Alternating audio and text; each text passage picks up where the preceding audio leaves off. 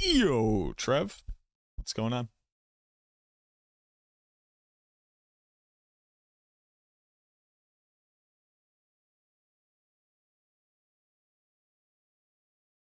You don't want to work? Homie, same. Homie, same. But this bread ain't gonna bake itself.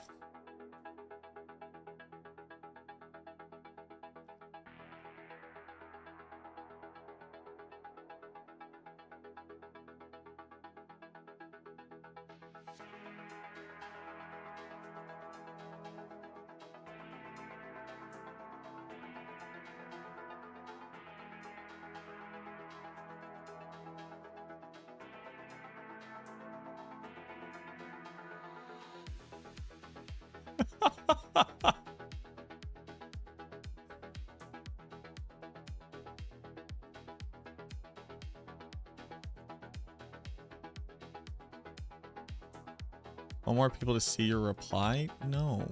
No, I don't, Twitter. Hey, Twitter. I can't stress this enough. I post onto you because there's about 3,000 people who follow me there. That's it, dude.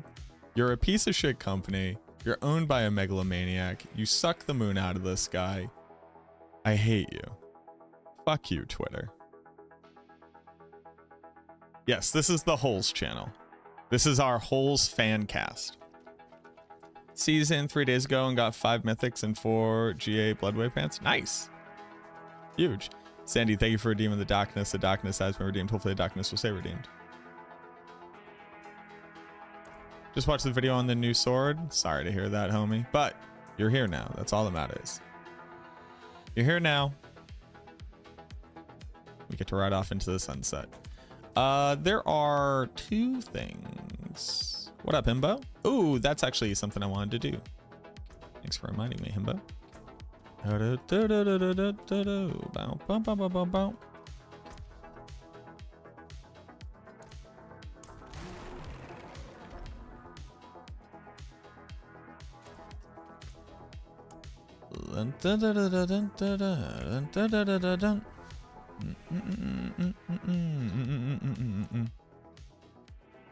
So let's do different Paragon.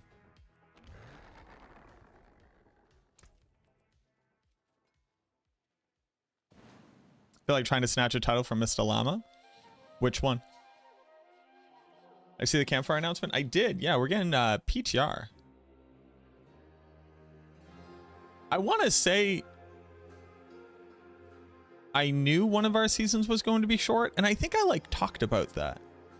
Grandfather dead on Minion Boys? Yeah, you no longer use Grandfather. Necro hardcore normal? Normal run? Is it doing anything silly? There was a race one time. There was a race where I went jail strats Necro. And it took me like 45 minutes to get the jail. Like something crazy like that. Like I just hard committed to it. And I still only ended up like 15 minutes behind the final time. Like something like that. Are they doing jail strats on normal Necro? Because you might be like, well, what's the point of that? It turns out being able to equip stealth and run starting in jail level 1 normal, pretty strong.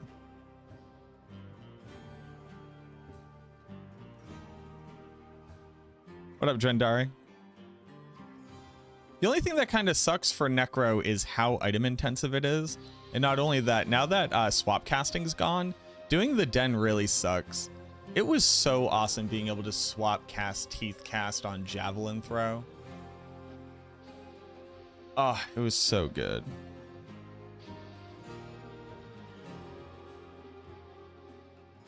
Still can't decide. I mean, just equip them and see which one you like more, and then invest in that one. if you have gear for both. Just put it on and see how it feels.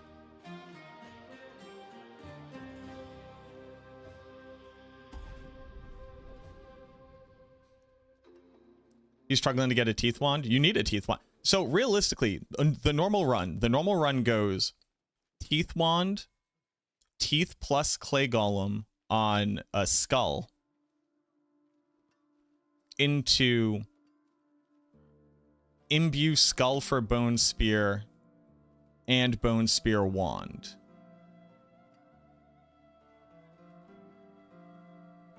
With Iron Maiden and clay golem on it. Like on between these two. And then just stealth in one tower. XP shrines and good XP the whole way through. And then I really, really, really like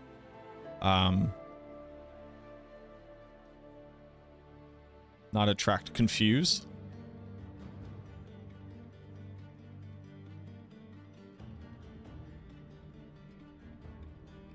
I really like confuse for Chaos Sanctuary. And now that we know how to wave skip, then just get 5 skips. Oh, and obviously just pick up like Asaris. Asaris off your 1 Countess run. Which you can in fact do.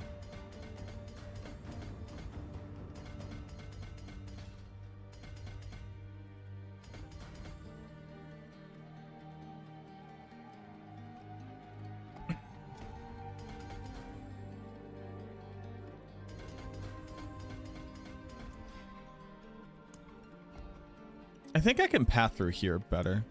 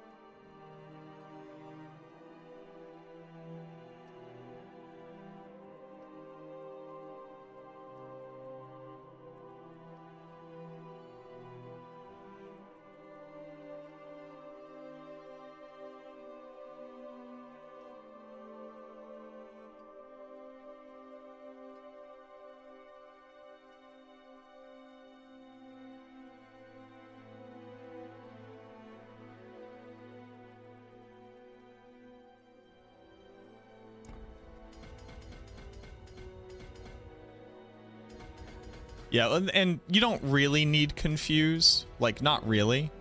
The only time you would need confuse is if very specifically you could also get away with Nadir.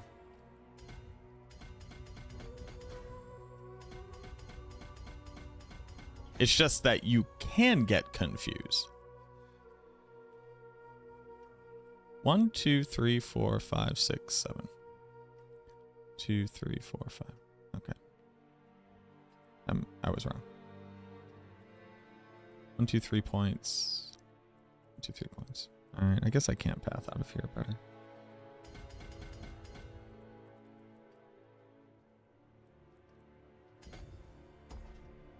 What are you cooking today? This is a minion build. Let's just get a closer look.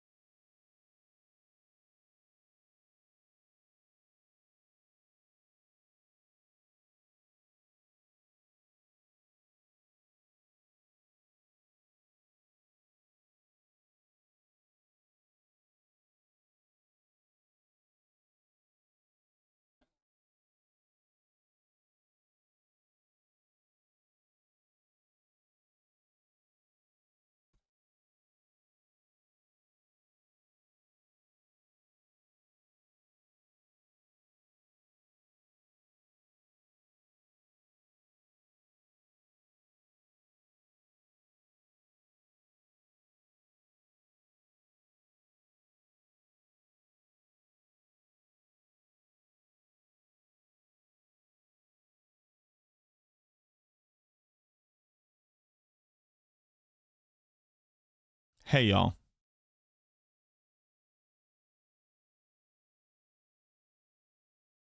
Hey, y'all. Something on my computer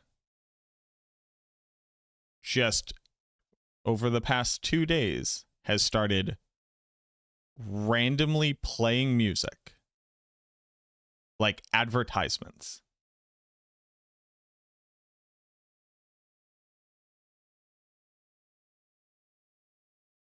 It's not Spotify. I have Spotify Premium.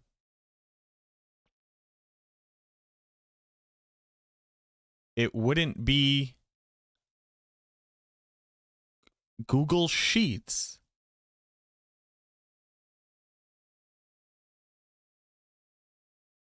I do not have a Maxroll tab open.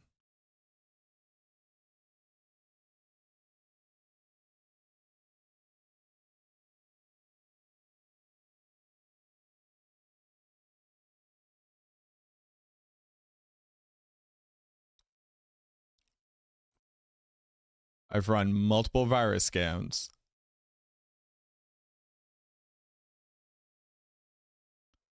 What is happening? What's happening?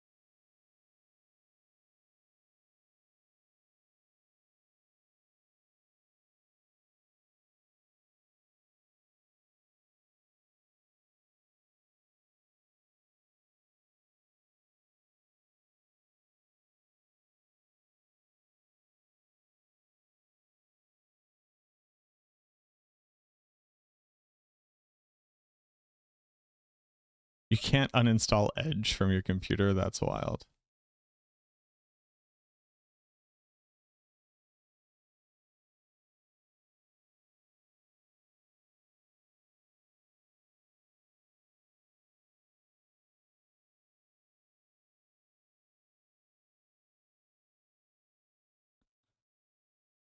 Yeah, no, I haven't installed anything in the past couple days. The only thing that has occurred is like Windows has updated software.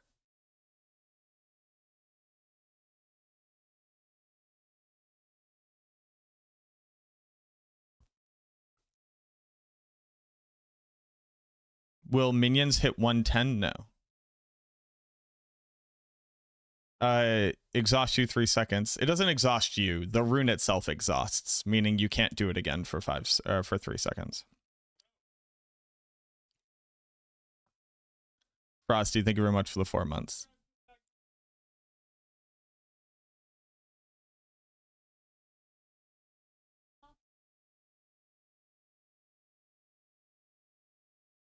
And it's like the apps I have open. My sound mixer. Discord. My virtual sound mixer. OBS. Spotify, again, with Spotify Premium. Diablo 4.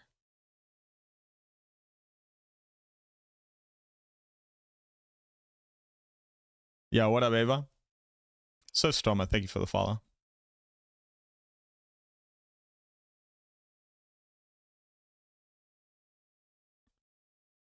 Player of Space, thank you so much for the new sub. Welcome in. D4 has been crashing regularly. I was told you should try to roll back your NVIDIA drivers to December. Browser open. The browser that was open was it was a Google Sheets on Google Chrome.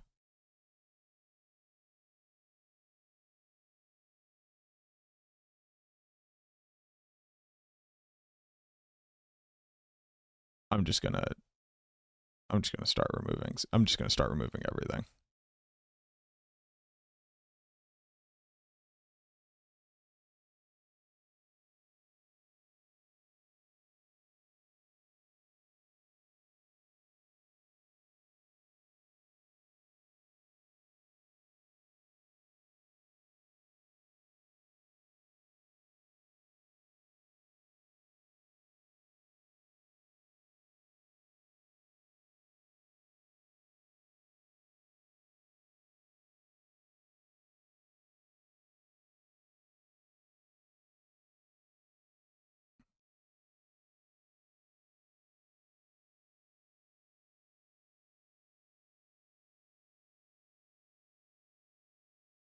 Yep.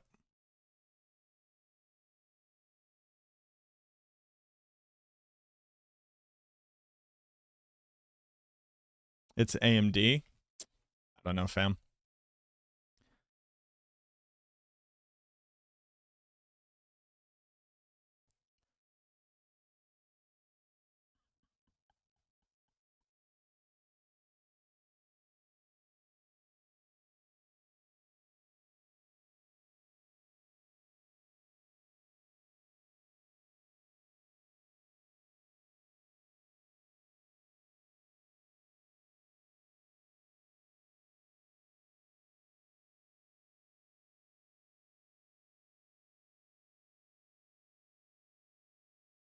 Oh, how do I get out of here?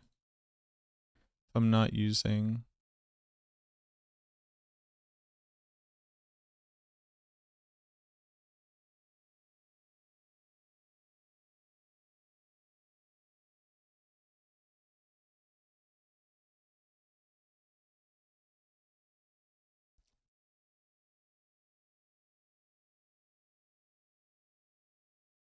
Path out of Sent to Death pretty efficiently, all right?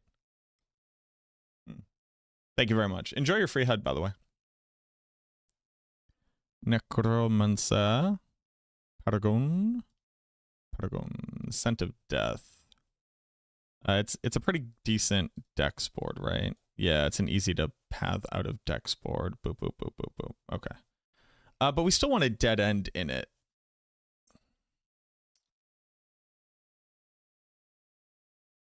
So we go to Frailty.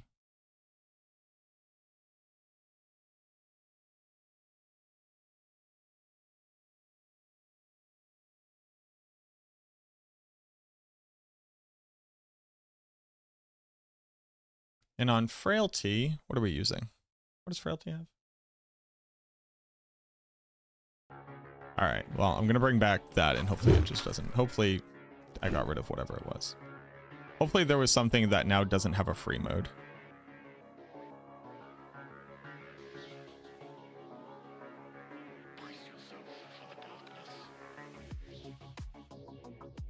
I need to put in Essence and Amplify.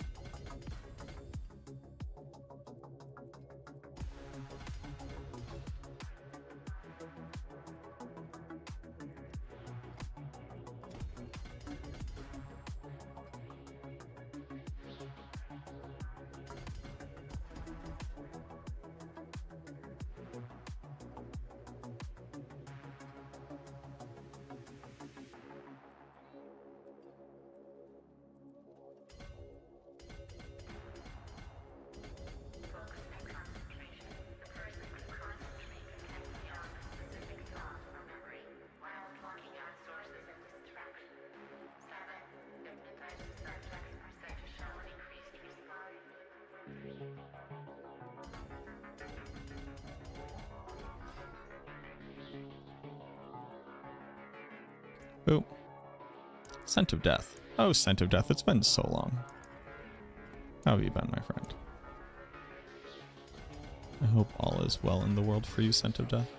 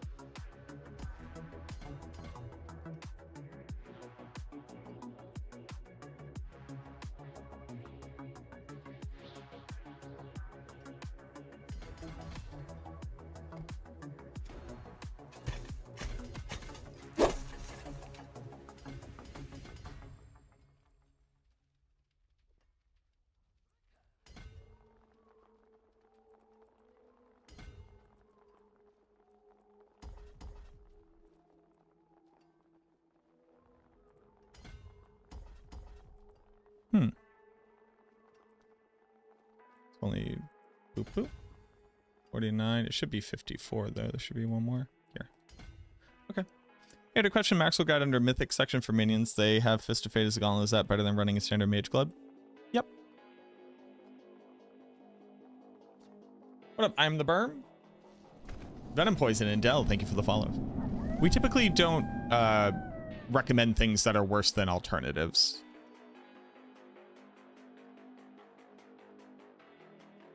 Now it's Fist of Fate, but I don't get exactly why. Help. They are a larger damage multiplier on average than other options, and they also have a massive amount of lucky hit chance, which is required for triggering Ahu at fast enough rates to be able to overpower consistently. As well as reset cooldowns and trigger lucky hit chance to be able to restore resource. What up, Demon? How you doing? I am having a good stream, thank you. So let's get over to here. This gets us a lot more damage reduction. So a source of 15 and then 3 sources of 2.5 and then a source of 5 or 10. They benefit from passive on Fist of Fate. What do you mean the passive? What is a passive? A passive is a thing in a skill tree, which is not a skill which you use, but instead modifies the outcome of other skills or effects. The aspect. Yes. Yeah. Your minions are no longer separate from you in any way, shape, or form. They are just doing they're doing your damage with their little hands. They're just like skills, but stupid.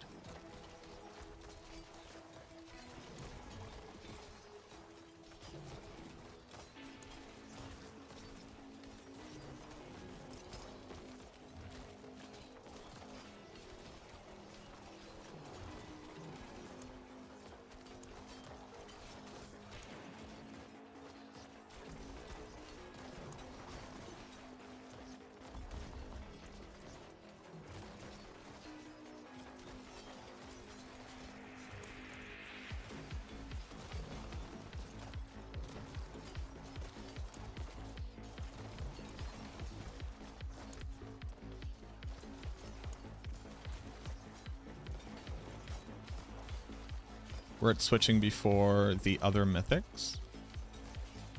Yep. Fist of Fate isn't a mythic, though. It's just a unique item. You don't have to apologize for the questions. My pause in answering them is because I'm attempting to understand, like, the next layer of the question or how the question could be misinterpreted.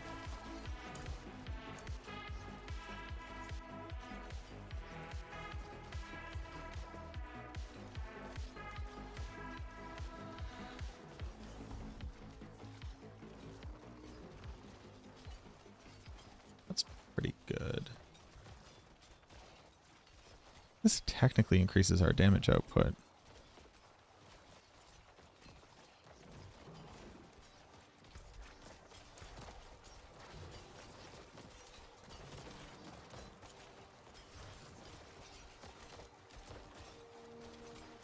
$58.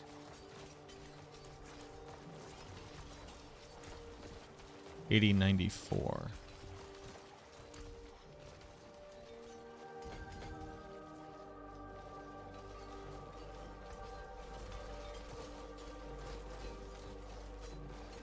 $50, 63, 64. Perfect. What up, Geeky? I'm doing all right today. Doing all right today. We're gonna try out Scent of Death as an alternative.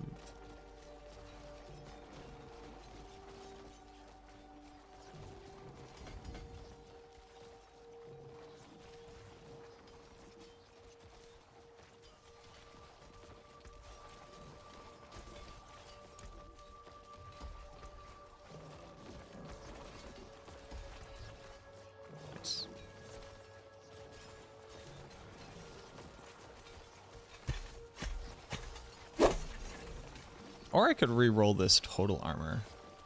Total armor is a big roll, though.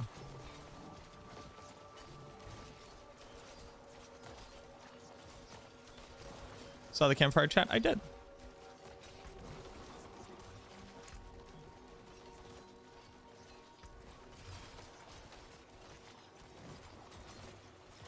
I can also lose one of these. Okay.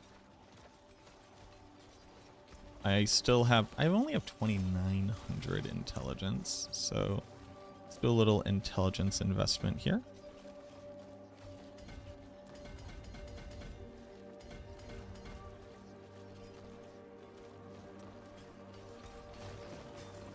That's 3k intelligence.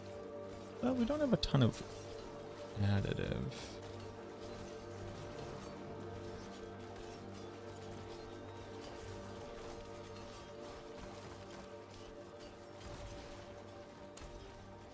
So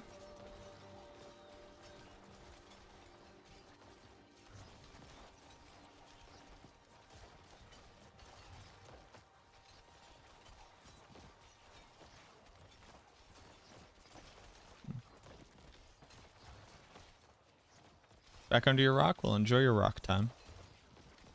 Tomarat and Dell, thank you for the follows. Guy for Minions now is Fist of Fate. Answered that. People tell you, as always, keep drivers up to date. Yeah, it's kind of funny, isn't it?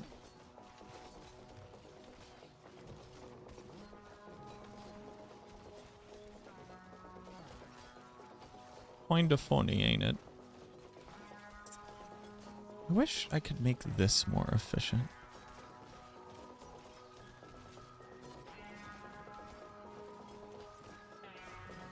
I kind of just can't, huh?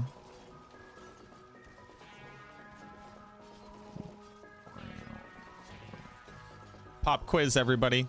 What is more valuable? Minion attack speed or plane attack speed? Pop quiz.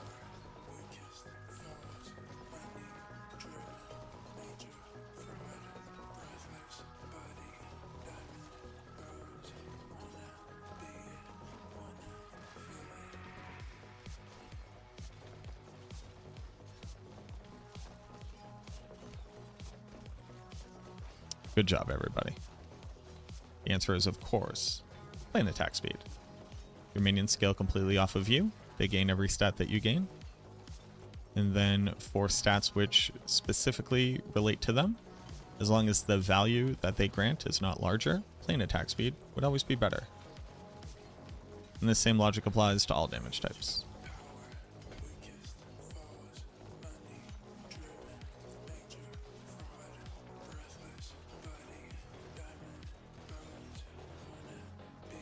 I guess I'm just picking up additive damage sources here.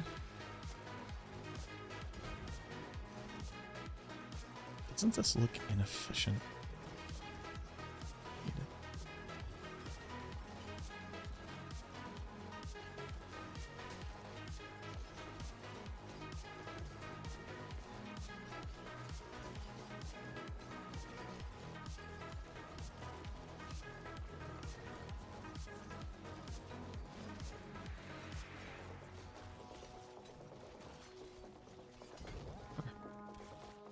Song name, please. This is from Wudijo's playlist. This is Ghost. Okay, so we're here.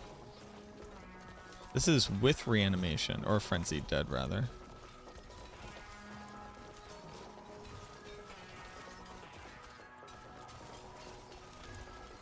Oh, and 2 skill points. How fun. I should technically be using Acolyte's Reap here.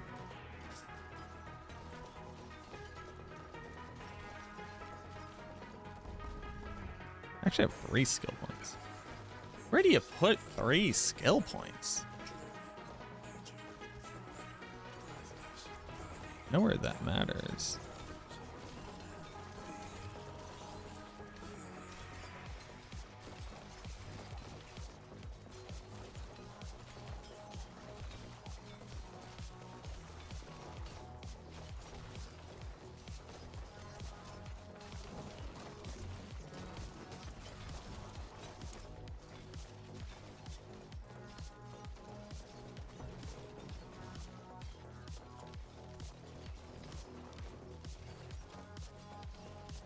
Like terror, I guess. Or Gloom, rather? Technically.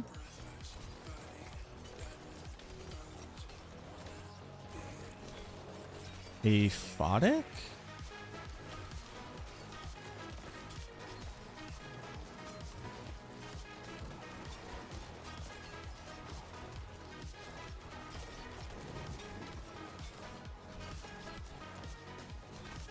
No.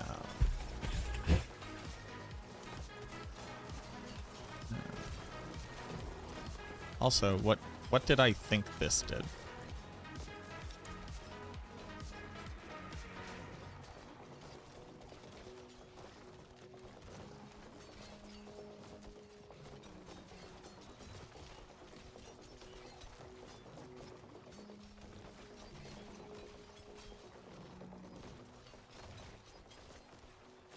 I mean, like, this is literally the only way to increase my damage.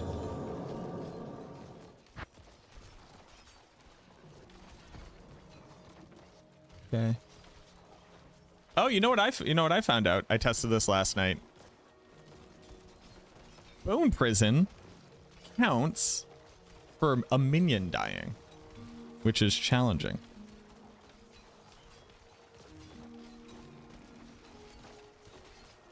Which begs the question, does it count?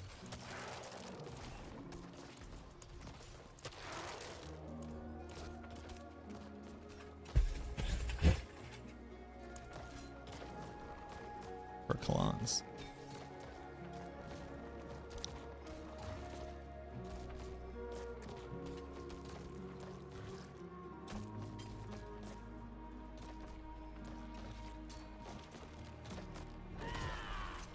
It does not, but watch these 17 millions go up for a little bit. Isn't that weird? 17 mil, 17 mil, 17 mil.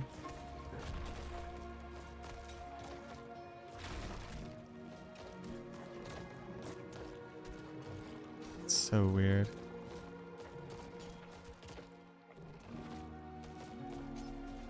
Infinite Buzzkill in Vimeo, thank you for the follows. Olafant, thank you for the follows.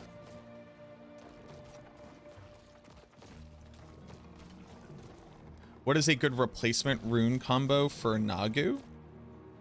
You could also do Igni.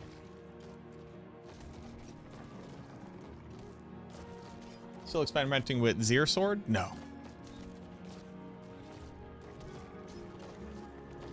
No. Zir Sword bad. 4 minions. Zir Sword great. For fists for Army of the Dead. Sadly, Army of the Dead bad for minions. The perpetual struggle.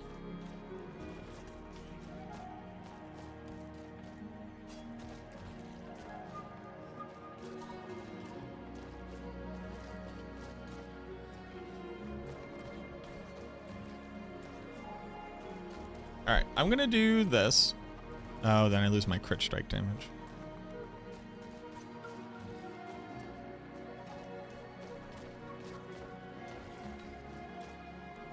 I should bare minimum try to re-roll the resource to alt cooldown here.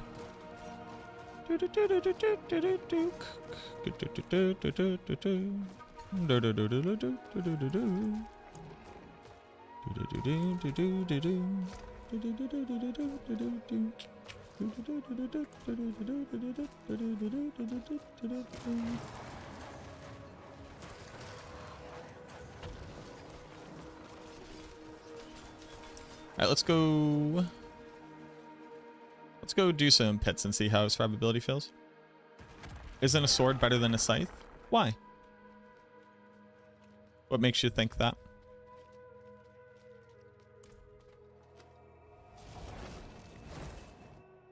Where to find my newest guide for my minion build? It's in my Discord. Exclamation point Discord. Because of the crit damage? What other stats does a sword have versus a scythe?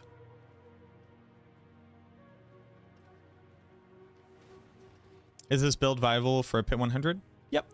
You want to swap off of Grandfather, but yeah, it is.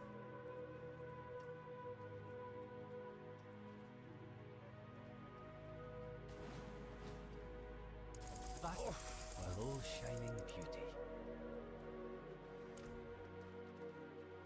Greetings. How shall I guide my hammer? I'll keep my forge hot. Return soon. It's only the crit damage? I'll let you know.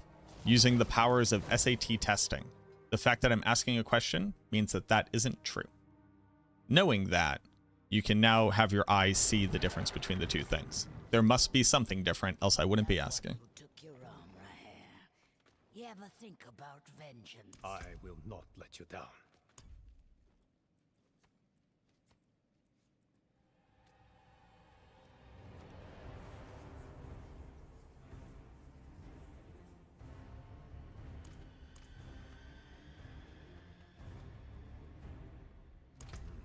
I fear we must have help. Attack speed is another one of the differences.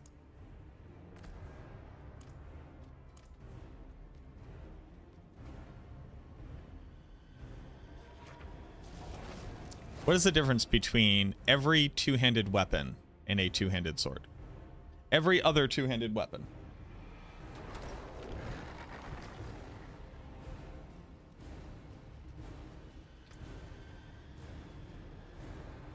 The base damage, yes. The base damage is correct. A scythe is a slower weapon, a 0.9 base as opposed to a 1.0 base. The increase in damage from running a slower weapon is 11% base damage. The decrease in attack speed is negligible because we actually cannot make our minions attack faster with no attack speed on the build, and you actually can't fit more attack speed on the build. So at 100% attack speed, there is effectively no difference.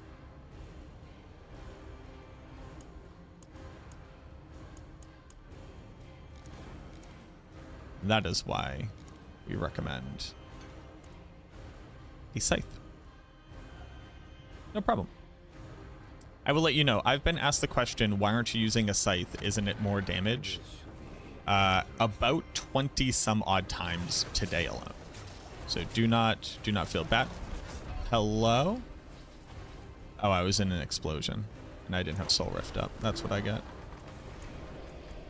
Well, that was a great way to end. Well, I'm just gonna go ahead and restart. I need to get a clean run to get an idea. You dumb motherfucker. Leave me alone.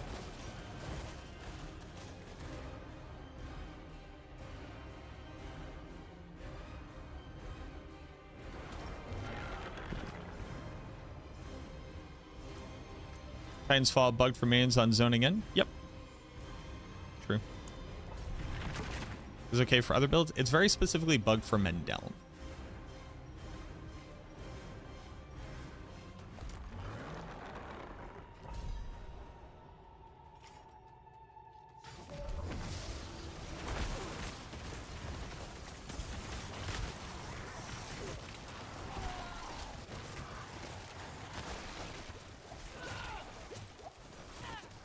God damn it, lightning.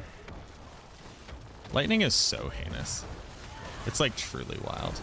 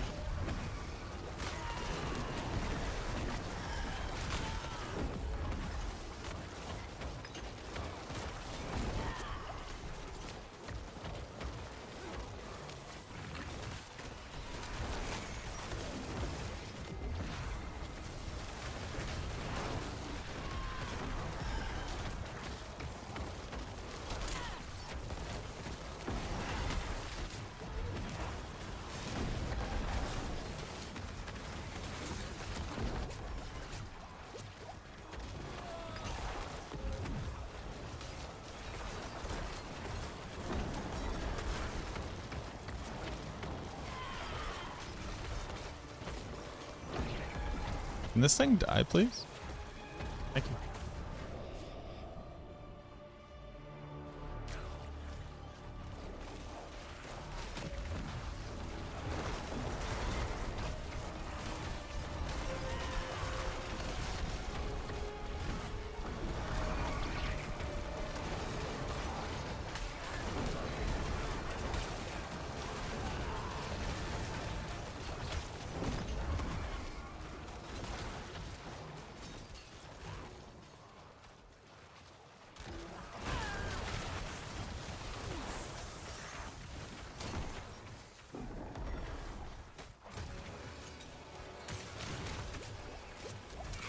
Oh, oh.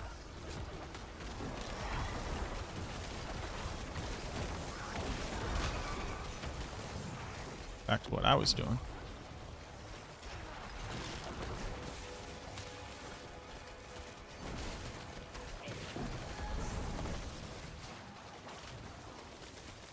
I love having to pull my minions back from the brink of the fact that they are just out doing whatever the fuck they wanna do.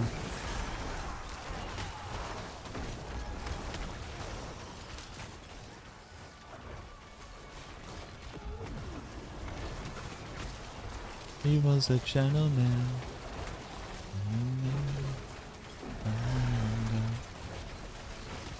Let's get this part of town.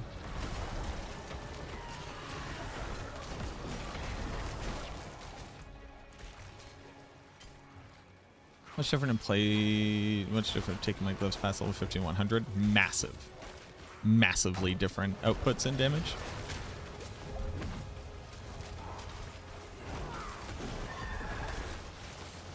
Like, probably like tripling your damage.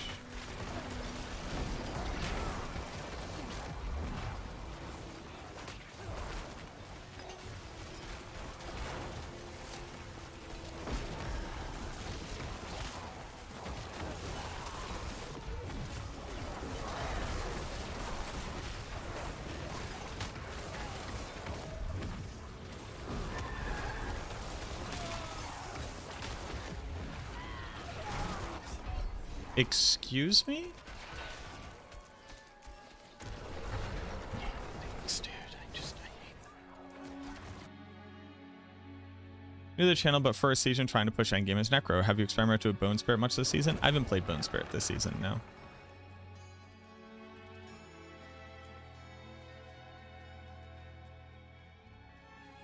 Yep. Thank you, Geeky.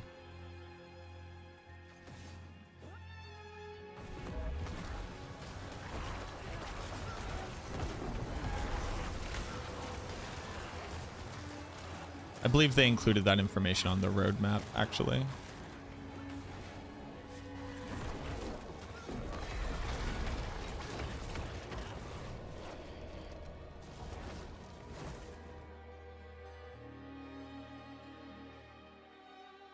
Bone Spirit itself, though, is a very strong build. It's just very gear intensive. What if... Hey. Hey, everybody. How's it going? What if...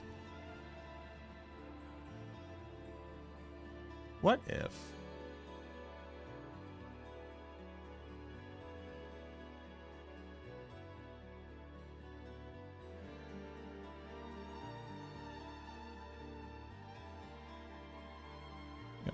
April to July.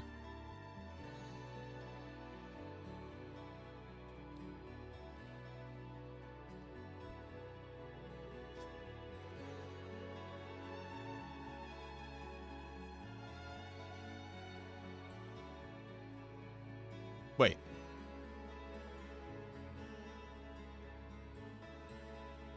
Hold on, am I stupid as fuck?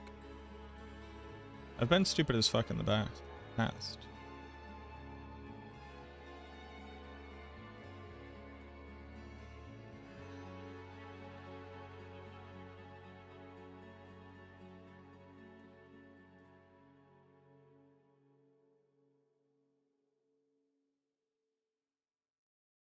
Is this what we're talking about?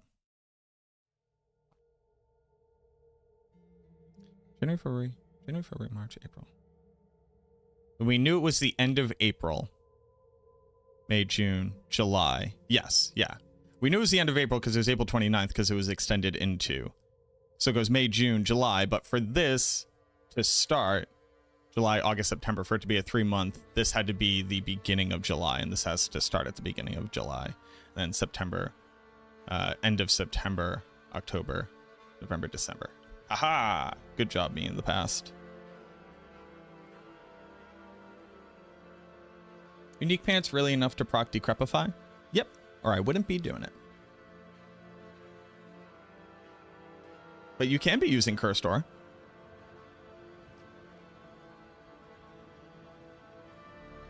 It'd be weird if I was doing a thing which was bad.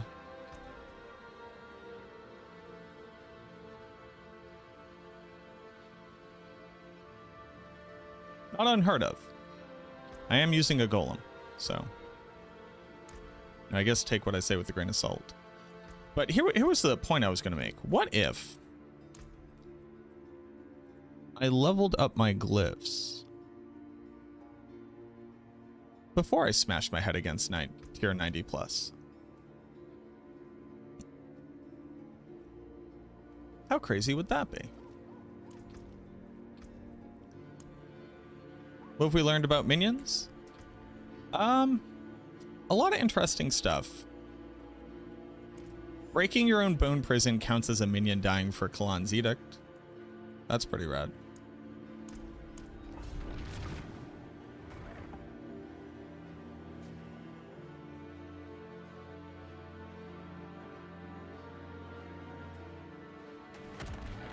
This should be interesting. Well, we have a month and a half. We're actually, yeah, we have a month and a half. So if you thought about this as a 3-month long period, and the amount of time that it takes them to take feedback from the PTR and implement it, we're actually right on track. Because it's also a week after, like typically like a week after the campfire chat, right? So that puts us 2 weeks away from then. So it's like it's like a little bit more than a month.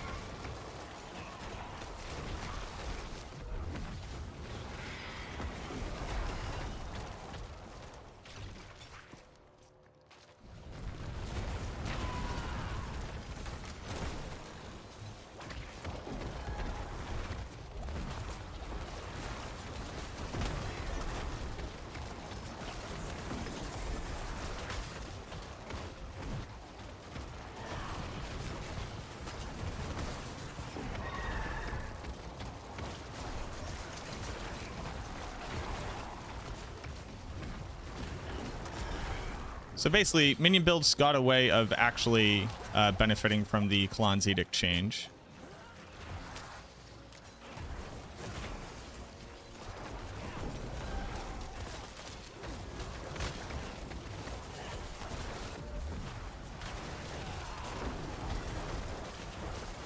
I wish this one mage would move and would stop blocking this entrance.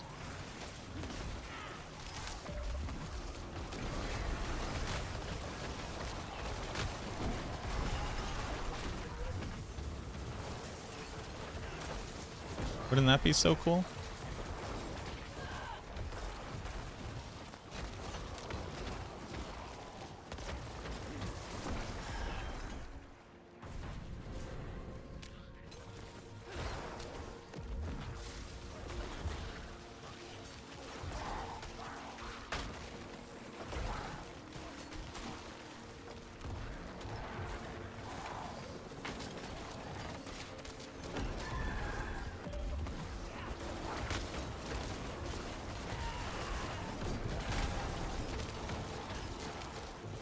Also, I do feel like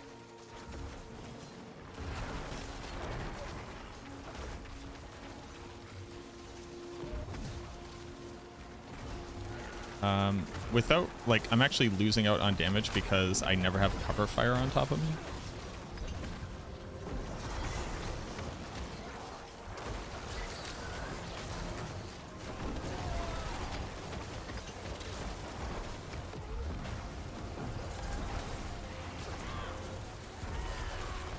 Was Rahir also better for reducing cooldown?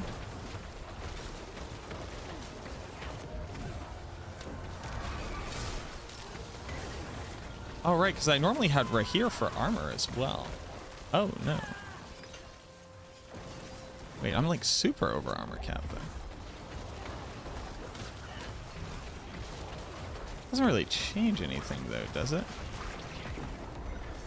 I could take out more points.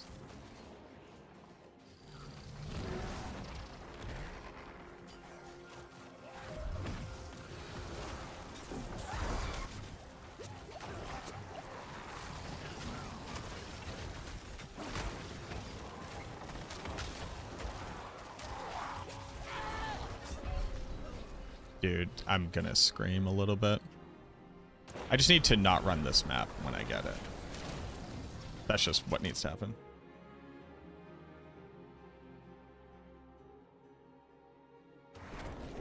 Which boss powers am I using? I'm using Lord's Ears. Then with Wandering Death, Beastmaster, and Harbinger. Oh, why is that so low?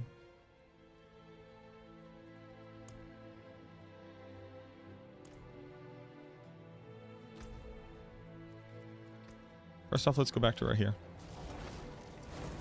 Curious on what your thoughts on using Sanguivar. I would highly recommend watching this video. Wait, why did that not work? Yo, what up, Teo? Thank you so much for the raid. Sanguivar. There we go. What up, level best? You've been practicing? Welcome on in. Thanks for practicing. We're all so proud of you. The long and short of it is that it's completely garbage and you shouldn't use it unless you want to play Army of the Dead, which is not a minion build. I will not expand further. It's very, very bad. Yeah, so now I'm super over res capped. Why am I down on crit though? Why does Diablo dislike its players having fun with their game? That's a loaded question. Do you want to grant context to your question?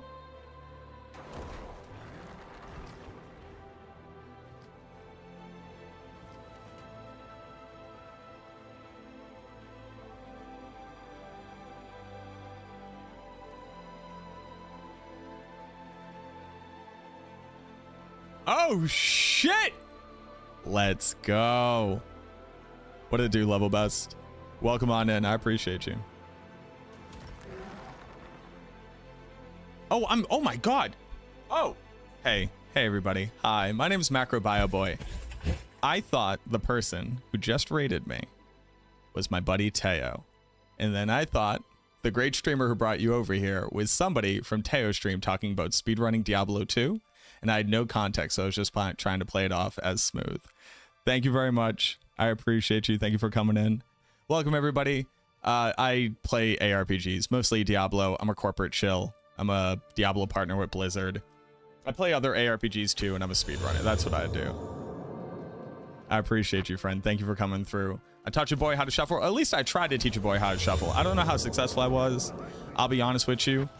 I was living my best life. I was experiencing life to the fullest, which was a beautiful, wonderful, wonderful thing.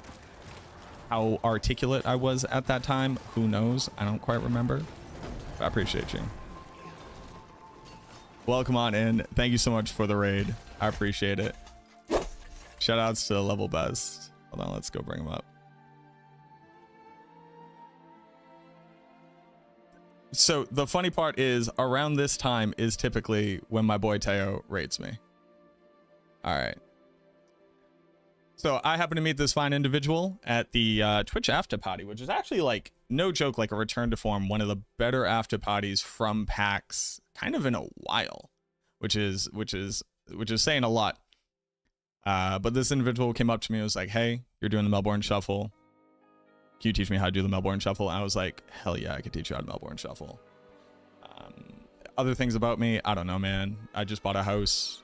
I'm 34. I'm from Boston. That's what I got for you. Ever played Diablo with similar games like Fate? Then you get the idea. Kill the monsters, get the loot, do the stuff. Character looks cool. This is my character. I need to fit. Hold on. I need to hold on. Hold on. Hold on. I need to fix the pants. There we go. This is my lovely Necromancer. When you said potty, I was like, ah, yeah, Boston. Yeah. Isn't it better to have Zir's power and modifier for the heal? No, because I don't need a heal. Feels like there's always something dumb that prevents me from being able to have fun. Sure. I think it's really easy to just zoom in on the things that don't work and just completely ignore all the things that do work, but I will also agree that it is frustrating that you can't quite be excited when a new thing comes out because you're not sure if it will work. I think that's a huge issue that the developers need to address. Can you tell me about your car? I drive a 2017 Honda Civic EXT. It's a manual transmission. I drive it for the gas mileage. Nowadays, and it's push to start, which makes me feel like I'm driving a rocket ship. But one of the things about the car that I really like, because obviously manual transmission is good for two things. One, better gas mileage, and two, better control, especially when I live in Boston. There's a lot of snow on the ground all the time. So being able to drop gear and basically reduce power, so to get better traction, is wicked important. The other great thing about it, though, is that nowadays in manual transmission cars, or at least in the Honda Civic EXT, they have this, when you engage the brake, it holds the brake for you. So a big issue with driving a manual transmission car is that if you were to come to a stop, but you don't want to turn your car off, you're at a red light, you're at a stop sign, you're in traffic, you go into neutral. When you're in neutral, though, unlike a regular car where you don't really have to go into neutral, you could just go into drive, and as long as you're not going downhill, your car will just kind of idle here. When you go into neutral, you have to hold the brake the whole time. And you have to remember that driving a manual transmission car, you have 3 pedals, so you have to constantly be working your clutch with your left leg, and then doing both the brake and the gas with your right leg. And then when you take your foot off of the brake, you immediately begin rolling in whatever direction gravity is going to pull you in. So you have to very quickly swap over to both the clutch and the gas to be able to feather your clutch, give it gas, and kind of do your own little idle. That's a lot of intensive work, especially driving around Boston, where it's just like constant bumper to bumper traffic. This, I can drop it into neutral, like fully depress the clutch, pop it into neutral, hit the brake, take my foot off of everything, and the car will just hold itself there. And then when you begin accelerating, it immediately disengages the brake. So it stops you from having to constantly feather. It stops you from having to have both of your feet engaged the whole time. It stops you from constantly having to brake. It's wicked awesome.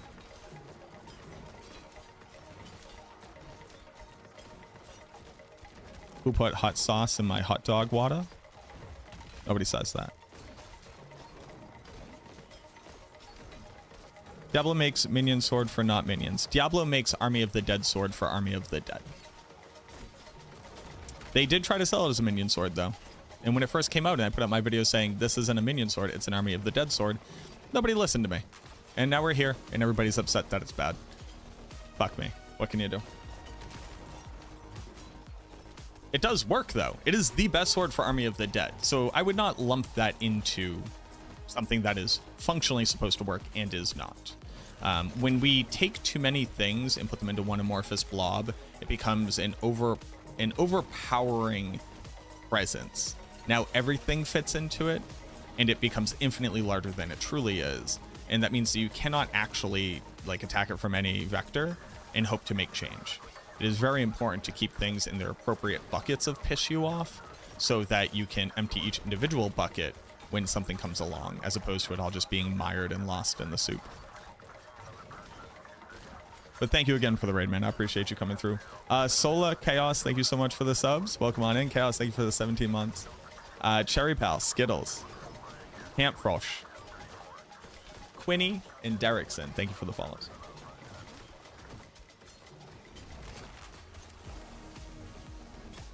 An Uber driver in Boston told us that in one lane is actually 2 lanes. They're not wrong. Oh, you're from New York. Ah, now I get it. Do you say garbage? Are you like from Manhattan? I worked with the pharmacist for a long time who was from New York, and he would come up to me, and we're in Boston. We're in downtown Boston at this point. I used to work for a specialty Walgreens in Boston. He'd be like, hey Marco, can you take out the garbage? I'd be like, do you mean Marco and garbage? It's like, yeah, the garbage. I'm like, where's this fucking W coming from? Homie, there's no W in garbage.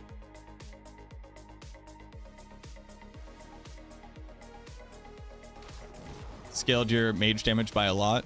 It would have scaled your mage damage by a lot more if just putting a regular aspect on the weapon. That's the issue. But yeah, it's literally not a minion weapon. Why did I come here and what was I testing?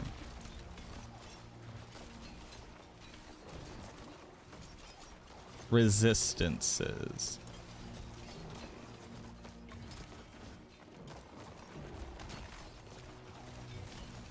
Resistances is what I was testing.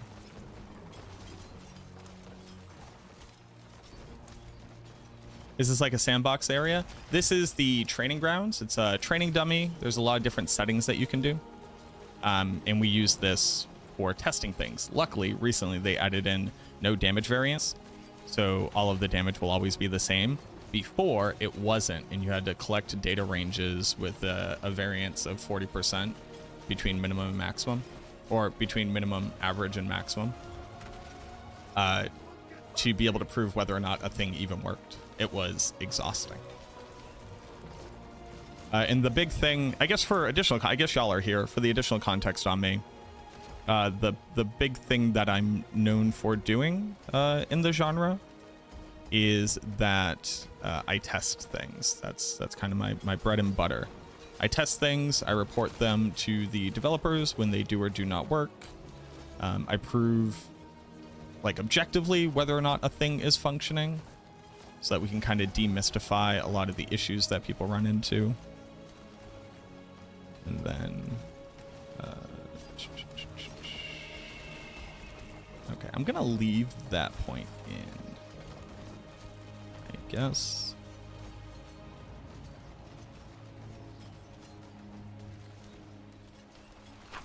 This is the same. Ends up being int wisdom dex. That's fine. Okay. So we gained 4 points. I also just don't need any armor. There's nowhere else for me to get armor, though.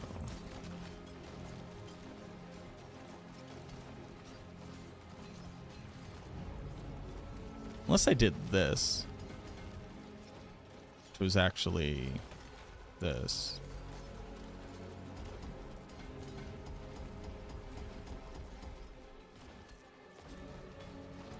And now I'm down res.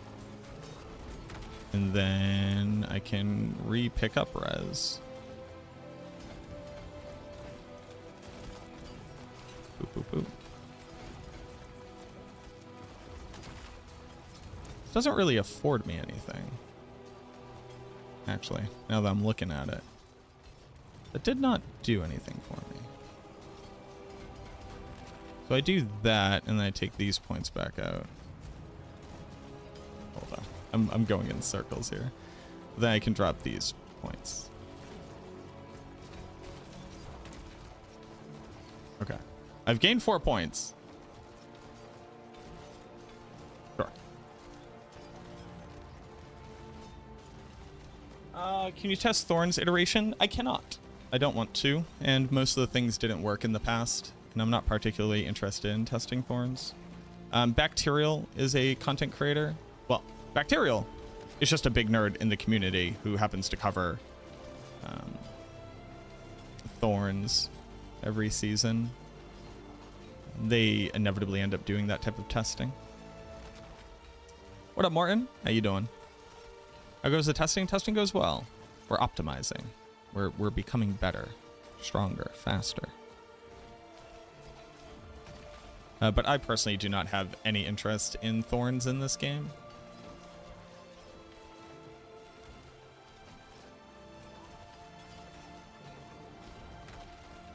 Because it's not percentage based, it's a flat value.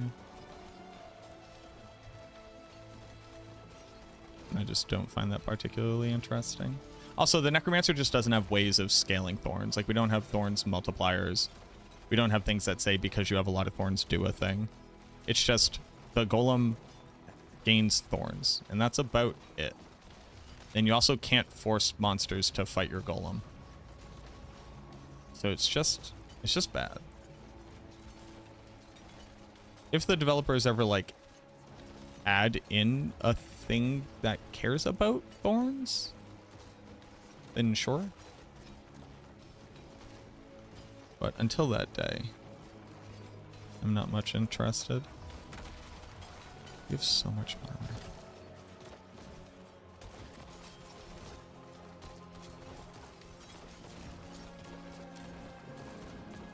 For some reasons, one would prefer Minions over Bloodwave right now, aside from gameplay fantasy preference, of course.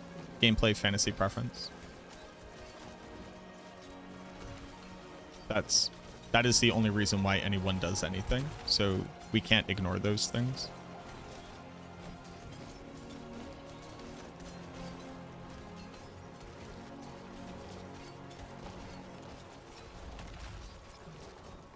How am I not res capped anymore? Hey, how am I not res capped anymore?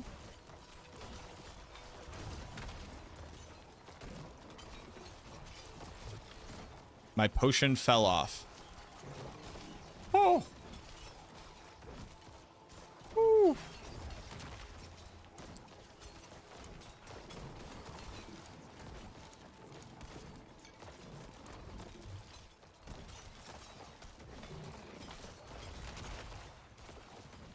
How am I not armor capped?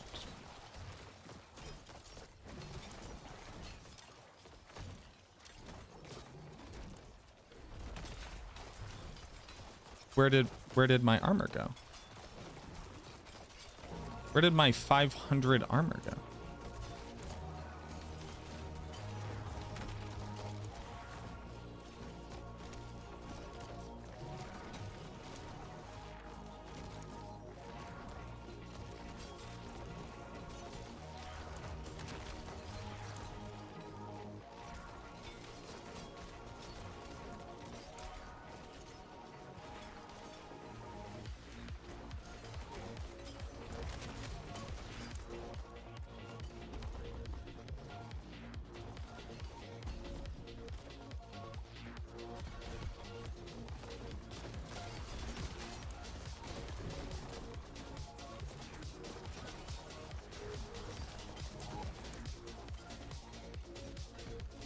Huh.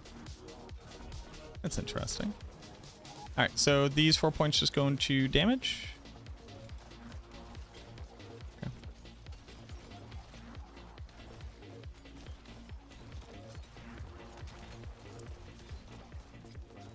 You can go invis with boss powers and only have the golem out. When you take damage, you drop stealth, though. Had a sunny day worthy of ice cream. Ooh. I would love some.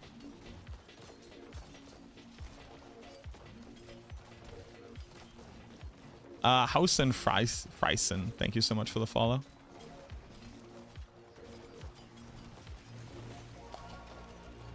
House and Friesen. Yeah.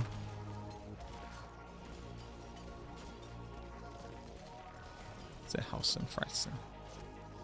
Sorry. That's obnoxious.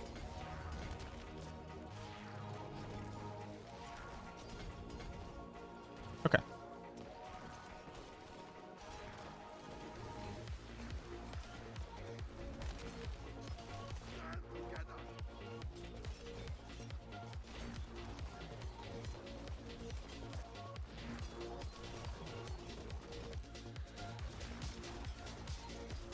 It technically saves you a point later on. What up, Pelton? How we doing? Okay, so now we're here. Let's level up our glyphs a bit. Ever found out who gifted you a membership? I'm also not quite aware. Speaking of house, is it feeling real yet? I know you're still a bit from closing. Not particularly, no. I was kind of thinking about that. Or it was like, you know, when do I get to have the house?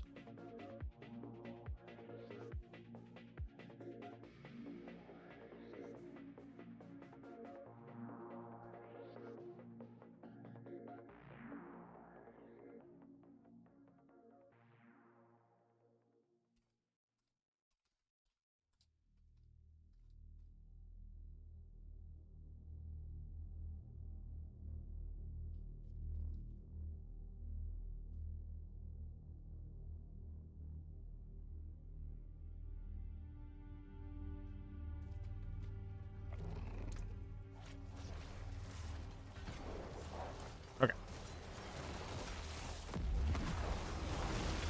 The idea is that in 85, I don't have to be super sweaty.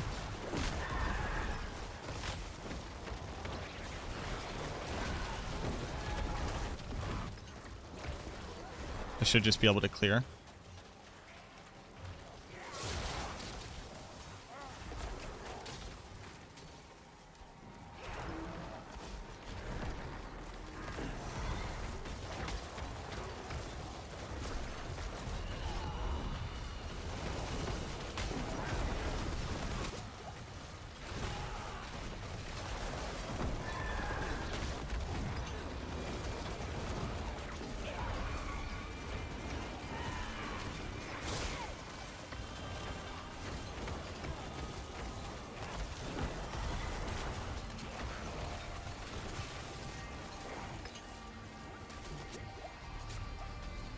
All right, let's go.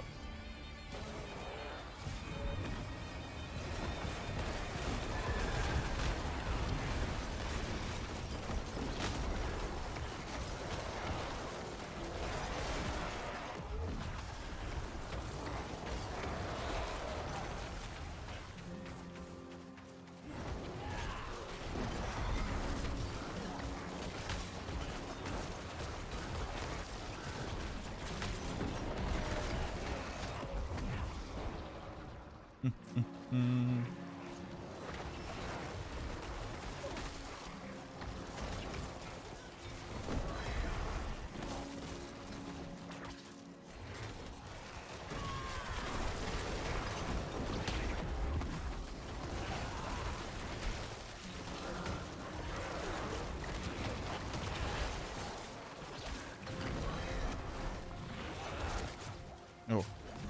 Man, why are there so many explosions? The personal anxiety, but the weight of home ownership hit me the first time mortgage payment. Yeah, I believe that. Yeah, you know, you're kind of like locked in, right? It's not like, oh no, I can't pay my, my rent, so the dude kicks me out and then, he'll give me a shitty reference. Right.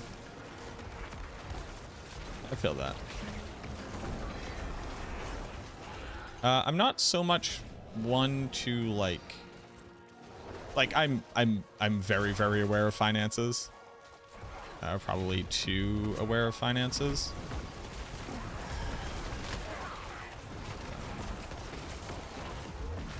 But I'm not so much one to like get concerned about it. It's just if I need more money and I can't make more money, I just now spend less money.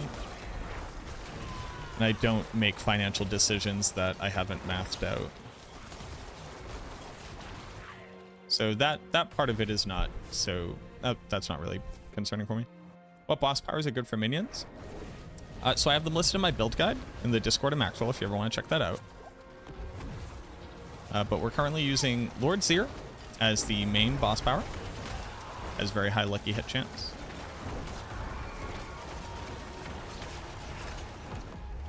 Which we need a whole bunch of. And we're also using Beastmasters, obviously, increases summoning damage.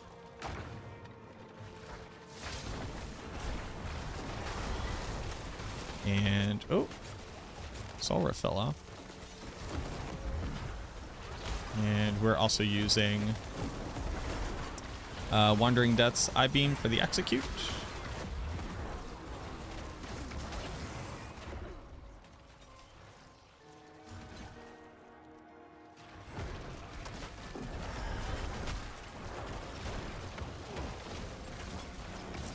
And Harbinger's Volley for the vulnerable damage multiplier. It's Grigor. Grigor also works. Grigor is nice because it activates more often to execute more quickly. But I'm generally using Lord Seer. But they both have their upsides.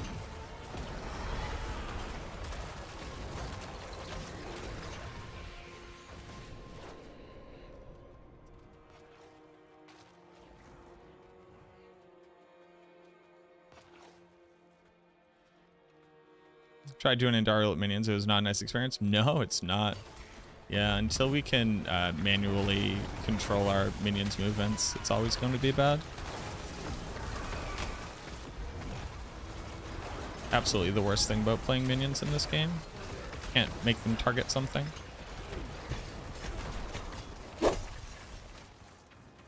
Ken Master Wet Dream. Ken Master's Wet Dream.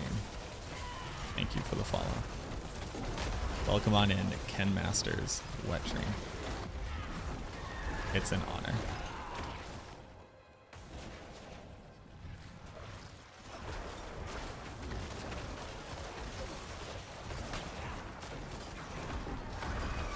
Truly.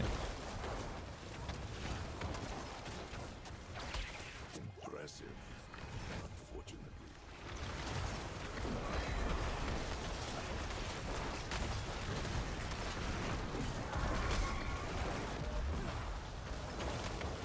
Ken Masters Wet Dream. You gotta tell me everything about how you came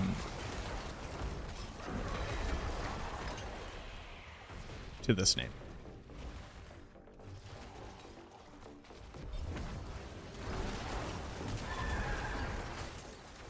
No pun intended.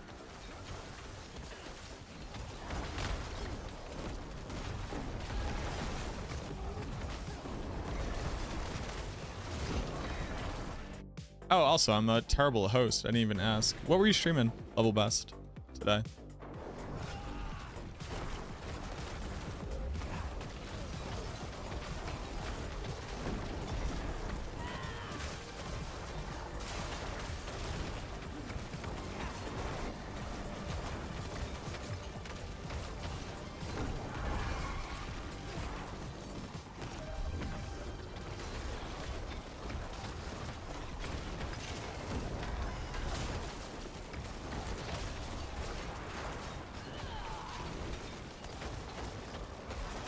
Start off creative stuff, creating graphics for my girlfriend's channel, then playing a tiny bit of Repo.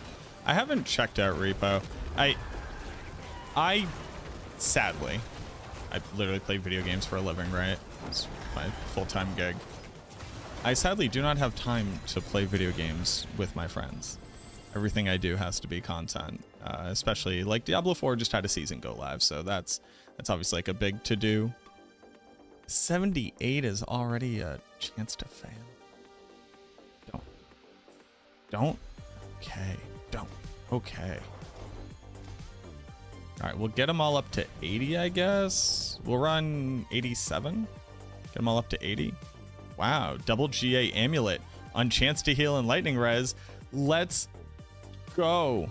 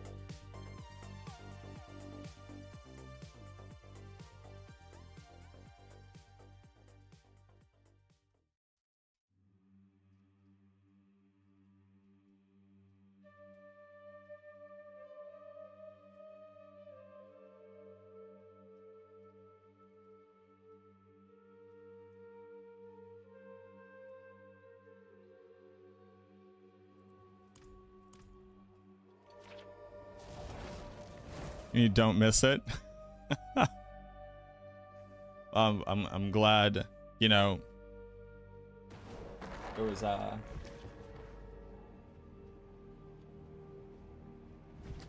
there's a Lil Wayne bar that like lives rent free in my vocal stim package, which is, you made it, well I made it out, and I'm like, oof.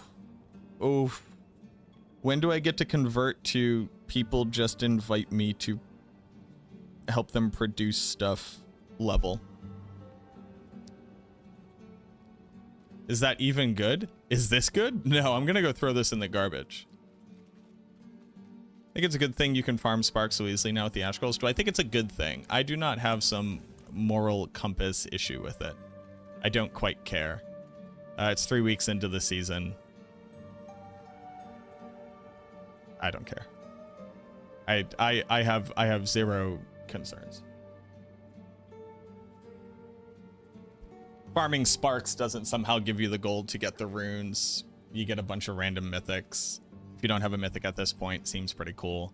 I'm not really too concerned with what other people are getting for gear. What's your favorite, most fun necro build to play? For the longest time it was Bone Spirit. And it probably still is Bone Spirit, I just haven't built it in a while. But right now it's probably Sever. Time to start seasoning it, so think about sitting it out.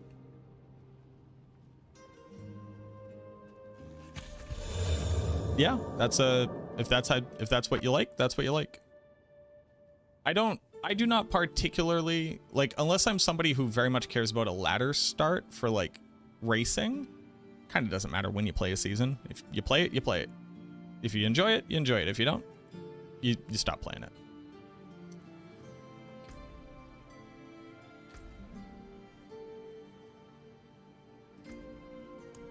How wild is it that I never got the last Nahantu ovals? Masterburger, thank you so much for the follow. How angry does it make you all knowing I never got the last renown unlock for Nahantu?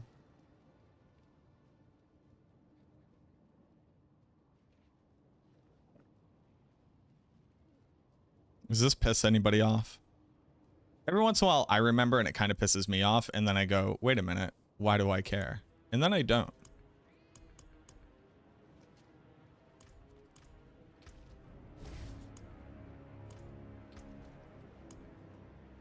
You made it, I made it out.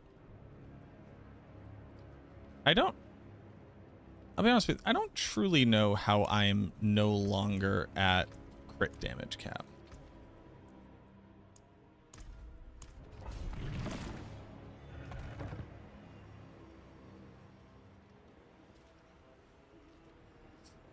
You don't even have the 4 Paragon points? That's some stuff right there. Why do you use the stealth chest piece? It's the best armor in the game, bar none, for every single build, unless you need a unique armor. Last week's Diablo trade is dead, so also hard to max out in trade. It's dead? Yeah, it sounds like you are a season blaster. In which case, yeah, that makes sense to me.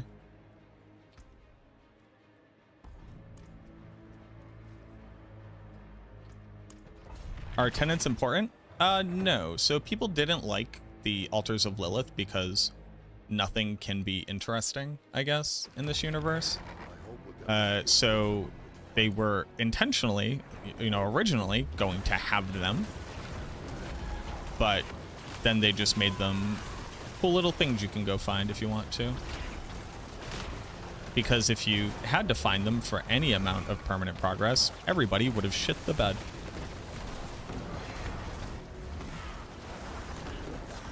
Because you can't work for things in ARPGs. This fan base has very much told the developers, how fucking dare you even think that we would want to do that? Which is valid for people to not want to do it, but it's very funny to me. Back in my day.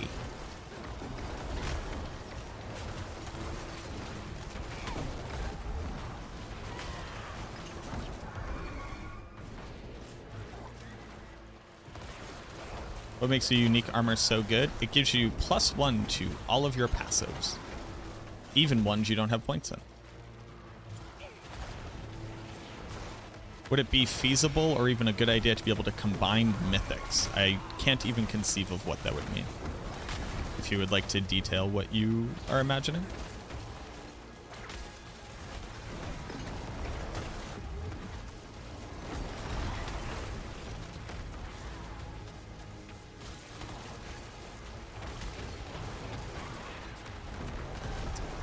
The only issue with the changes bad is that even the Diablo 2 developers were imagining an open world and were building towards it.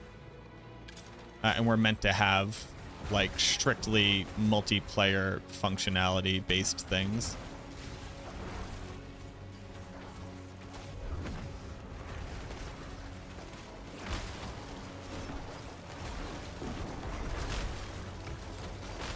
They just didn't get the opportunity to do it.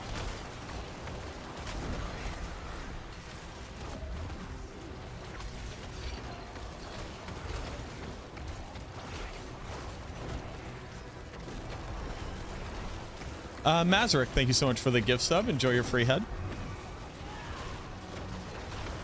That was very tongue-in-cheek. Ah, I did miss the S. The sarcasm.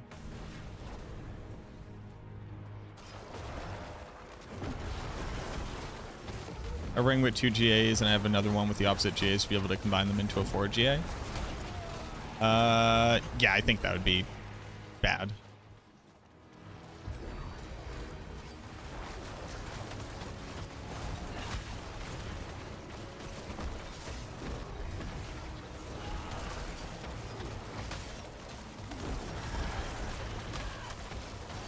What up, Mark?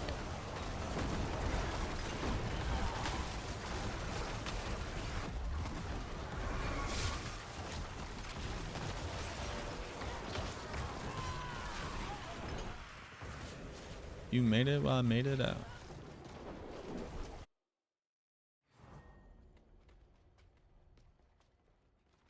Does miss that. I mean, well, once you realize that it is a loop, and it is go to place to get loot, to go back to town to process, to go back out into dungeon. That's every ARPG. It, you know, it might be go to the Helltide, but it's just there isn't a loading screen. The Helltide is just a dungeon you go to. You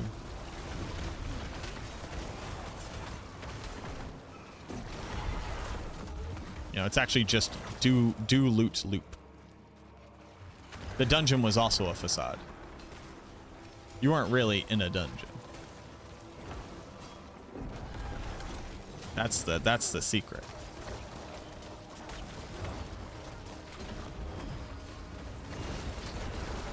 That doesn't mean that Diablo 1 wasn't absolutely serving. It was phenomenal.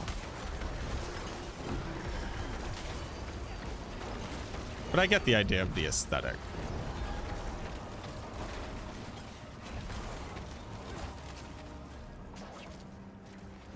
You know, a big thing that people talk about as ways of making the pit experience better is the idea of just reducing the timer.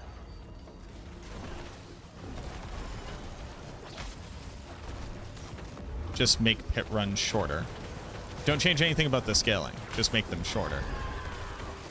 And change the calculation for how glyph experience is figured out. How do we feel about that?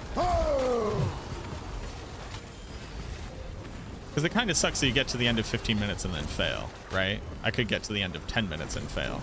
Either way, I'm failing. But I'm 50% faster.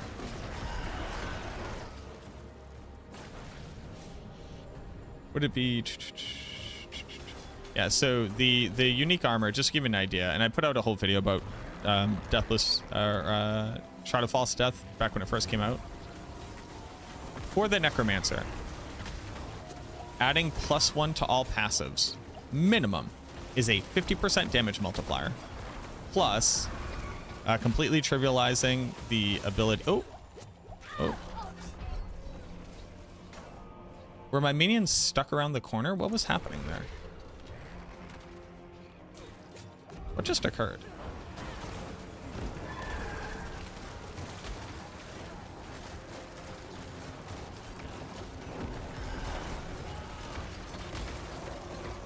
Why was there so much overlapping poisoned, and also why weren't my minions being targeted?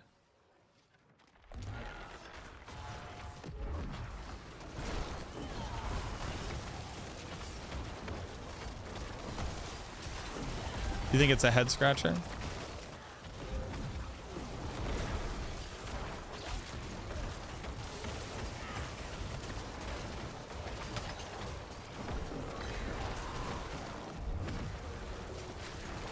My big thing is that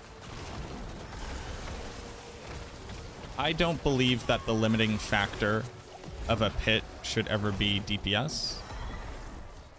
Or rather, I don't think that there should ever be a point where you can completely trivialize survivability in the pit.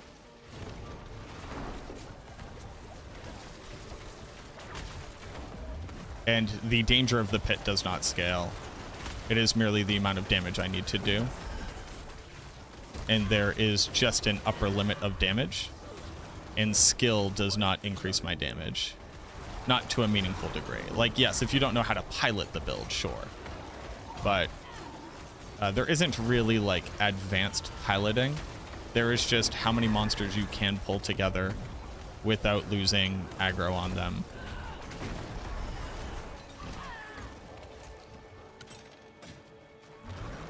There's only how effective your damage is at applying in an area. So there's just a hard cap on damage, which is based off of gear, and very, very, very loosely based on Paragon level, where my Paragon level does not actually add enough to the power of my build to... Hello? My potions fall off?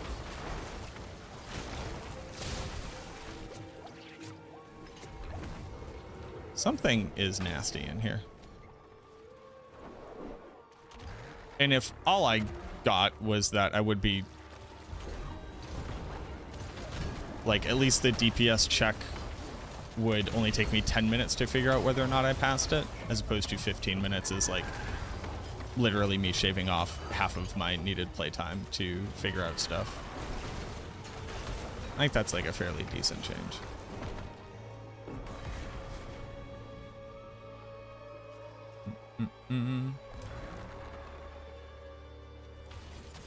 Like, if they weren't going to change anything else.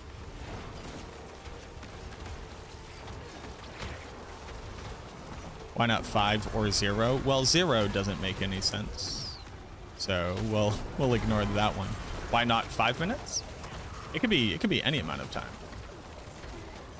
That is actually an amount of time that you could do a thing in.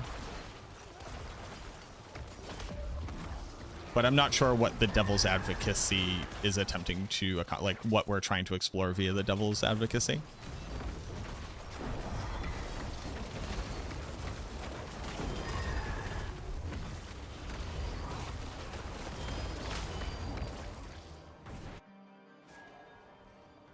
Typically, the devil's advocacy is looking to explore a thing in presuming that the primary premise should not be taken as, like, granted.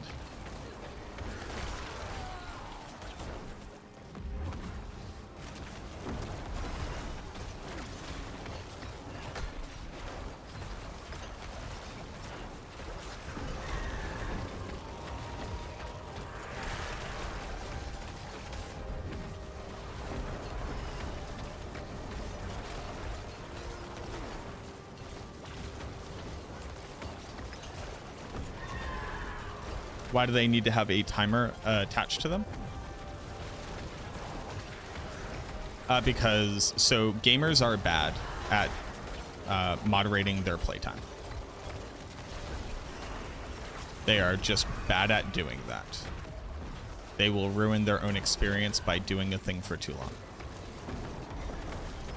And if you ever want to tie an achievement to a thing, someone will just walk into the pit at level 60 and die for 10,000 hours and beat a pit level no one else will. So you need to have a time limit. So then the question becomes, what is a good time limit?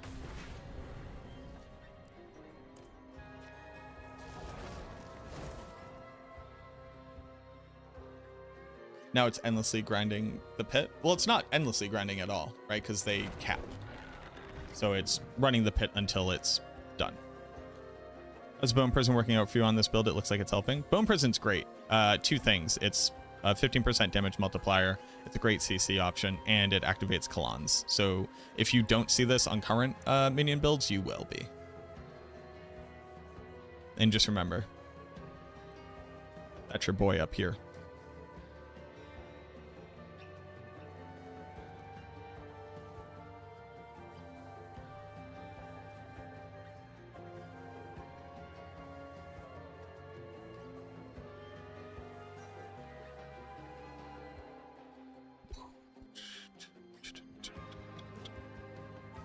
There's nowhere else for me to grab relevant additive damage.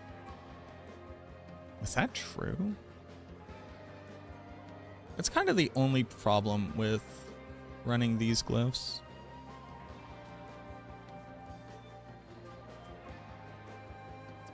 You spend 10k hours on one pit or 10k hours on 40k pits. What's the difference? The amount of pits that you did.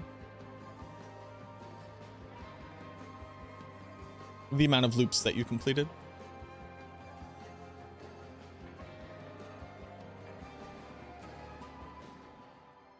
The amount of instances of reward you have received. The feeling of being able to accomplish something and how quickly it diminishes. The rate at which you stop producing dopamine for performing an action.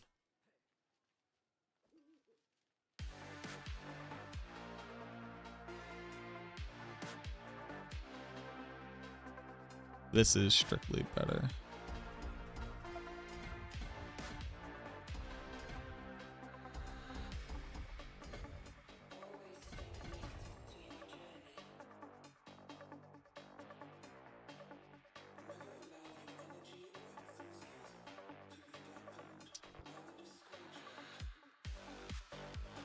Endless was hyperbole. I do not appreciate hyperbole for the purposes of attempting to have a discussion. It just cheapens points, and it makes it difficult to understand what people are attempting to communicate. We use hyperbole to empower statements, but when that hyperbole is factually false, it is basically lying to empower a statement. Not maliciously, but it's lying to empower a statement, assuming that the other person will just accept this added weight to the statement. But statements, weights, and values should be based off of what they are saying and not how they were said. When we're attempting to divulge like truths and come to valuable conclusions.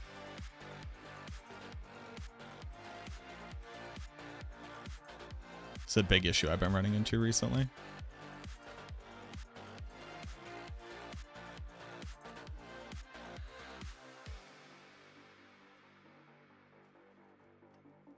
It is, well, yeah, it's very repetitive.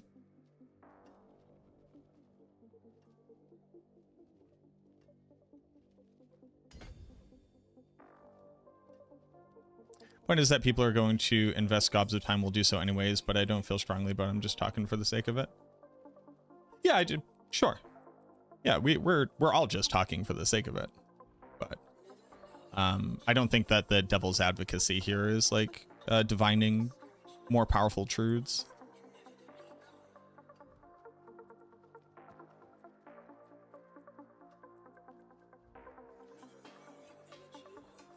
Guess I build over to here.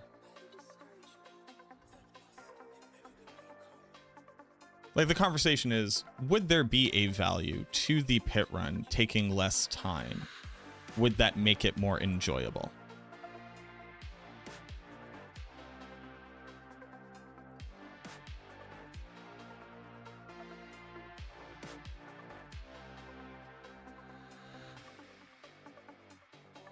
Like failing, so like we think about like failure, right?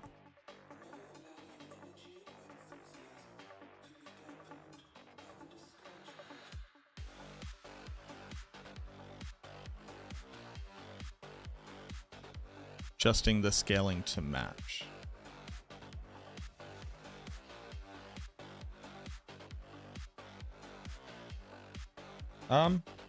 I don't know who said that, but whoever said that is silly.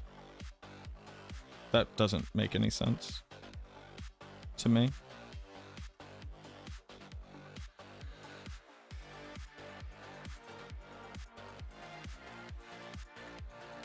The only thing that would need to change is your ability to generate glyph XP, because we would just be running lower level pits. The cool things about it is that it organically increases the amount of scaling available in the pit as a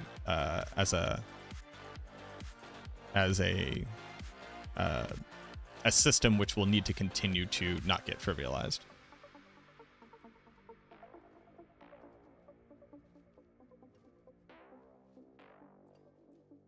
Fix the game. I think it's easy to say fix the game, but I think it's truly easy to change Paragon glyph scaling and minimize the negative impact of like not wanting to engage with this system that currently exists. Also, it's always very like this or that, which I just like fundamentally disagree with.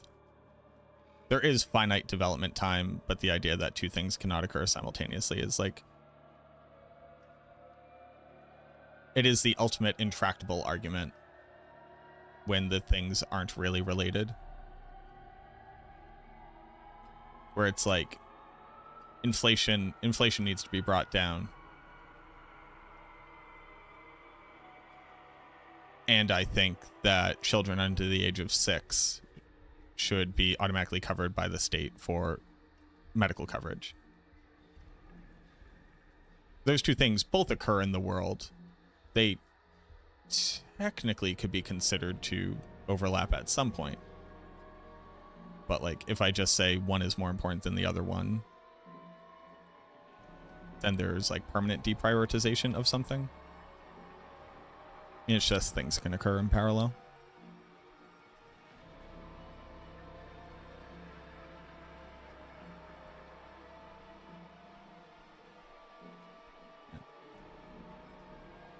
I also don't like pushing the pit.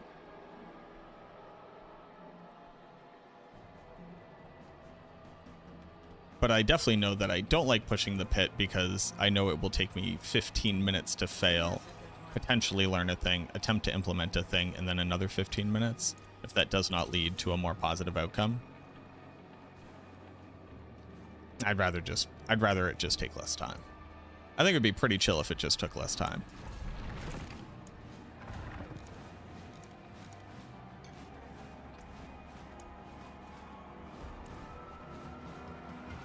Would you change anything about Infernal Hordes?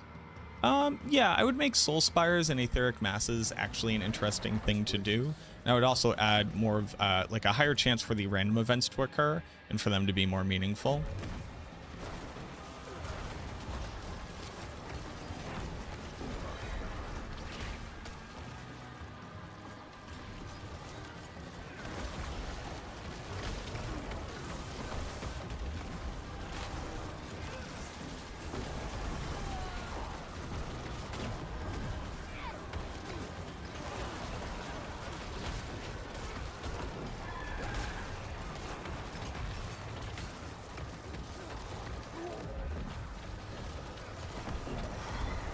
Quickly touch on why you're running Bone Golem over Blood Golem. Bone Golem attacks more than 50% faster than Blood Golem.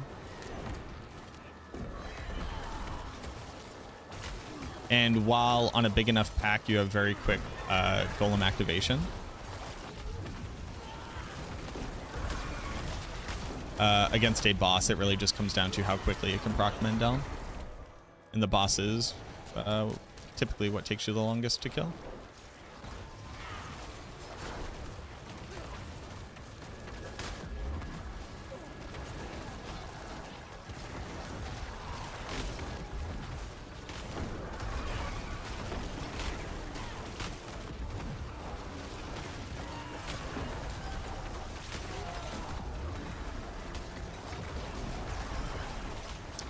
Also, the Bone Golem has a damage instance that goes off like once every 3 seconds, so it's like just a very minor increase in damage output.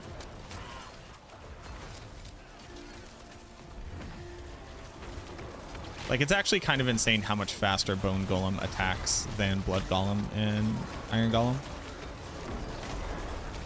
Does Bone Prison proc men down? No, it Bone Prison does not attack and it is not a minion, but it does trigger the when one of your minions dies for Kalan's Edict, which I'm pretty sure is a bug, but I'll take it. We actually have a way of proccing it, which is pretty cool.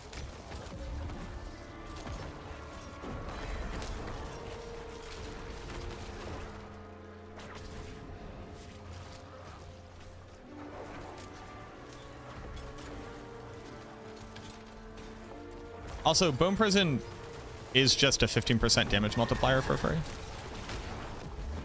Like, it's strictly better than having a shadow skill on your bar for Reaper's Pursuit.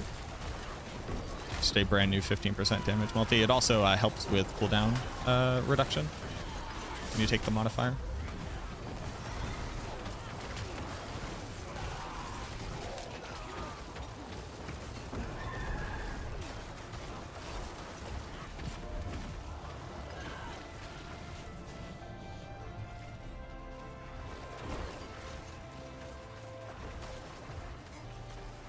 Like, the fact that there are random events in the Infernal Hordes and, like, a lot of people just don't even know that, it's, like, sucks. How infrequent they are. Like, I think Infernal Horde should be, like, over the top ridiculous. We need a thing like the special events in Rocket League, where it's just, like, everybody drives around and you literally have, like, experimental weapons on your car and you get stuck to the ball and... like, just insane stuff. Like, we need a content type in this game that is just fun the whole time you're doing it.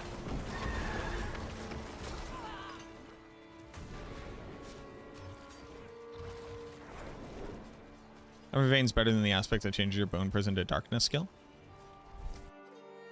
Is it better? So I do believe that without me answering this question, you can come to the conclusion. So I'd like for you to explain to me what you think the pros and cons of each one is.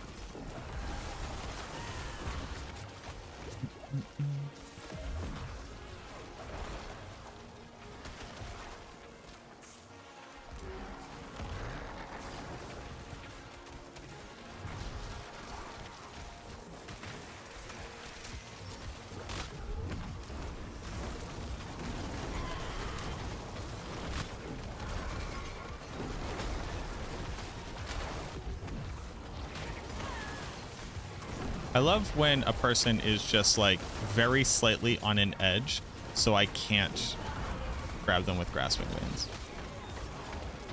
Or corpse tendrils, rather.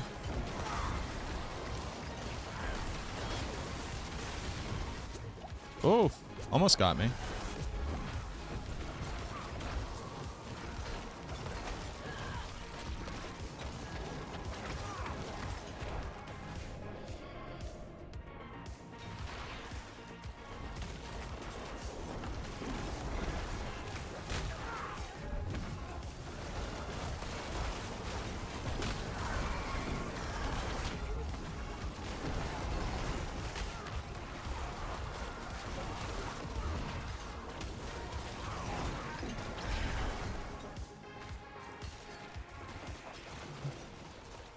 think if you're in a party, only the party should be able to choose the offering. It's annoying when randoms pick the worst ones.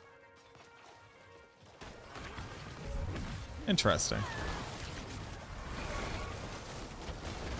What happens when they have to get up real quick?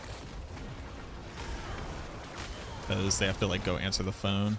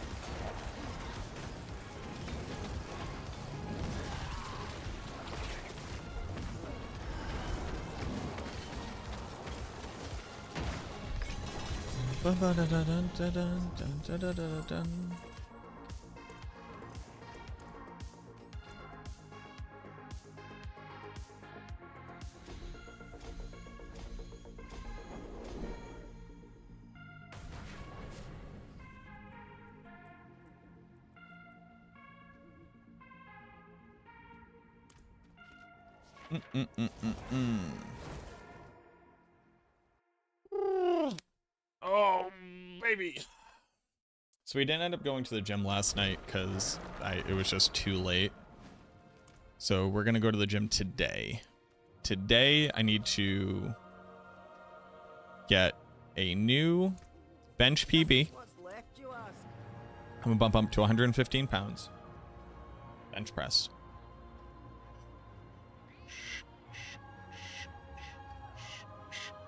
That's my first thought. And my squats tore my ass apart level hard at 185. So I don't think I should increase the weight. I think I should do another week of that.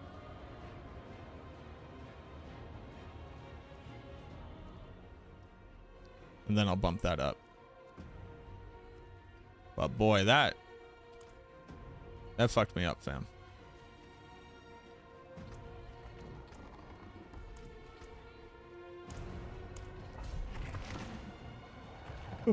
And then I'd like to work on my core a lot, actually. I feel like I don't do enough ab exercises. And I feel like at a certain point, working just your back and your butt and your arms and not explicitly your core is just going to lead to a bad time.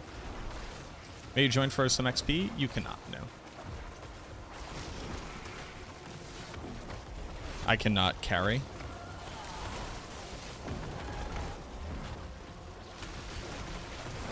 I am testing a build.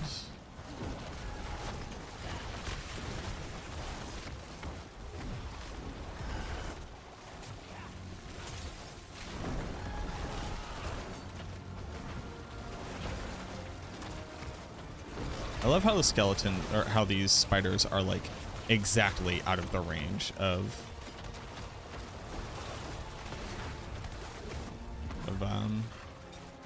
what's it called?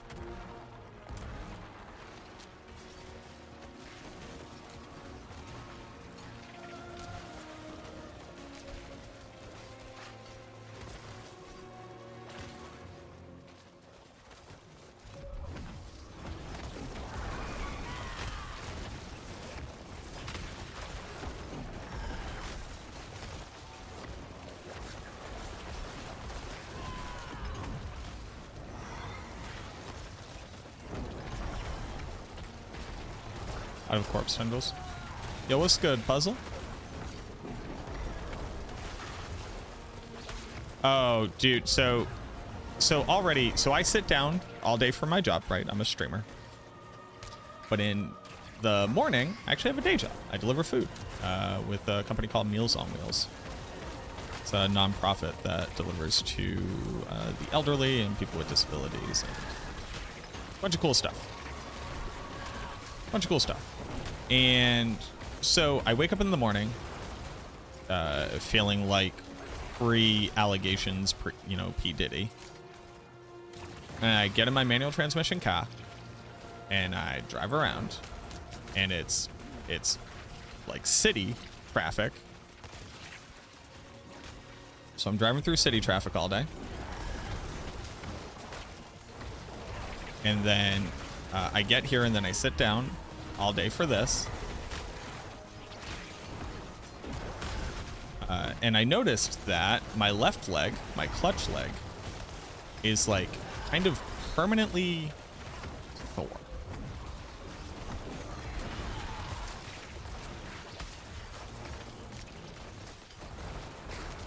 And I finally like pieced it together, because this is not a thing. I've been driving a manual transmission since I was 16. Oddly enough, my day job wasn't sitting all day. In fact, I used to work in the pharmacy, so I was standing all day. Kind of the opposite. So I have to do constant stretching. Constant. It sucks. Didn't I used to work for billing? So I used to work for a pharmacy benefits management company. Pharmacy benefits management company is the company that processes your claims. When you go into a pharmacy and they're like, your insurance says it's $6. We actually say it's $6, but we follow the logic that your insurance has given us. That was an office job. Yeah, I used to be a operations manager and senior account manager.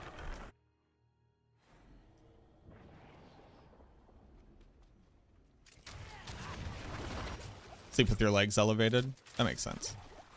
Quite the challenge, eh?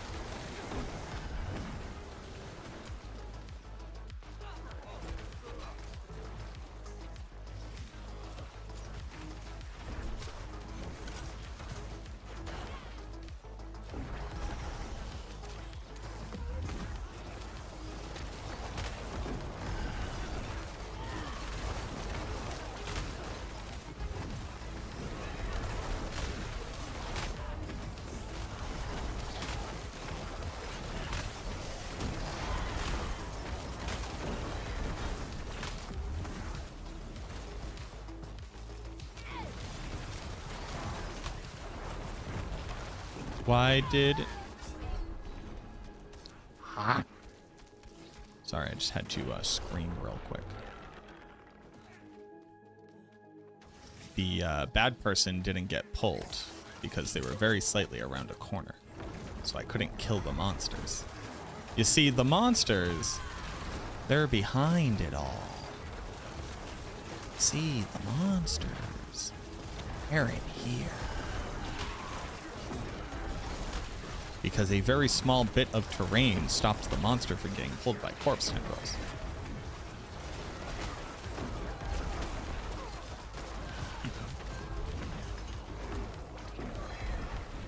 Please do your best. I want to see a mini build that can do 120 plus. That doesn't exist.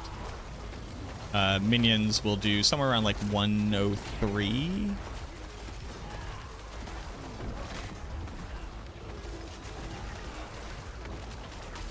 A minion build will not do above tier 105. Maybe 106.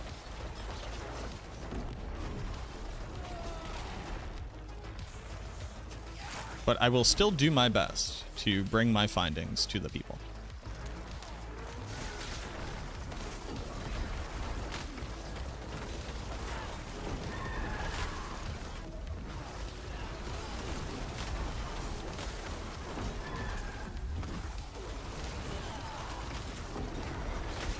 just once. Well, I mean, the Minion build, Season 4 Minions was the strongest build in the game. Season 1 Minion was also arguably the strongest build in the game.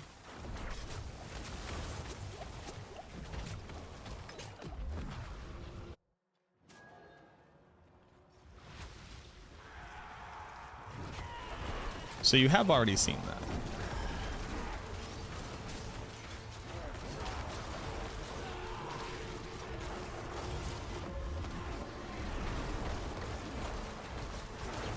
Playing a different class then? Yeah. Holy Bolts. Elixir of Holy Bolts. Minions were cracked.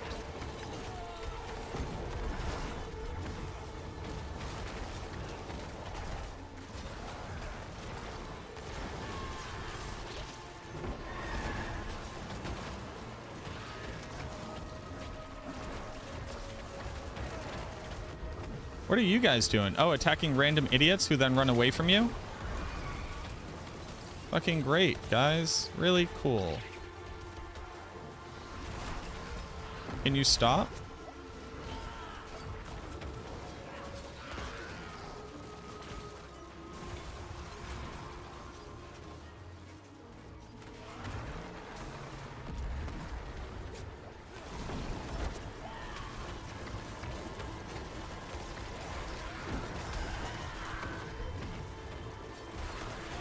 Please stop running off and attacking random stuff.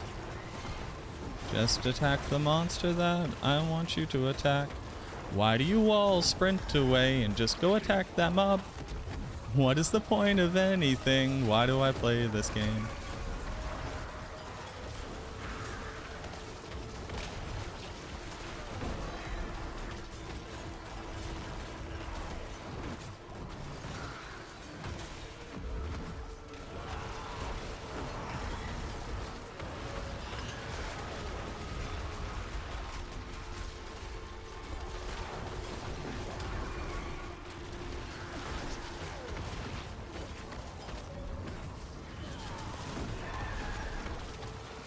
This is why I refuse to play with anything other than a golem.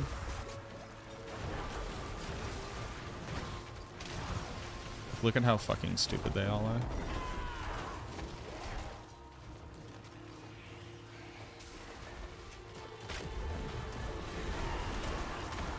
So, you subscribe to a bad content creator. You're a real one.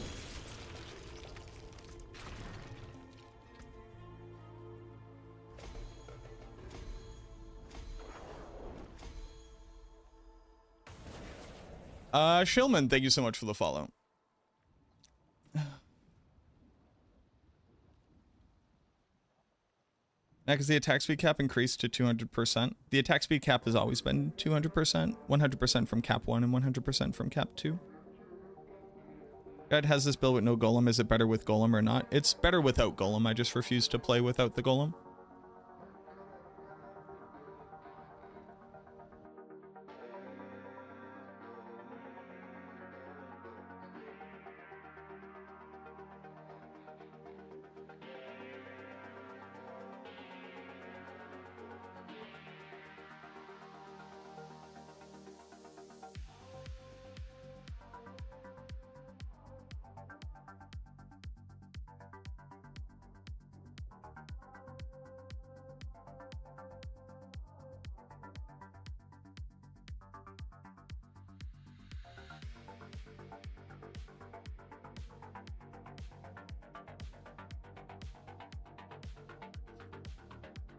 Do you name your golem? No.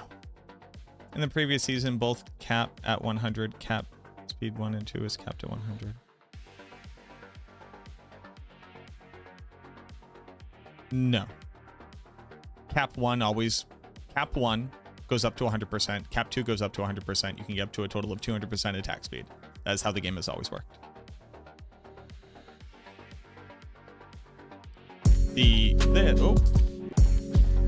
This stat, this right here, shows when you go over 100%. Here's the thing. I'm positive it used to not do that, but I got told by a bunch of people it has for a while. So take it or leave it.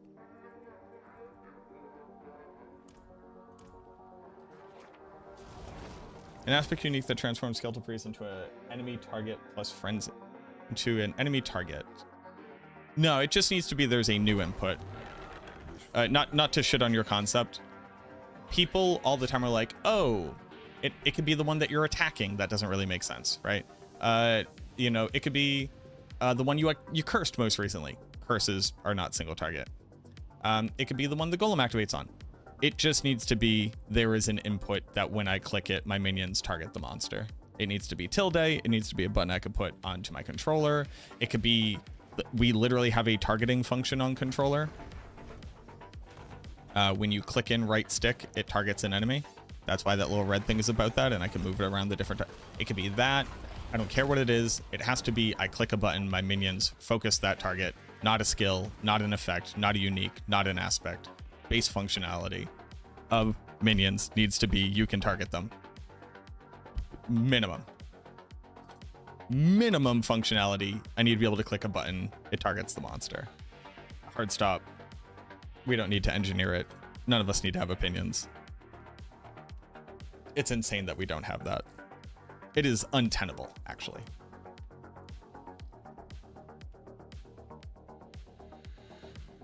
Click button. Target monster. Every other skill targets, but our minions. Insane. Insane. Insane. Insane. Insane. Some steel you need.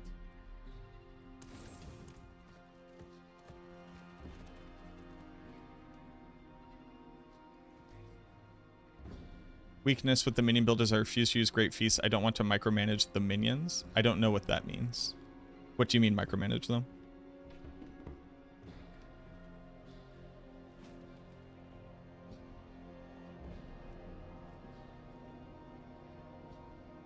That aspect doesn't require you to micromanage minions.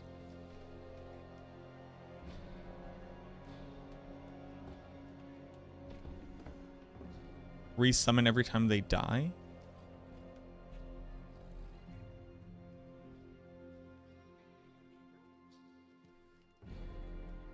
Great Feast doesn't kill your minions. Do you mean Service and Sacrifice? The new aspect?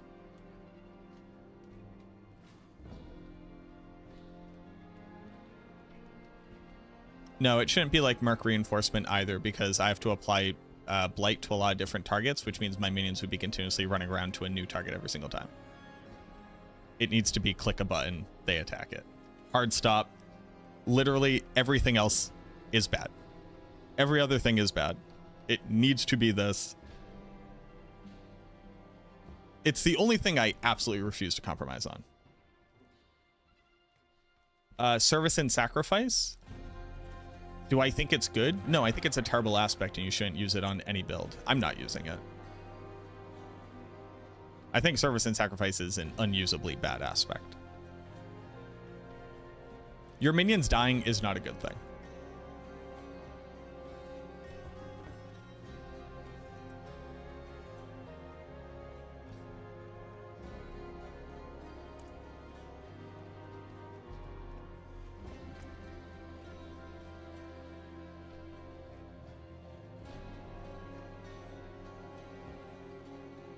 Let me finish leveling up my glyphs.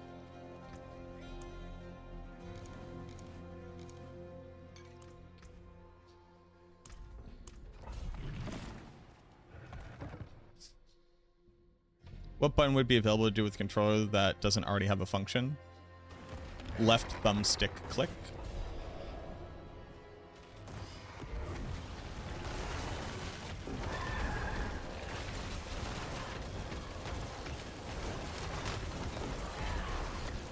Right thumbstick click.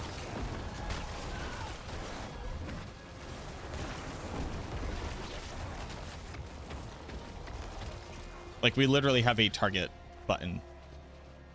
There, now I have a target.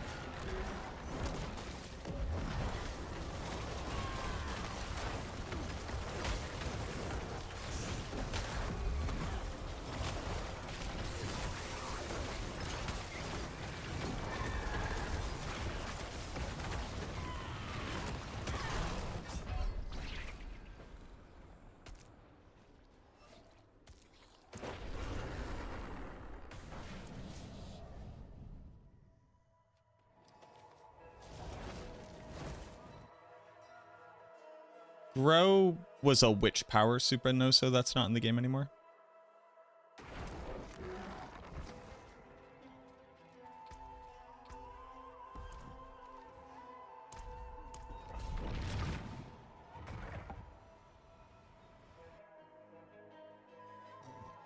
Excuse me.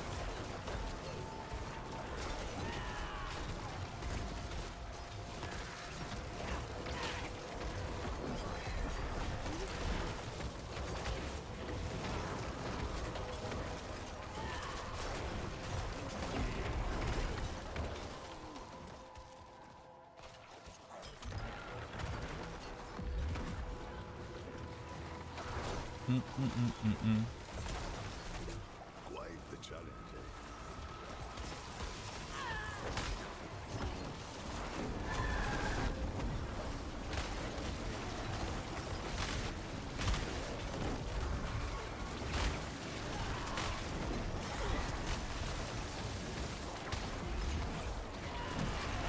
The Minion build that can clear pit tier 120 plus. You will not see that in this season.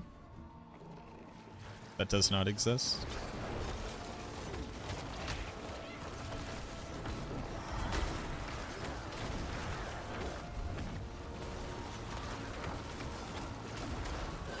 That would require us to multiply the current damage output of the build by 8 times.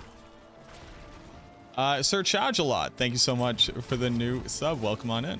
Enjoy your emotes. Enjoy your no ads.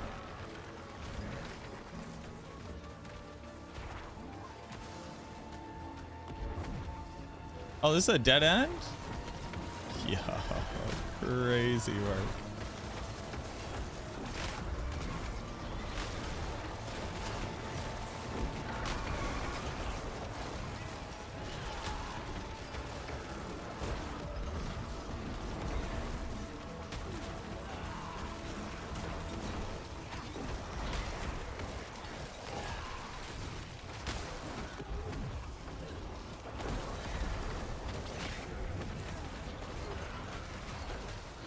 Oh, it's not dead. Awesome.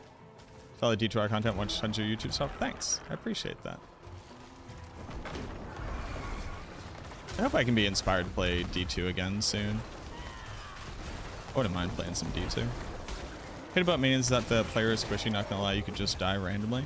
Yeah, we have swapped over to Scent of Death, which adds on basically all of the damage reduction that you would have lost from running the minions. But then you don't get to run Blood Begets Blood, so you lose out on a lot of maximum life. But I'm at 14k max life. Still die randomly sometimes. What can you do? My gear could be better, obviously, but...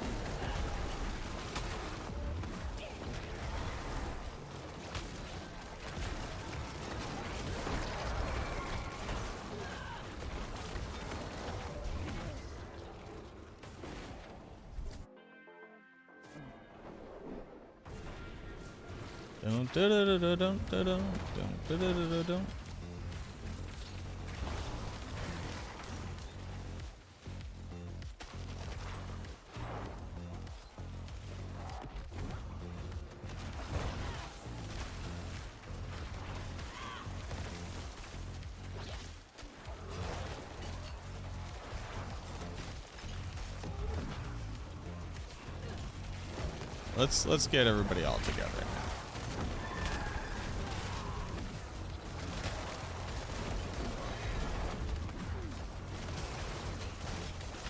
Oh, can I please move? Is moving one of the options for me?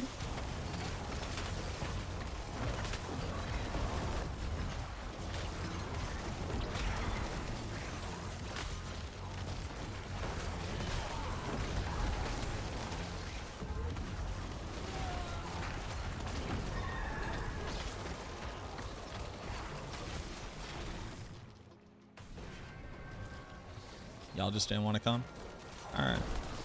That's cool. That's cool. That's cool.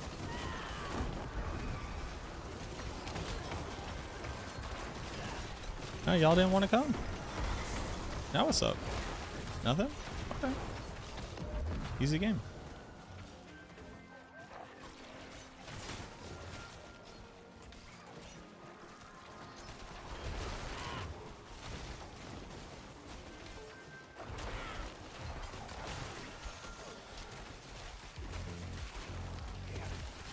Oh, it done ate one of my corpses.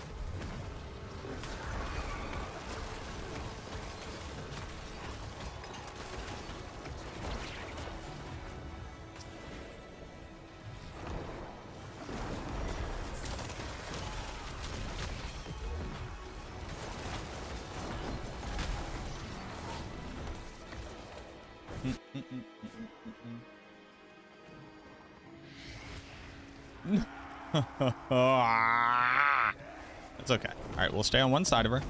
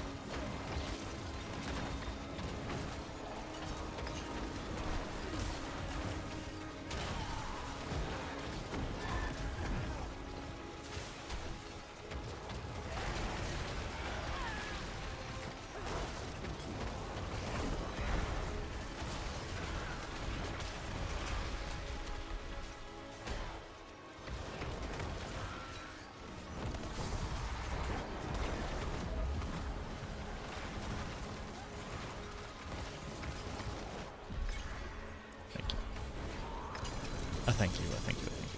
Too easy for warriors like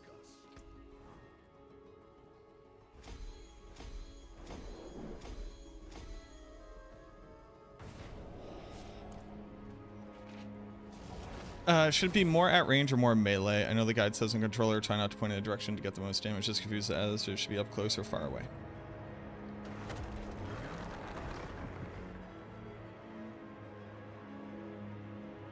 I shotgun every attack on every build except for Bone Spear. So that you can gain access to the additional multiplier of Death's Embrace. Use it, man. Oh, shining beauty. How shall I guide my hammer? What's the hammer sings on your return? Frosty Dog, thank you for redeeming the Darkness. The Darkness has been redeemed. Hopefully the Darkness will stay redeemed.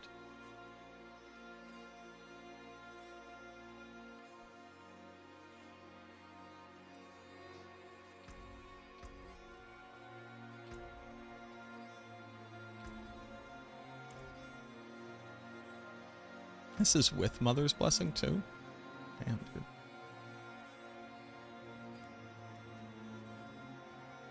It is done.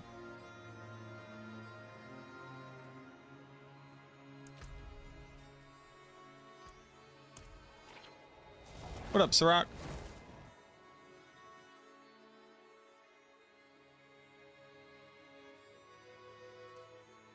Huh.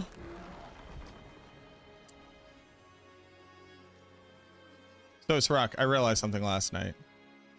Oh. My testing last night was for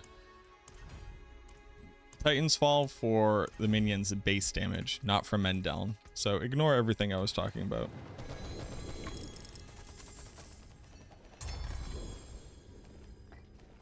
Although what is interesting is that loading them, going into okay, so here's the interesting thing.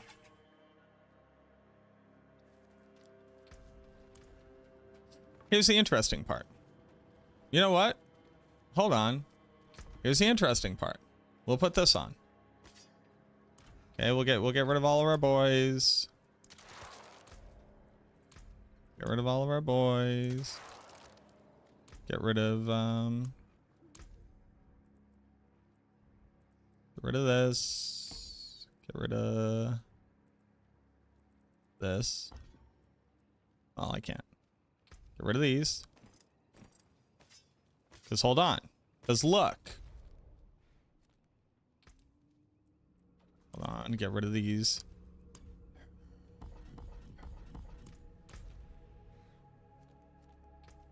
Because this is interesting. Travis, thank you very much for the follow. Welcome on in. Thank you for the hydrate. Take a look at this. Are you watching? Are you here? Are you watching? Hold on. We have something interesting to talk about.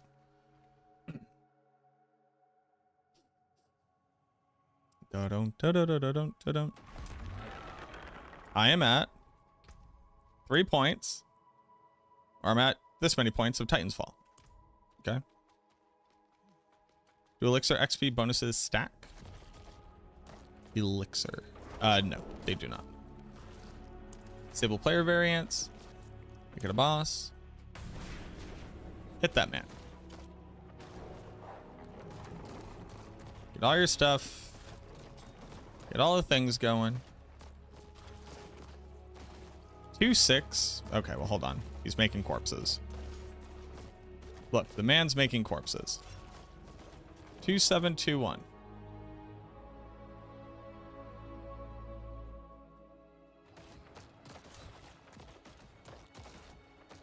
Right? 2-7-9-4 now. What are we doing?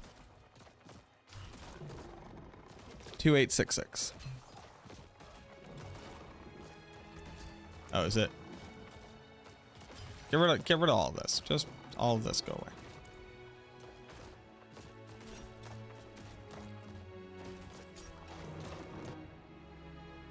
One, 1, 4, 6. Right?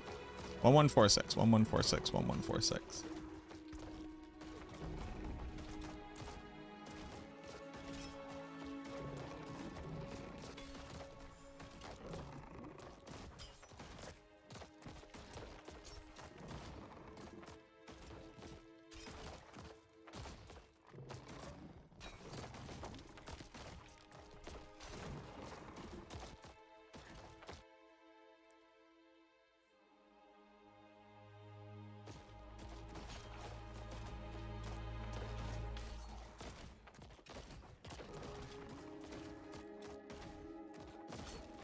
5348 is the Mendel.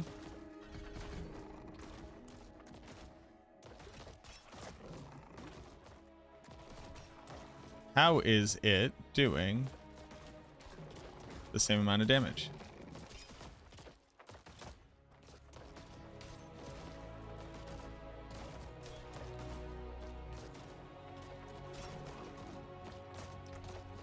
So now we leave. And also we get rid of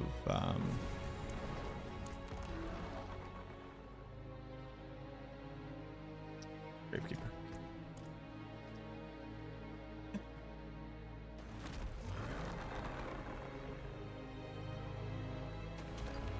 Use the elite dummy. What interaction does the elite dummy have differently?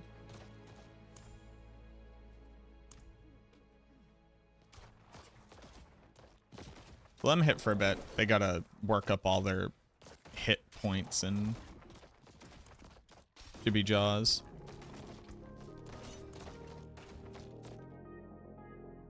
So it's 604 for base. So it's 188 and 604 for base. It's 799 and 2496.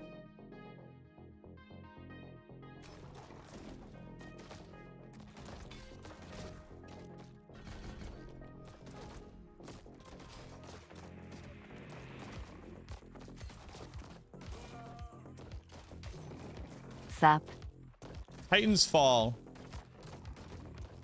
Snapshots on load for both of them. Because if I... Well, no, so, okay, so here's the problem. The base damage did not increase. The Mendel damage did. What up, Hazard? How we doing? But the Mendel damage goes up by the amount that you would expect it to. So this goes from... So if I take... So it's 799... Oh, y'all have been on full screen this whole time? Damn, I've just been ruining my computer.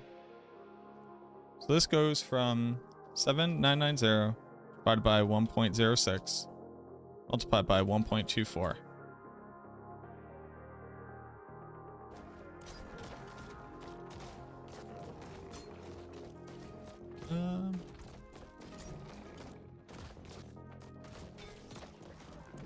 Oh, I need to go down to a lower damage weapon. Because he's going to do vulnerable damage at some point. Okay, so hold on. Okay, here's what we're going to do. I'm going to take our points out. I'm going to record this. All right, we're going to take our points out. Hazard, thank you very much for the 65 months. Welcome on in. We are testing bugs. I appreciate you. All right, so we're here. Turn off variants. Let this man hit for a little bit. He's got to work up all of his juice bits. Okay, so he's doing 56.4 and 193. He is doing 791 and 2710. Okay. Here's the interesting thing. That's on 1 point of Titan's Fall.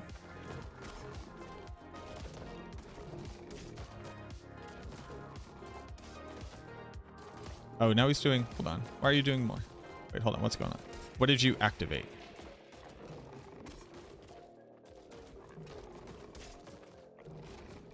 What is different now?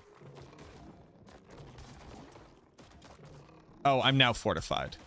Okay. All right, so let's get these numbers again.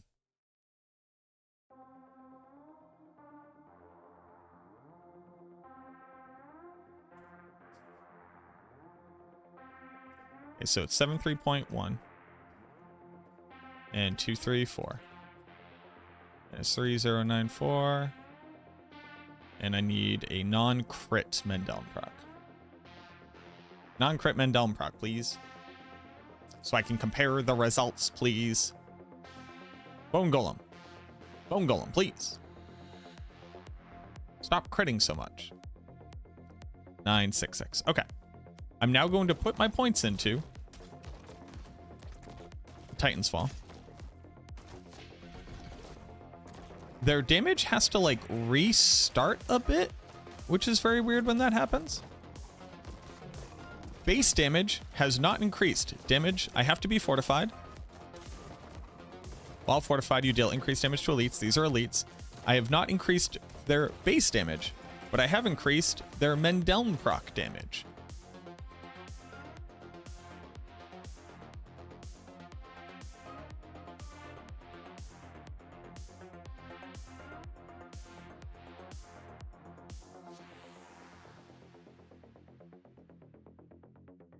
Zero divided by 379. And not only that, I've only increased. So here's the wild part. I've only increased my damage by 6%.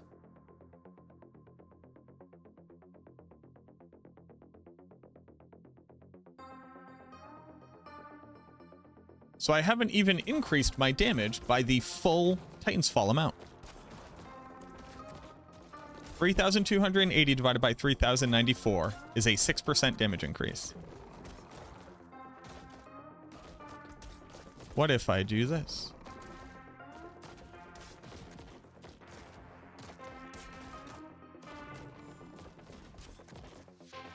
And now it doesn't matter how many points I have in. I'm just now doing 3,280.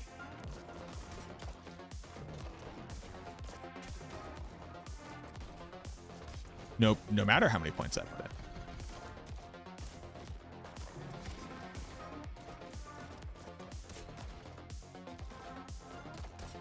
in. Is Titan's Fall doing anything?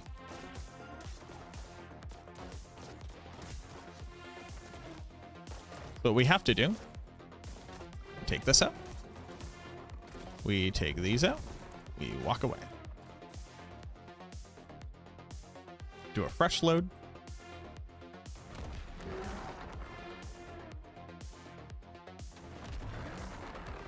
Do a fresh load here. Turn off variants. Let them hit for a little bit. I'll be honest with you. I don't know what they're ramping up here, but they're ramping up something. It takes them a little bit to get there. I have to get fortified. They have to create a corpse. Give me a corpse. There we go. Okay. We'll wait for all that to fall off. And we get some damage numbers.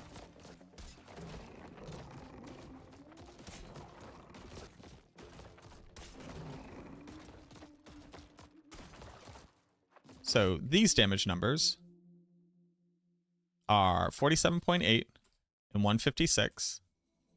And then for Mendeln is 2188 for a crit. Show me a non-crit, please. Show me a non-crit, please. Show me a non-crit, please. One day. Here we go. 670. Okay, we get out of here. Let's skedaddle.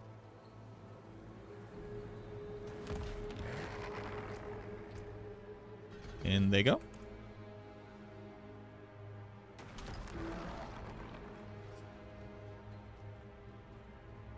Damage variance off. I do not have reanimation on.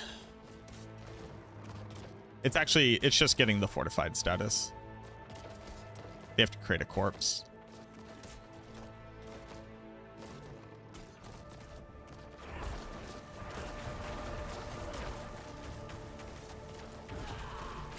There we go. Okay, now wait for all that to fall off.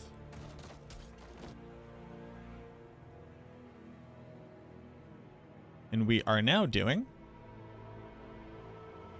56.4, then 184.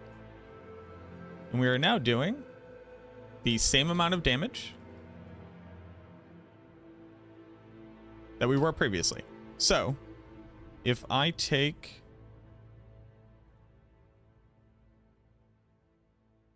184, divide that by 156, I get the 18% damage increase from Titan's Fall. If I take the 56.4 and the 47.8, that's the 18% increase from Titan's Fall. So, Titan's Fall is not applying to men down here. But our old trick was we would take a point out and we would put a point back in. And then the idea is that Titan's Fall would work. Good place for us to regroup. So with Titan's Fall and without Titan's Fall, ranks in on load, no difference.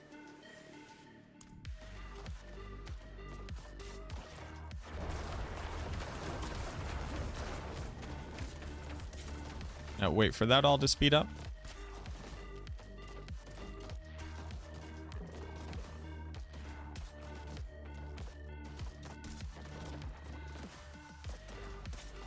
So we're here. I put in a single point into Titan's Fall to activate it from Mendel. Menden now does 2450. So,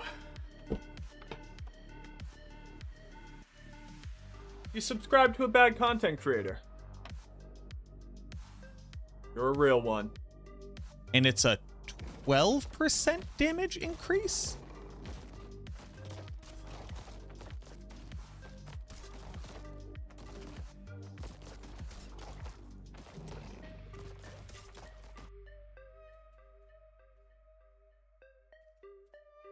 Yep, 12% damage increase. So it's giving me the 2 points it had. It activates it, but it doesn't give me the full 3 points worth of value. So then the question becomes, if I have a lot of additional ranks, what is the number?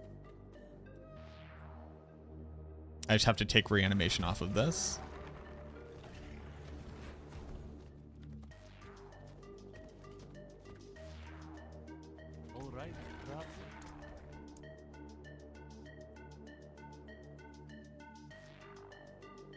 Bursting Bones. I remember Bursting Bones. That was a funny build.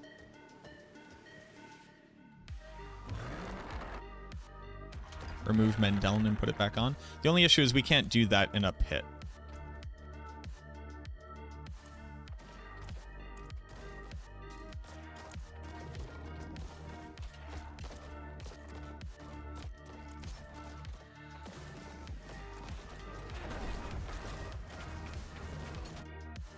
So this is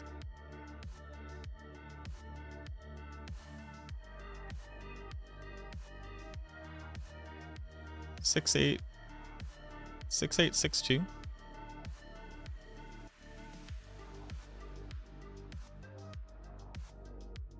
2291. 6862 on full points. Okay.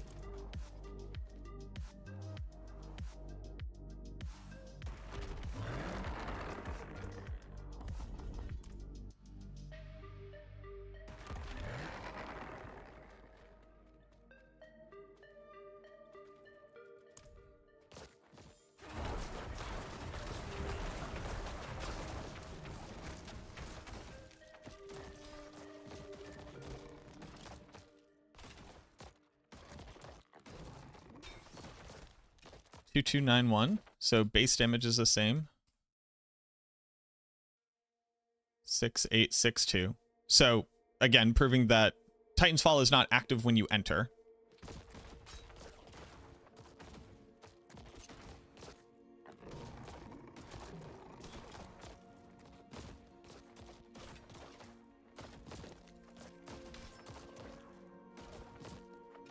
then the idea is that we're going to activate it.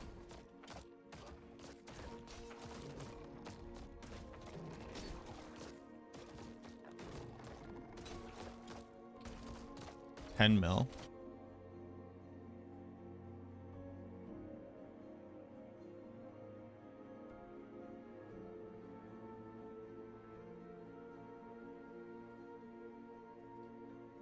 Okay, so that is 10 divided by 6862. It's a 58% increase. Oh, because I can't see the exact numbers. So it's giving me the 60% increase.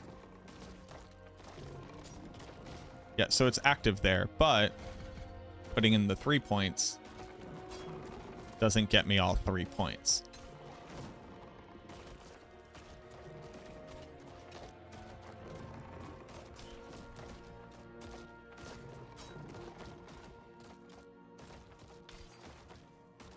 Okay, so the funny part here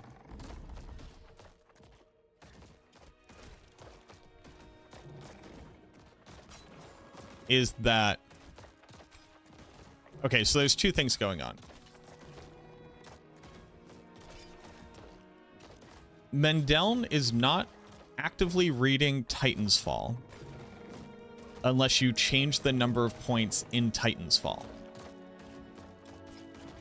But also, the base damage of your minions snapshots at the rank of Titan's Fall you were at.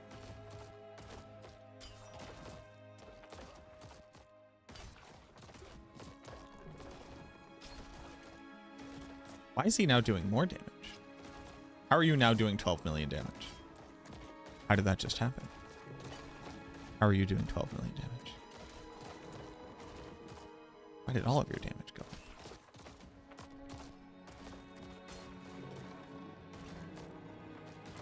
How are you now at 12 million damage?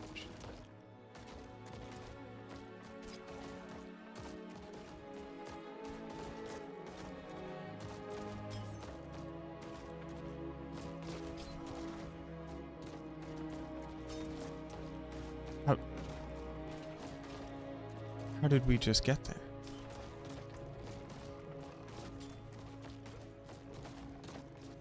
Okay, they're below healthy. Okay, they're below healthy. Okay, they're below healthy. Okay. Woo. No, okay. Okay, great. So, because I have to send this off.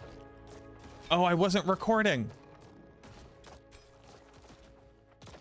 Damn it!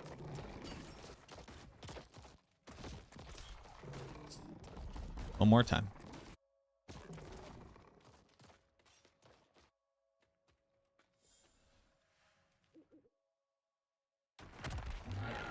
Good place for us to regroup.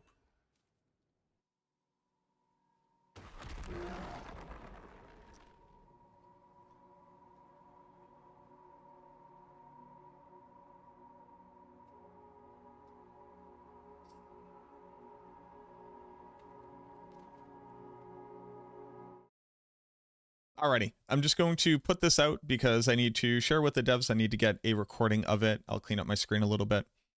But this has been a known issue for at least the past season, potentially 2 seasons. I can't quite remember.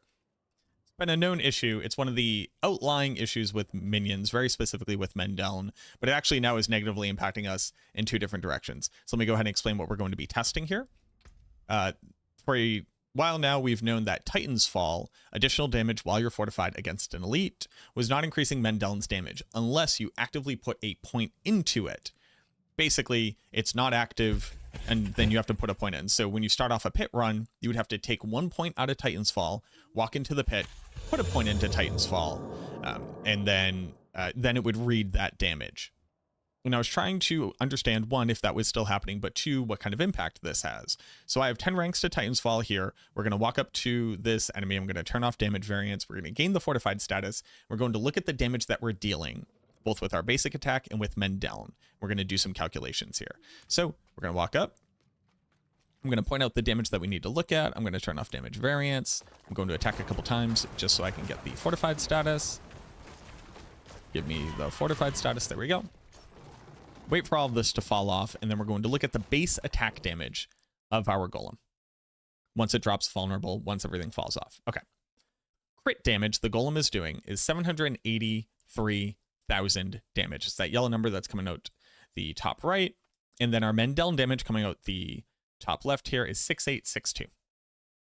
It's going to consistently do this damage. Nothing else is really going to change. If they lose healthy status, we're going to do more damage, but that's kind of to be expected. Now, I'm going to add in a single rank of Titan's Fall, bringing me from a 60% damage multiplier up to a 66% damage multiplier, but it's going to activate for the golem, and it's not going to change the base damage that the golem's doing at all. But in my 1 point, their damage has to like re-ramp for some reason, which is, I don't know what that is. I, no joke, have no idea what that is all about. But you notice that their crit damage from their base damage is still 783, whereas their crit damage from Mendel is now up to 10.9. Now, a little bit of the issue is that since we can't see all the damage numbers, devs, I did ask to be able to see all the damage numbers when we were in the training ground, but you know what? That's a whole other video. We're going to take our 10.9, and there are some additional decimals here that we can't see, and we're going to divide that by our 6862 number from before. You'll see that that is about a 58% damage increase, which makes sense with the fact that we were supposed to have 60% damage increase from our previous point. We have activated Titan's Fall. Here's the problem.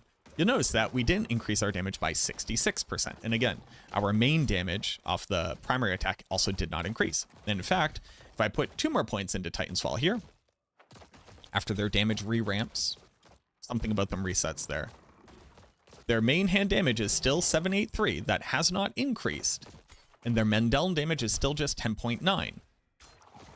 What this means for you, the minion player, if you did not know it already, is that before you walk into a pit, you have to take out a single point from Titan's Fall and then put that single point in.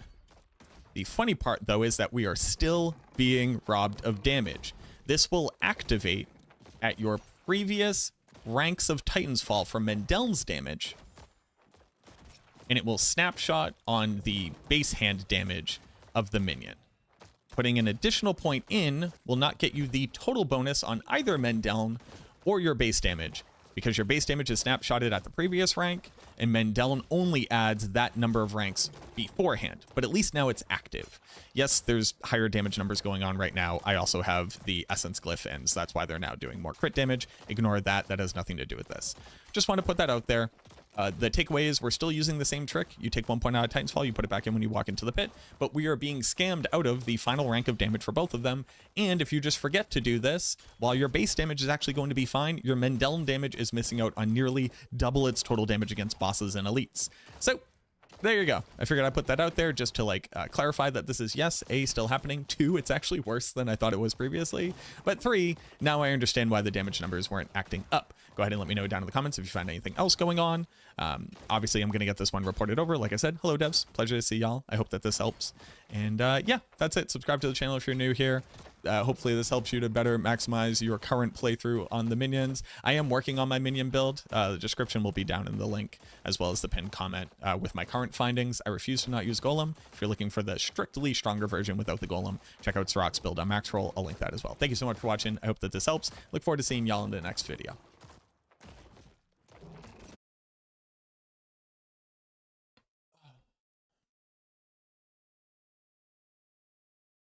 I gained fortified before I took down the numbers mic drop. Instead of adding a point, does removing a point? You can't remove a point in the pit. You can only add a point. Chance to double damage works with Mendel? No.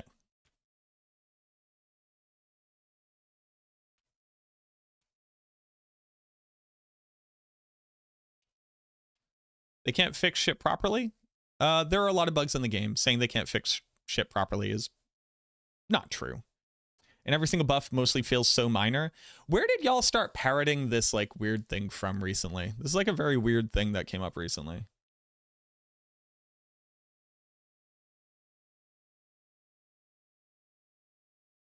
find it very interesting. Anonymous, thank you so much for the gift sub. Appreciate you. Oh, Darth in bulk, thank you so much for the follow. No issues with finality? No issues with finality. No.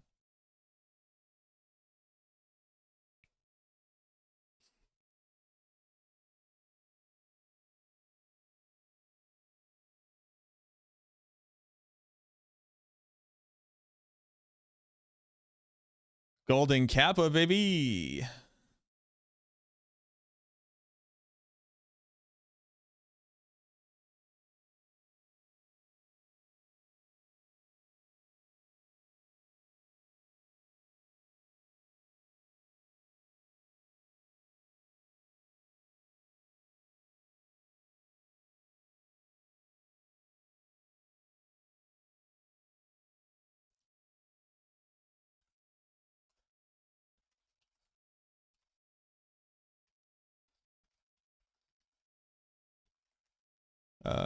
Hold on, I just need to report this.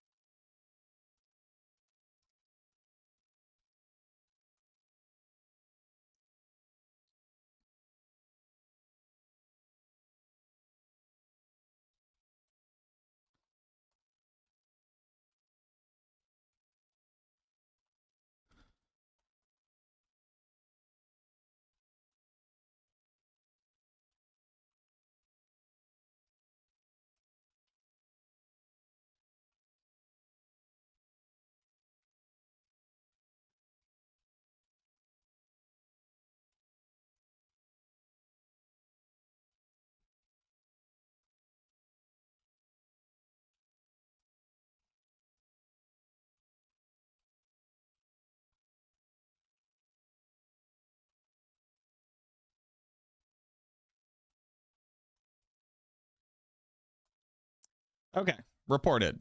Great. Poor bloodshed. Very privileged comment, and I'm glad that PTR is happening early enough for devs to make changes, but it is taking the wins on my sails a bit that the season to just start and we're already talking about the next one in detail. So in 2 weeks, we'll be testing the PTR for the next season on a shorter season. I can understand that for sure. Where can I find the build? In my Discord, Mr. Cookie. Thank you for the follow. Okay, so there's that. Now here's the problem. What else is this doing this for?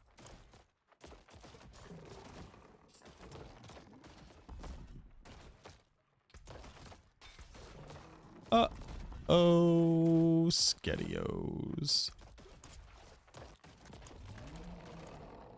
Oh, Skettios.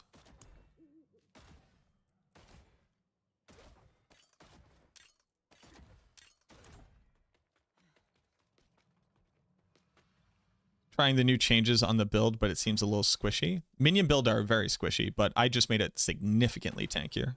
This place is... By using Scent of Death.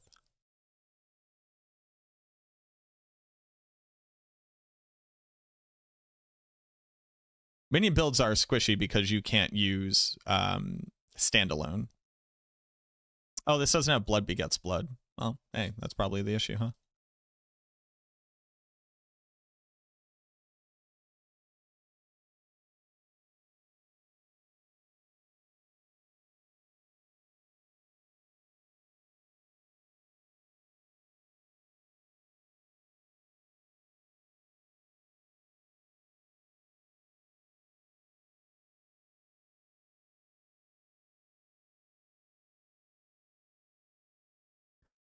But also, I am like still actively testing the build, so do keep that in mind. Things are going to be changing constantly.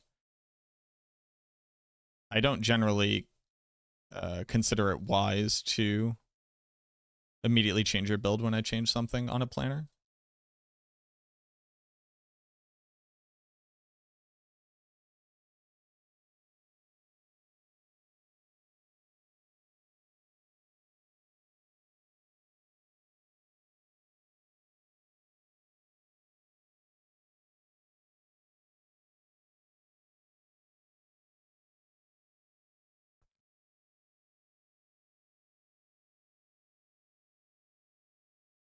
There you go.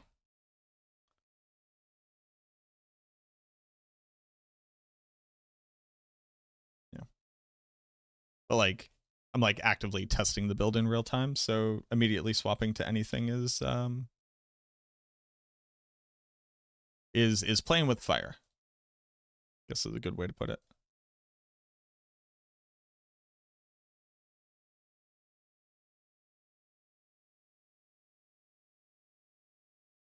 So the question becomes, what else is this happening with? So where's all of my resource? Get out of here.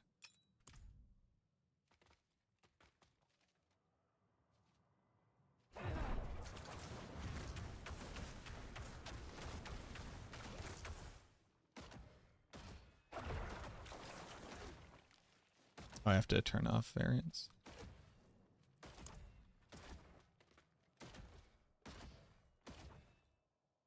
I do need to gain fortified status.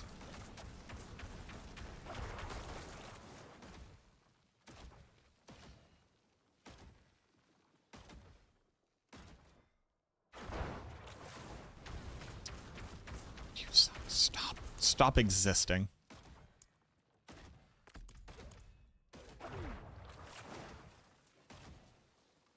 451 45.1.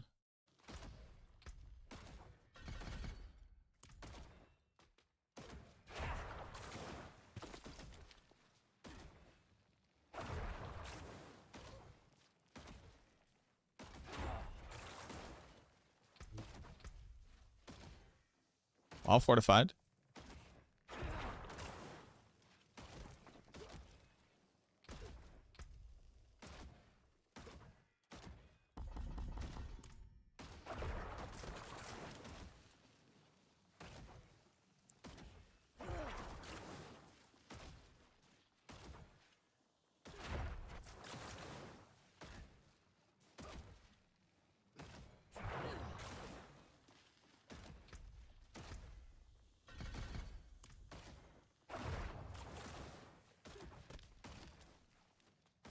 Oh, no.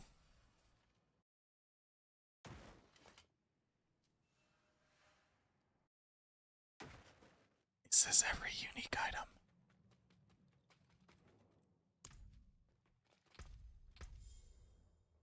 While fortified, you deal increased damage to elites. This is an elite. Gain the fortified status.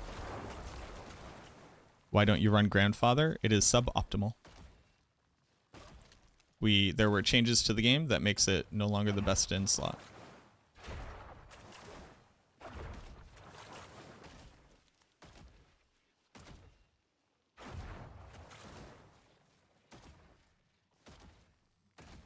Okay.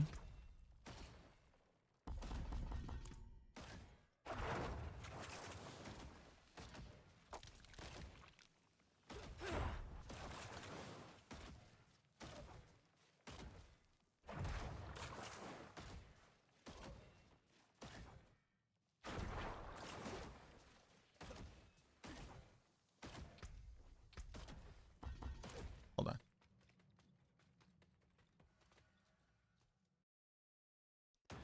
You said looking forward to seeing y'all in the next video. I thought you were ending the stream. What up, Vanessa? Is there anything else that is changing this outcome? No, there's not. Okay. It's your boy. What's good? Okay, so this is 10 ranks in Titan's Fall. Turn off damage variance. Nothing else could be applying to this.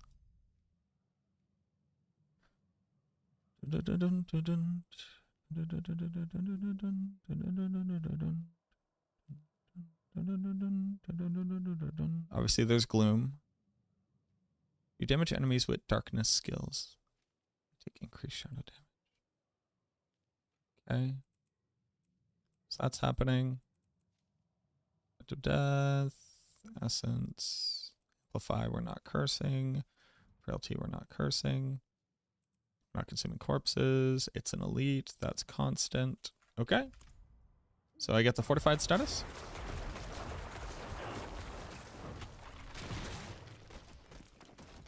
Okay.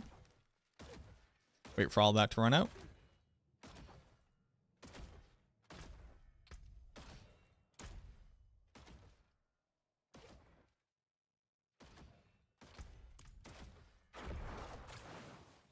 This does 45.1.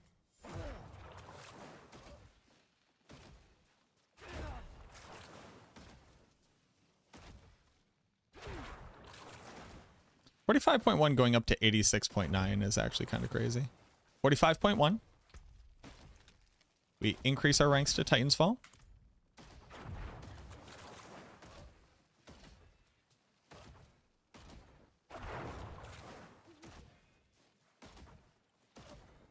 We do not gain damage. Titan's Fall has snapshotted. This is still an elite. We still have fortified status. You deal increased damage to elites. This is not applying to Ebon Piercer. Okay, so then we leave. We reload. That was 45.1.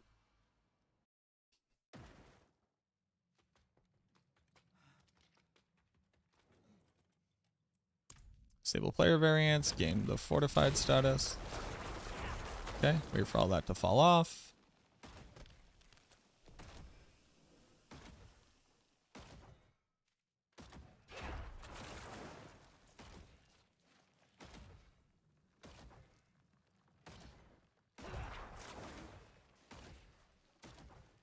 This is clearly higher, so that goes up to 50.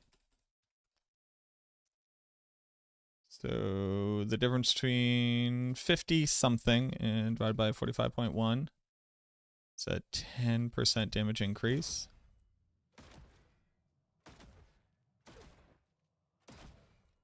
For 3 more. Which is 1.78 divided by 0.62. About a 10% increase. Okay. So the interesting thing here is that it's active. That's good. But it's also snapshotting.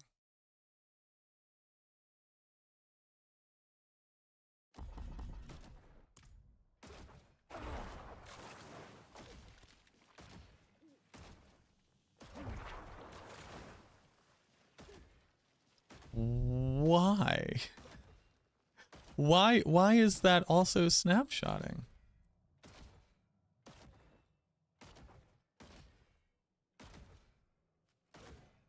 And what does that let me do?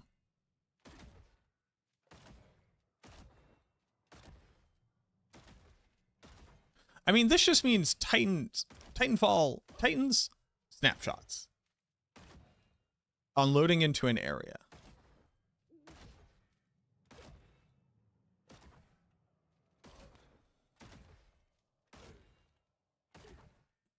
What do you do with that?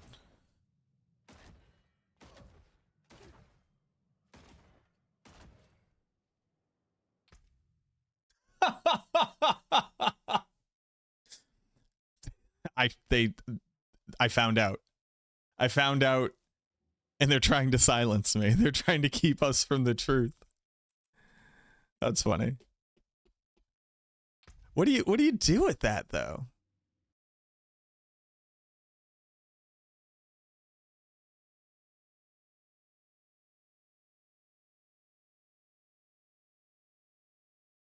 I remember seeing last year there was.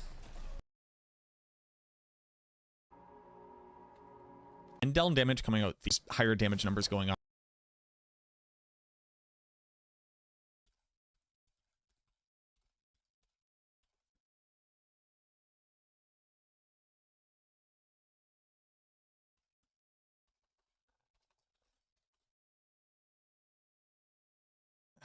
Okay. Is this for all damage?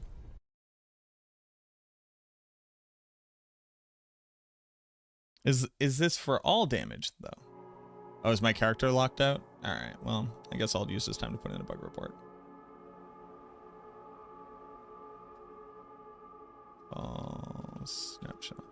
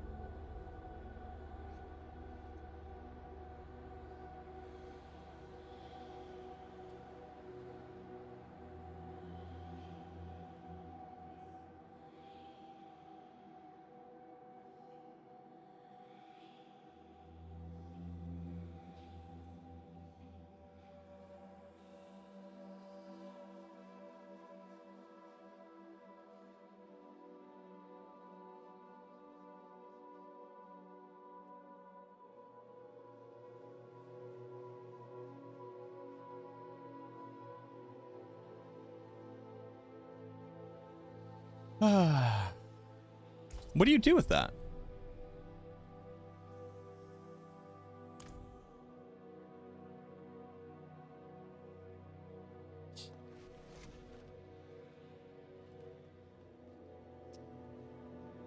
I mean, yeah. The only issue is...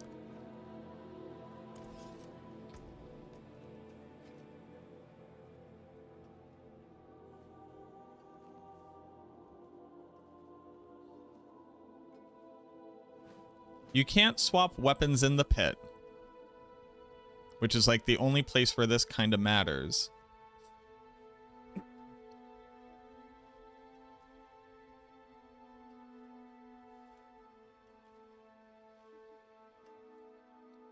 I need another scythe with damage while fortified.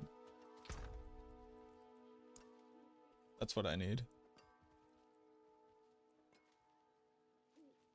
Similar amounts of intelligence, sure.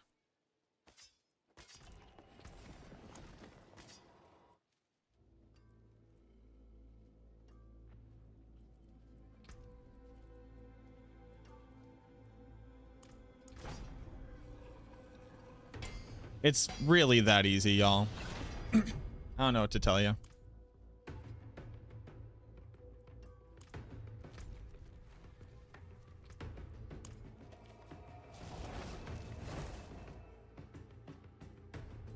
You could swap it over to finality. I wish Vieira could see this place. Oh, I do miss her.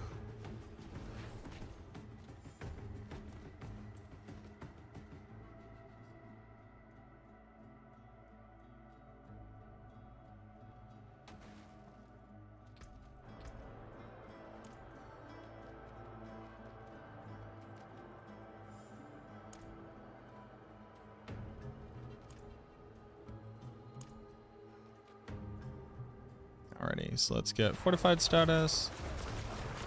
Wait for all that to, well, give me fortified status here. Oh, I need a lot of fortify.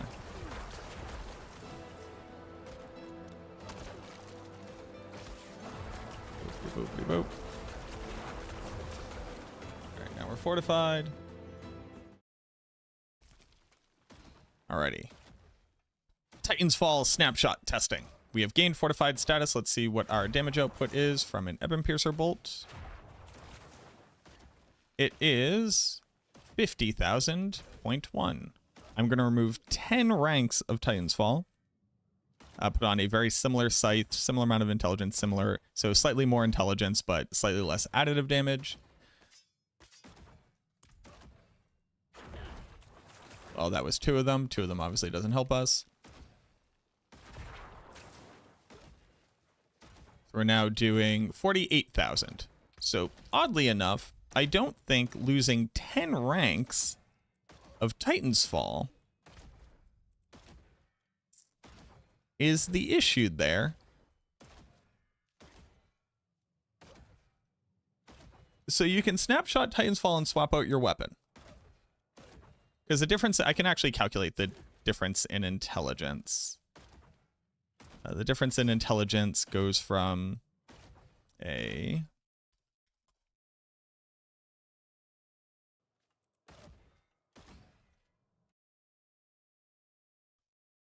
So we go from a 2235, 223.5 to 226. This is 326. So that's the difference in intelligence, but then the difference in additive, fairly significant. It's about 40. How much other additive do I have? Versus this target, 259, 3, 439, 439, 490, 491, 491.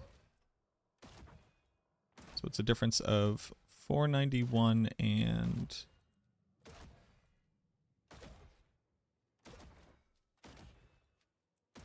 so sorry, 67.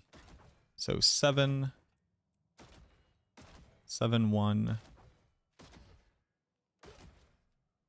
goes.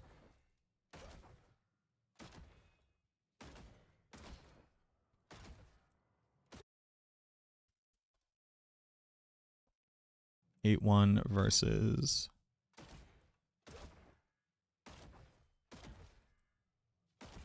843. No, 853. 843. Sound like a lunatic.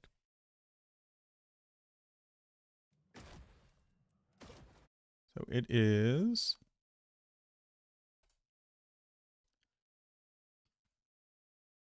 doing 96% damage, but I'm also doing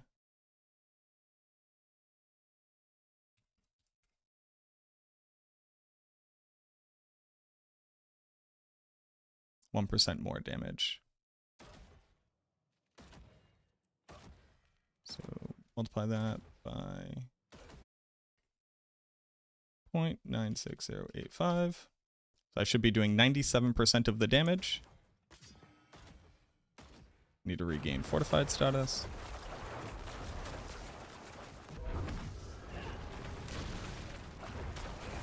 Okay, wait for all that to fall off.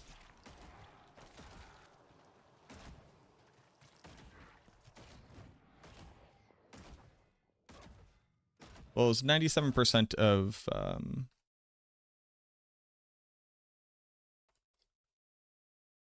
yeah, with rounding. Don't hit it twice, please.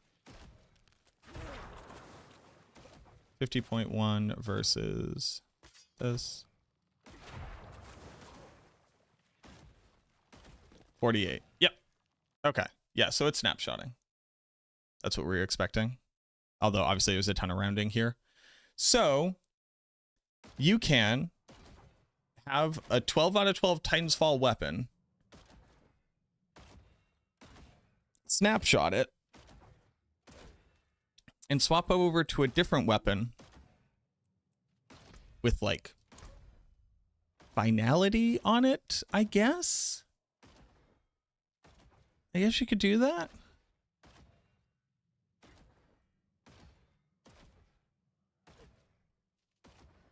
So like the big thing is like you can't do this in an Undercity, but you could do this other place. Like, it's not crazy to say that like a 12 out of 12 Titan's Fall is basically doubling your damage. What else is snapshotting though? Is it because finality doesn't? Finality triggers when you have an ultimate skill. Like I tested that one. That one's not snapshotting.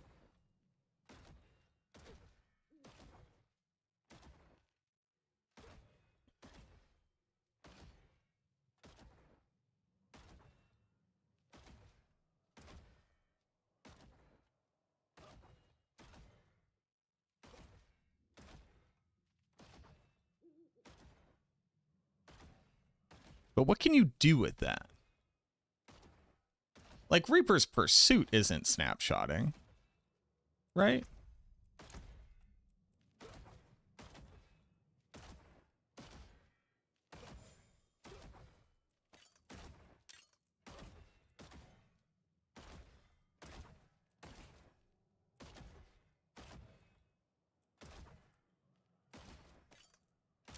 Does not appear to be.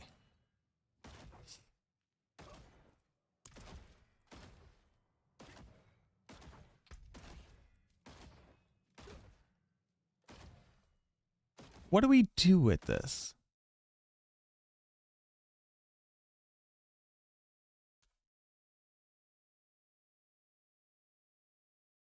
What can we do with this?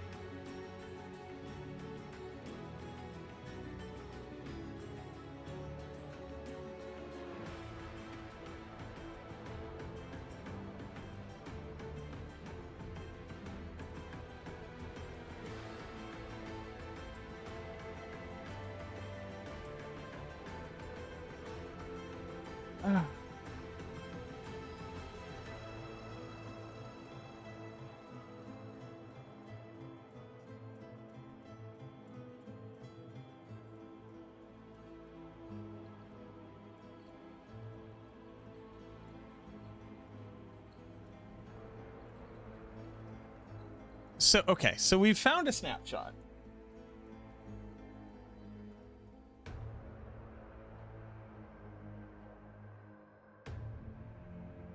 Can I test the bolt again?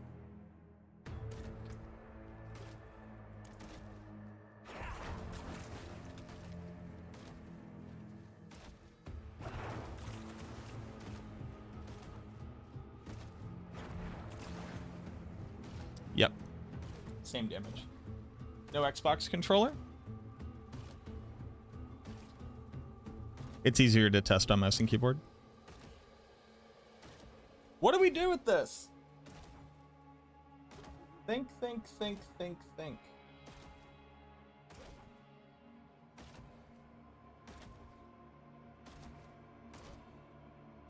You can temper on shield by death, you can temper on finality.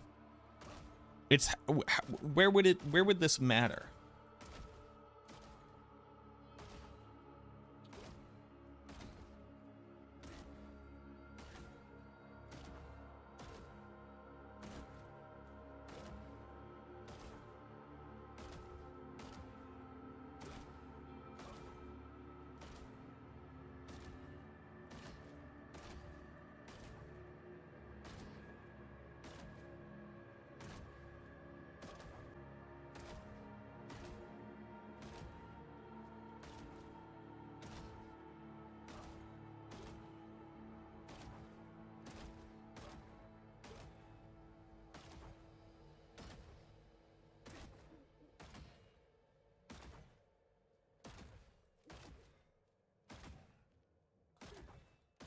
Like, you could use this on Infernal Hordes. You could use it in a Nightmare dungeon. You can use it in an Can you change gear in an Undercity run?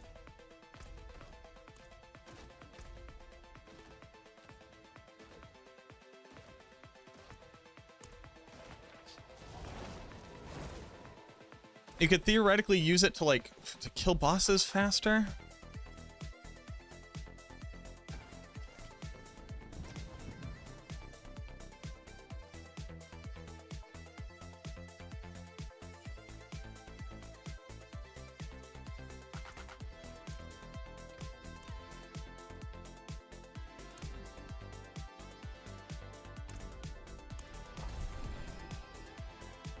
What does doing it without a tribute accomplish?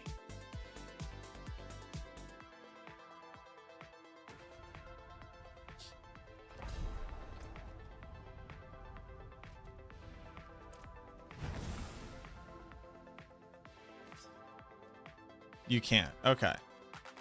So it'd only be Infernal Hordes? Voody! You came at a perfect time. We just left the training room. I found a snapshot. Now I'm trying to figure out how to abuse it so that they'll fix it, but also I can be famous on the internet. How are minions now that they buffed the minion sword? Minions are pretty good. They'll be clearing above tier 100. Also, I have discovered another bug that will actually increase the output of minion builds, so you're welcome, minion enjoyers. Welcome to Bone Prison, counting as a minion for Kalon's Edict. But Woody, did you know that the passive Titan's Fall snapshots on loading into an area and then taking all of your points out of it doesn't lose you the damage bonus? Isn't that fun? The issue is the only place you could really use this is in hordes, I guess?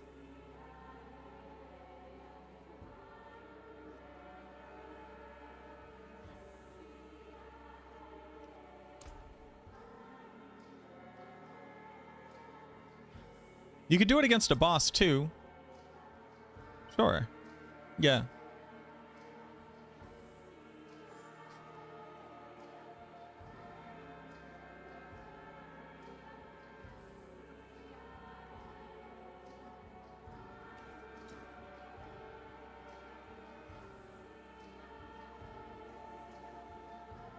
So, like, That's it. Okay. Bosses and Infernal Hordes.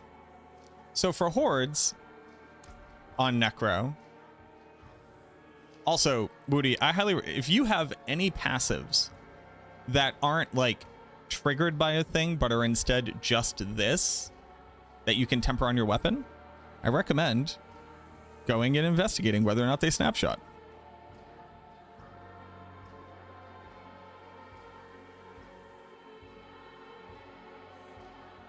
Because here's the thing, you know, does this matter for the majority of players?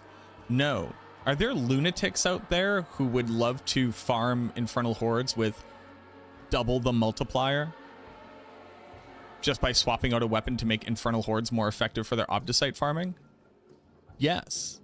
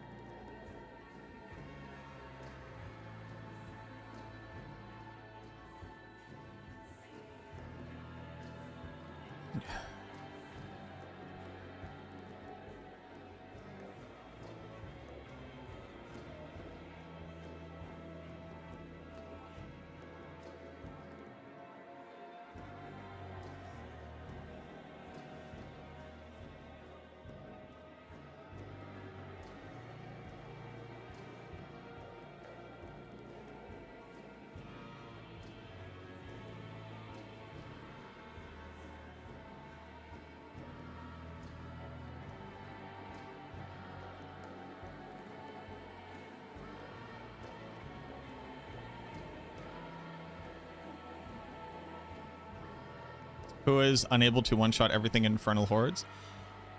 It's not about who is unable to one... Well, first off, most builds don't one-shot everything in Infernal Hordes. You're playing a decently powerful build. But who wants to be able to, on 4-player, carry their hordes by putting on more mobility and utility by being able to snapshot doubling their damage for free? Lunatics is who. Are minions using Fists of Fate now? Yes. What up, Blue Eyes? How you doing?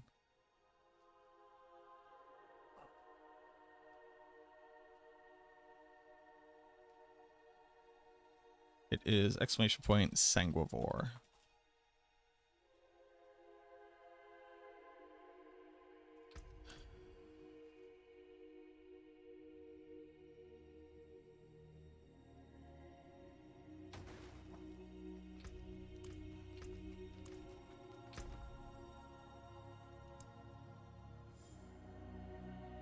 Yeah, all right, I spelled it right. Good job, me. This fate is good for minions? It is. Did I test Fueled by Death? I did not. So finality does not snapshot. I don't think Fueled by Death will snapshot either. It's very specifically Titans is snapshotting.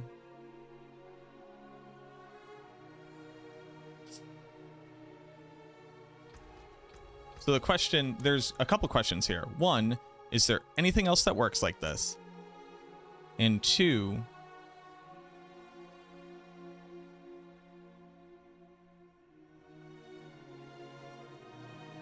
it just like spiked, no, spiked armor updates in real time.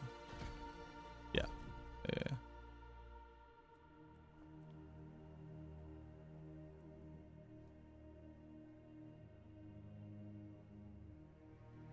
Death's Embrace?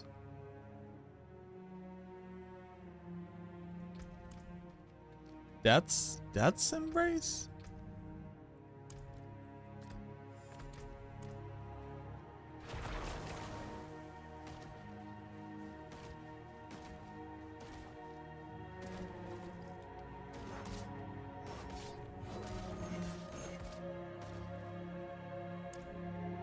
Because that could go on an amulet.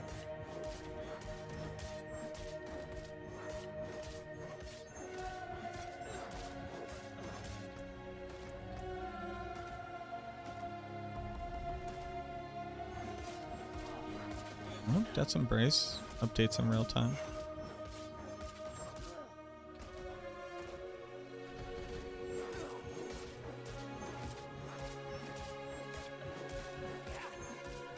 Wait, is it?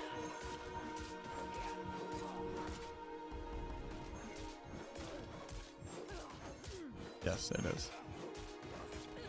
6667. 6667.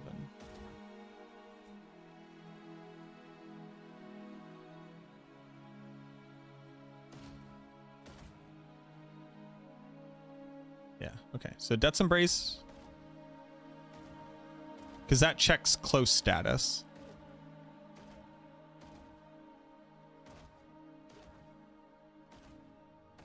Amplify damage sees if the target is cursed. That makes sense to me. Let's double check. Not that you could get more ranks in it, but like...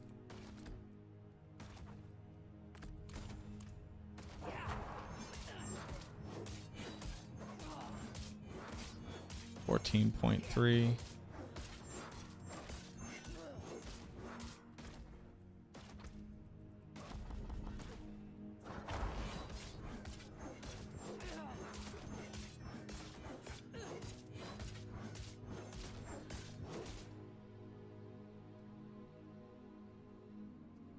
Yeah, okay. So amplify damage works.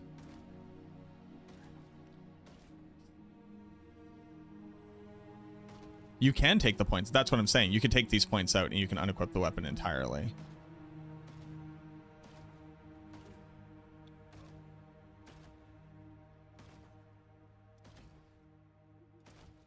I just don't know who's going to like do that at the beginning of a horde.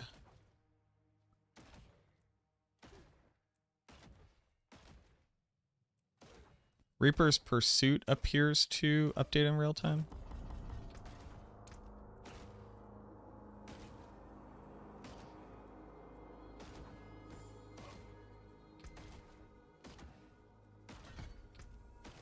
Yeah.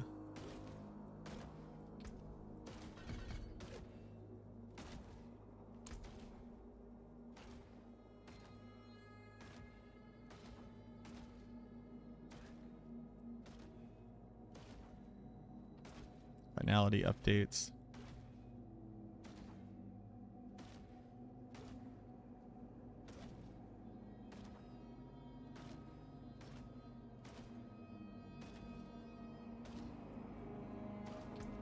There's no reason not to check this, right?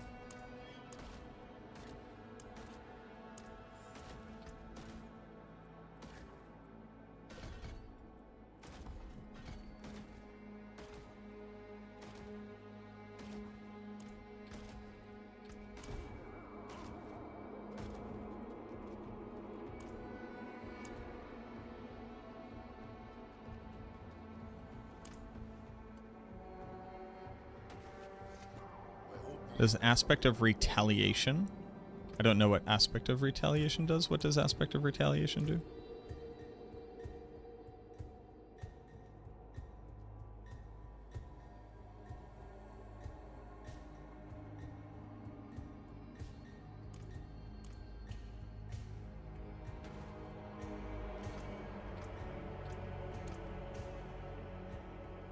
$32.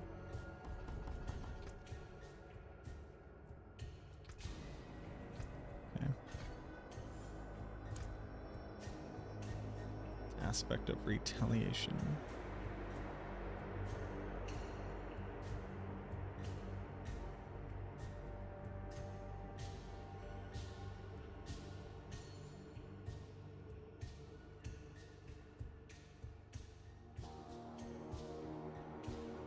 The Necromancer doesn't have aspect of retaliation.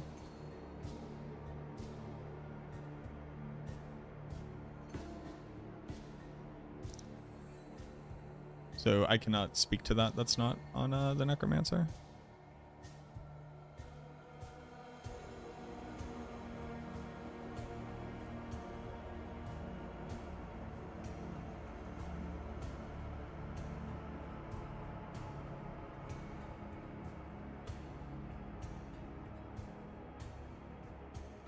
Also, is this just for all damage?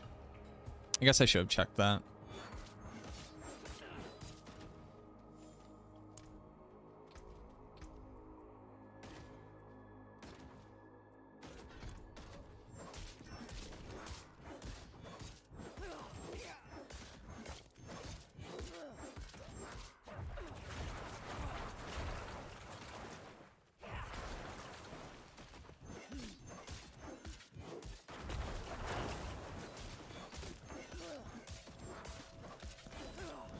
5:36. Promised my girlfriend I would end stream on time. We would go to the gym.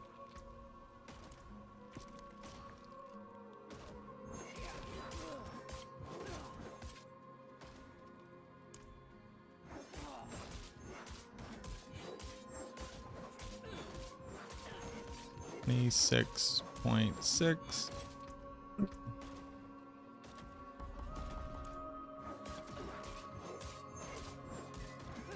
Yep. Yeah, that's just, it just snapshots for everything.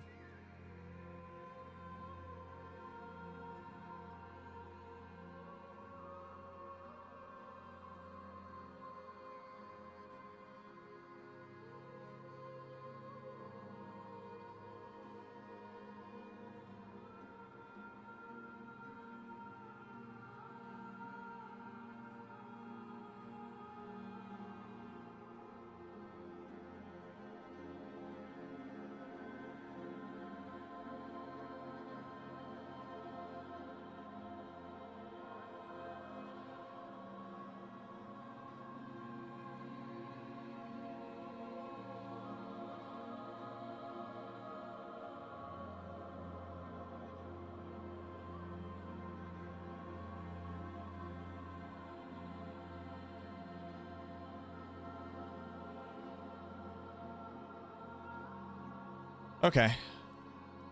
So you lied? I lied about what? Who lied?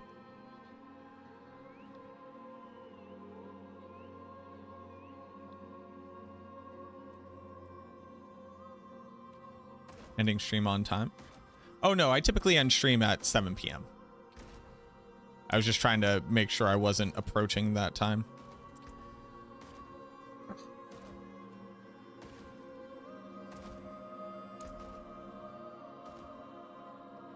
All right, I guess we'll cover this video.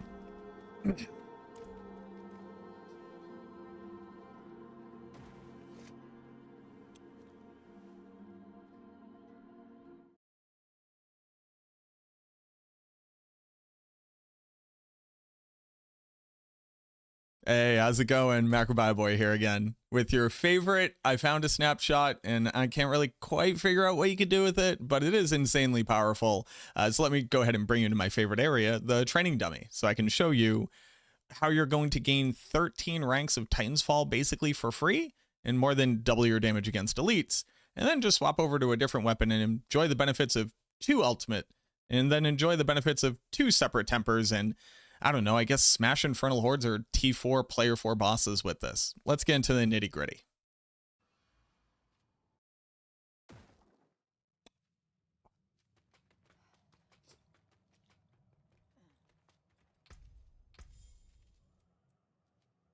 Titan's Fall, I found out recently, is still undergoing this weird snapshot and not working for minions. You might have seen my video that I just put out recently. And basically what that pertains to is that it's not active for the Ring of Mendeln until you put a point into it, but once you put a point into it, it is snapshotted at the previous state. So your minion's base damage is going to be lower than you expect, but at least it will work for Mendeln. And it basically asks the question, is this just a Ring of Mendeln issue? Is this just a minion issue? Or does this work for all unique items? Like, will this apply to Ebon Piercer bolts? Or is it just damage in general? And it turns out the answer is just damage in general. So I'm going to show you 2 different setups that I have to be able to prove this point, and then kind of talk about what the implications of this are, what you could do with it. And the only reason why I'm even really comfortable exploring this concept, because it's not really like an exploit. It's just if you change your weapon, you get more damage. So at that point, luckily, it can't be abused in things like the Pit or Undercity. You could technically take this into Infernal Hordes. You could technically take this into places like fighting off a tier 4 boss. And mostly I'm going to be putting this video into the hands of the developers so they could better understand the issue with the snapshot. So I expect this to be fixed soon. Buyer beware, invest at your own peril. But here's what's happening. Titan's Fall is going to increase my damage against elite monsters when I'm fortified. So we have an elite monster. I have to turn off damage variance here. Then we have to get fortified. Please hold.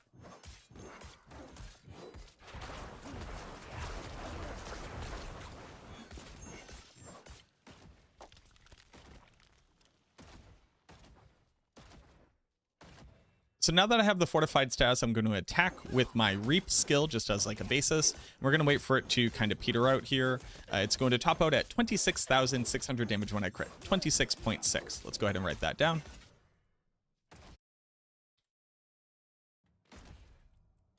And then we're going to swap over to another, and then we're going to swap our weapon over to another.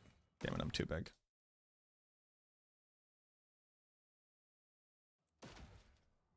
And then we're going to swap over our scythe to another scythe that's very similar.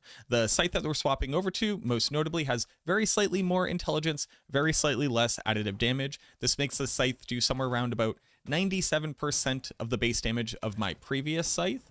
But the big difference here is that this one doesn't have any passive skill tempers on it, and the scythe I currently have on has 10 ranks to Titan's Fall. So let's swap over to that, and let's go even further, and quite literally just take my points out of Titanfall entirely. I still have my fortified status. We'll swing in with the Reap skill a little bit, and we'll wait for it to top out.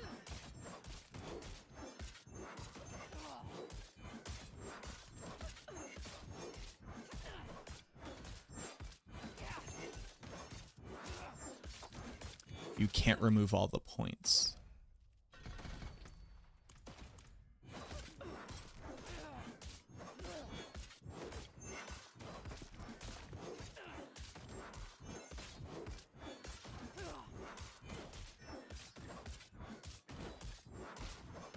Wait a minute. Does Splintering Aspect work with Blood Spear build, or is it no longer a Bone Spear? It's still Bone Spear. It just adds the blood skill tag to it. You don't use splintering because splintering is a weak option. So hold on. Why did that happen like that? I hope whatever's here puts up a good fight. Getting different outcomes is wild.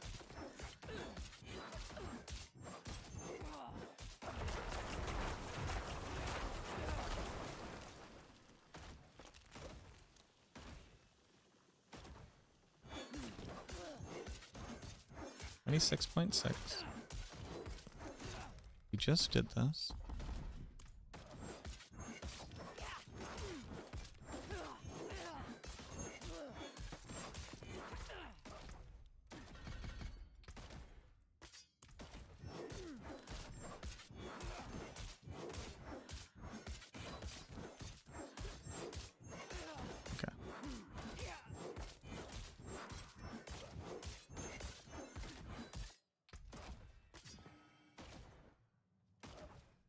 The major difference between the two sides is that the one that we currently have has slightly more intelligence and slightly less additive damage than the one that I currently have equipped, but most notably, the one that I have equipped has 10 ranks to Titan's Fall on it. So when I swap over to this scythe, you would assume that we would lose the vast majority of our damage, because our Titan's Fall is now down at an 18% damage multiplier, as opposed to what it was previously, which was a whopping 78% damage multiplier. We are losing out on more than 4 times the total damage here. It's pretty insane. So let's see what that damage looks like. And I swing my scythe, and I get all my ranks of gloom up, and we're now doing 27.6 thousand. Very slightly more damage. Again, the previous scythe does just about 97% of the damage of this one based off the stats. So how is it possible that this is working? Well, it just turns out that the Titan's Fall, as long as you have it active at all, snapshots at the rank that it was at when you enter into a zone. This is why, again, you can't use this in any meaningful way in stuff like Infernal Horde or the Pit, because you can't swap out your gear in those places. But that being said, you could load into Belial's room.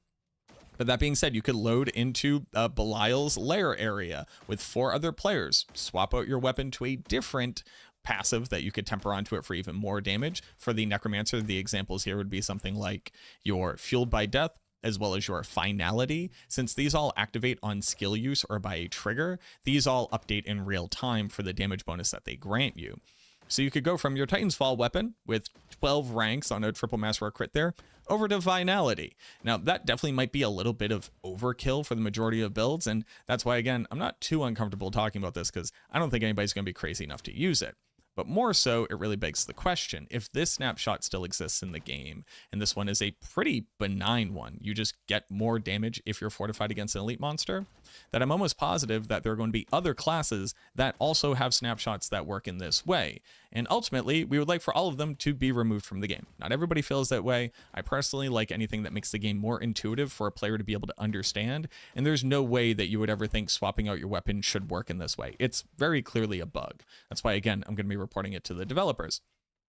But technically speaking, you could do this. You could have your total of like 15 ranks in Titan's Fall, swap out your weapon when you're starting up an Infernal Horde, swap over to one that grants you finality for another 12 ranks. That would be another 60% damage on top of this, another 4 times the total damage there. So you go from having one almost double of your total damage to a weapon that almost doubles the total of your damage on the other end. That's 4 times the damage for free. Now, this is kind of ridiculous, right? We're talking about a weapon with double masterwork crit on a max roll of this thing. I don't think you should just be going out and investing in a double set of your weapon and try to retemper this. But if people were interested in it and they were testing different things, what I would really appreciate is if you could report below if you found any other things that work like this. Not trying to clickbait you, not trying to pretend like you're going to double your damage and just go stomp the entirety of the game, but it's really important that we suss out stuff like this so that in the future, if new content gets added where you can swap out your gear or you can do things like this, it won't get abused, it won't ruin any future leaderboards, stuff like that, you know, things that we saw back during the gauntlet and stuff. So let me know what you find out down below in the comments. I would really appreciate it. If you just like this deep dive on some kind of nerdy mechanics and you haven't just yet, go ahead and subscribe to the channel. It would mean the world to me. Leave a like on it as well. I would really appreciate it. Thank you so much for watching this video. Devs, hello. Sorry for the second video I had to send your way. Hopefully we can get this one fixed soon. And as always, I look forward to seeing you in the next video.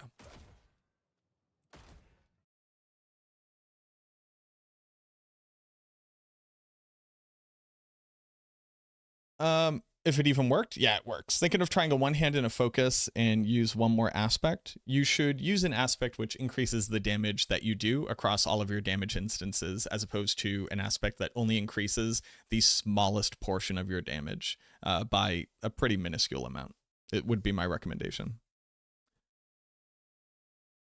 Okay. Well, that's how that works. Pretty interesting. Boop, boop, boop, boop. Now, time to unbork my build.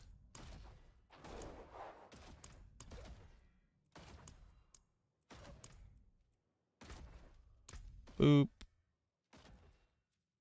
Boop, boop, boop, boop.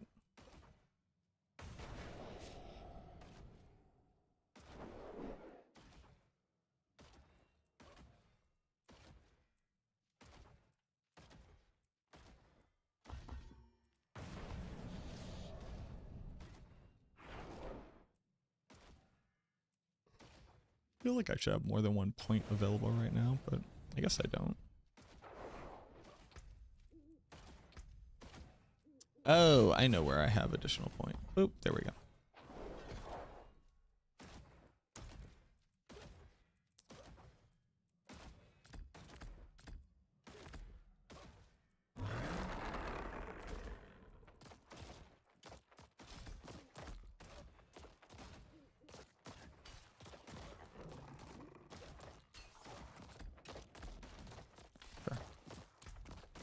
And then here, put some Muzak back on. Something like Elements. It's like Elements? No. No. Elements is a very, very low value. Like if you can't think of anything, Conceited Aspect would be like your next best. But like on the build, you should have Grasping Veins, Bone Dusters, Great Feast. You could put Rathmas. Rathmas isn't terrible, but you should be like almost at 100% in cap 2 just from blood attack speed tempers. Remember that like getting more doesn't like do anything. You cap out at 100%.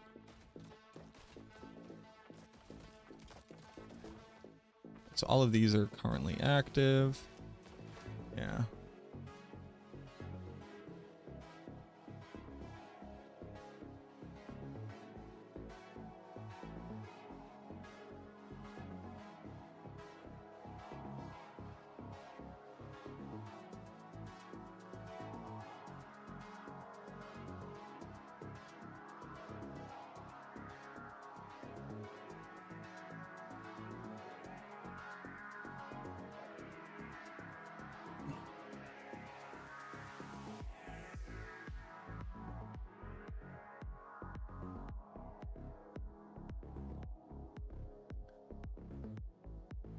Plunging Darkness is fun. I use that on speed farming, but that's not really a damage. That doesn't really increase your damage output in a meaningful way. I need a snack.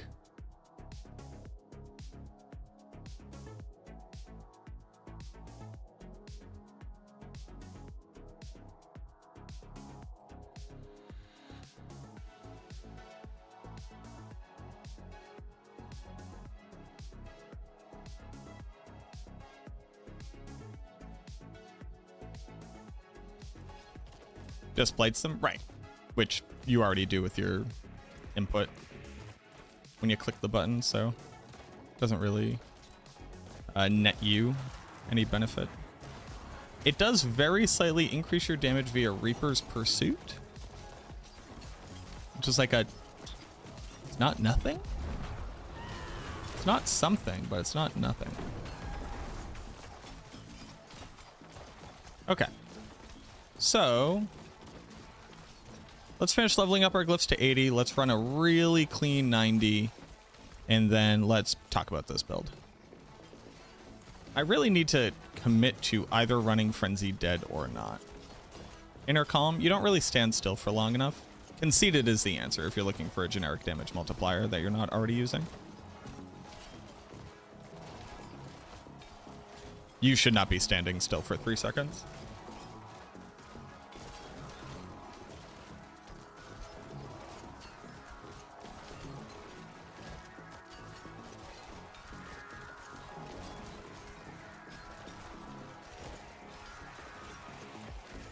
I should also put the aspects back on my build, huh?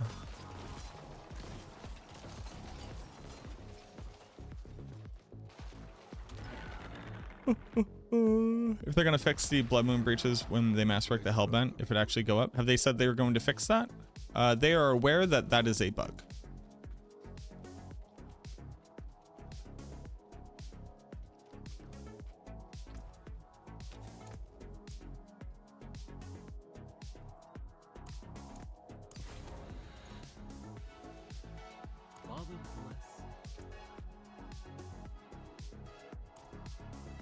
I found a better grasping veins yet. I have not.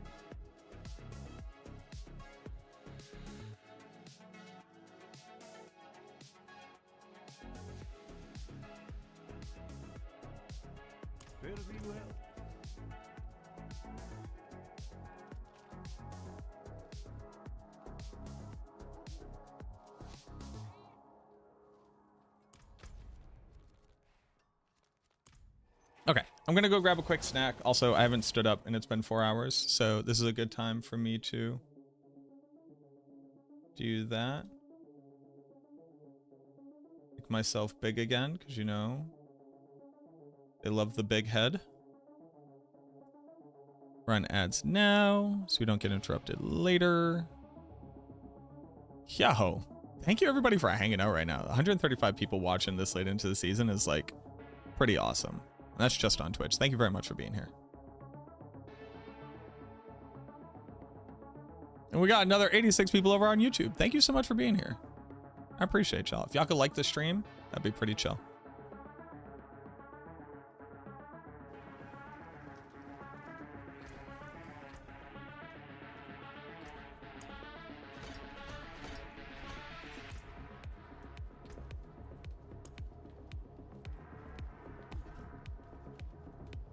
All right, I'll be right back.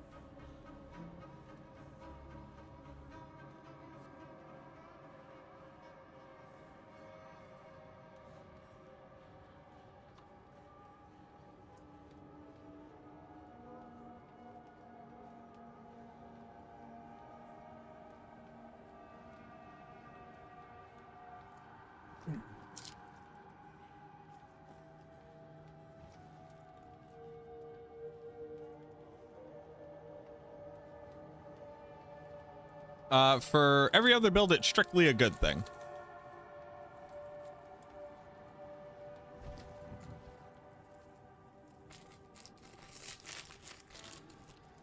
Everybody, welcome to How I Eat Chips.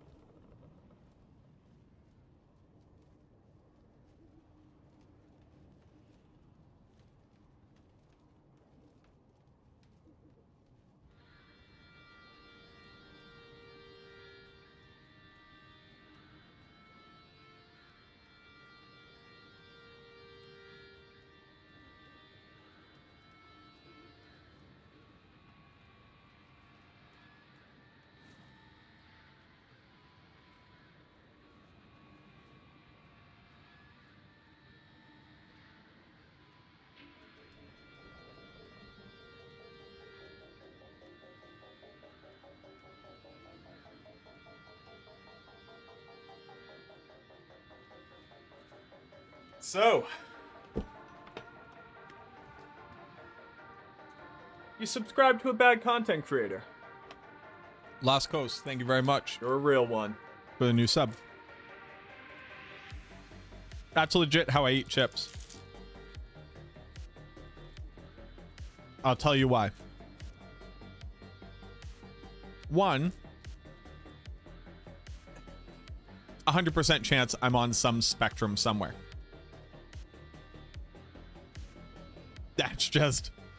That's gotta be true. Too much going on up here. I started doing it when I was a little kid because I thought it was very interesting that you could keep crushing the chips smaller and smaller and smaller. And I would spend like 10 minutes crushing the bag. We had a sliding door that went out onto a porch. I would rearrange the chips and then crush it in the door. Then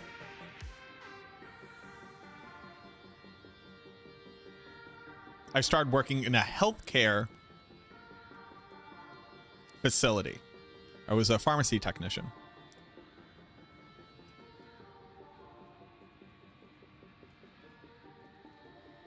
And I realized that eating with your hands very likely to introduce germs not only to yourself but to everybody else.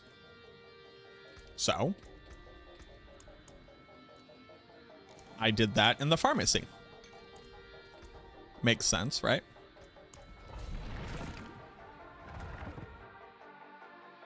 Because it keeps your hands clean. The thing I really like to do it with is Pringles. You ever take down a whole can of Pringles in like 3 mouthfuls? Because here's the benefit. It's so much flavor.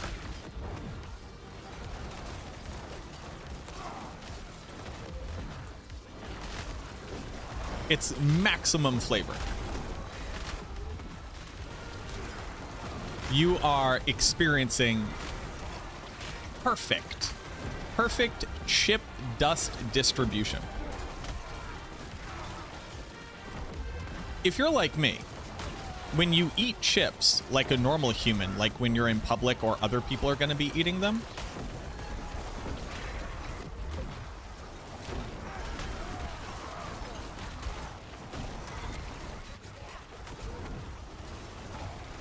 you look at the chip before you eat it, and you put it on your tongue. You put the most flavorful side down on your tongue. So you... Damn it. Fudge! You put the most flavorful side of the chip down on your tongue, right? Like, we all agree we all do that.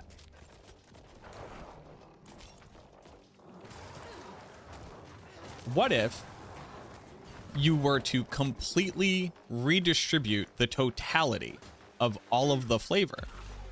So there is no more flavorful or less flavorful. It's just every chip has the amount of flavor you wished every chip had whenever you're eating them.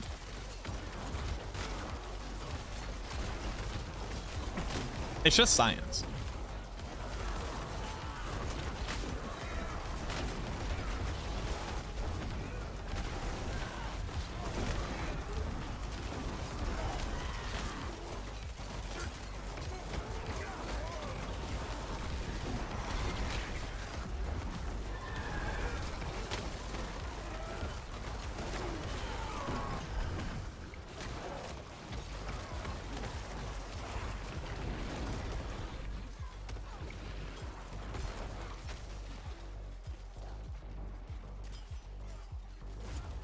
Crushing them before eating them is chip abuse. Nah, dude, it's next level.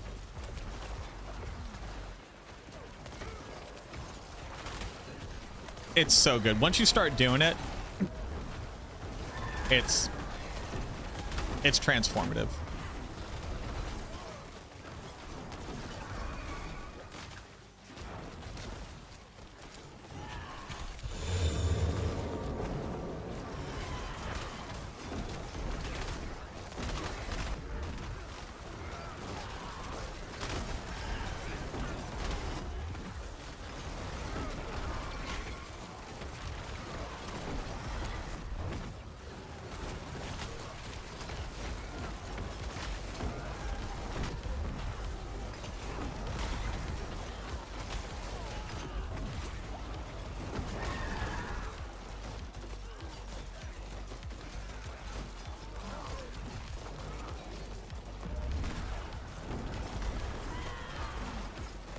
It's so good.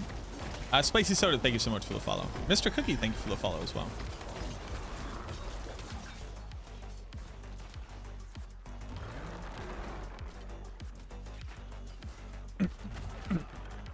One chip at a time is the right way to eat? Nah, dog. I don't have time for that. I'm a speedrunner.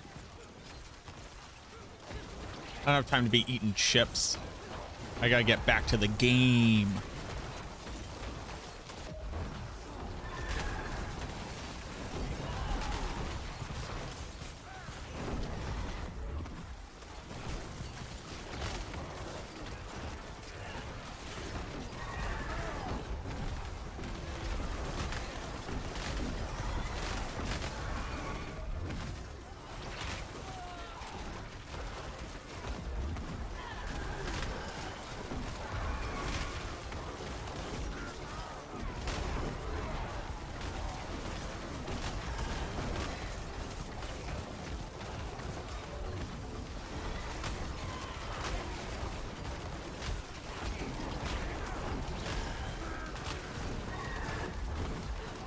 My damage feels very bad.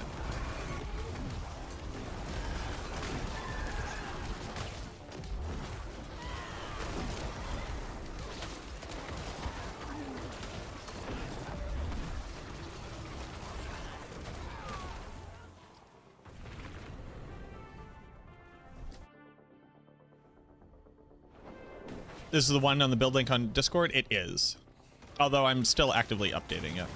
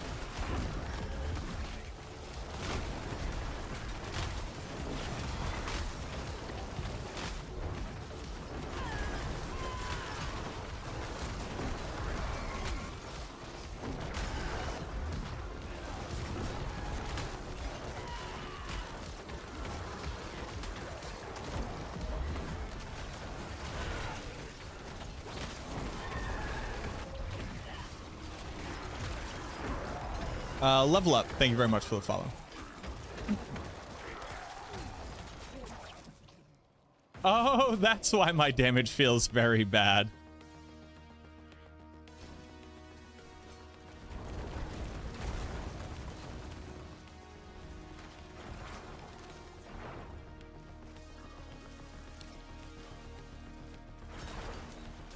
That'll do it.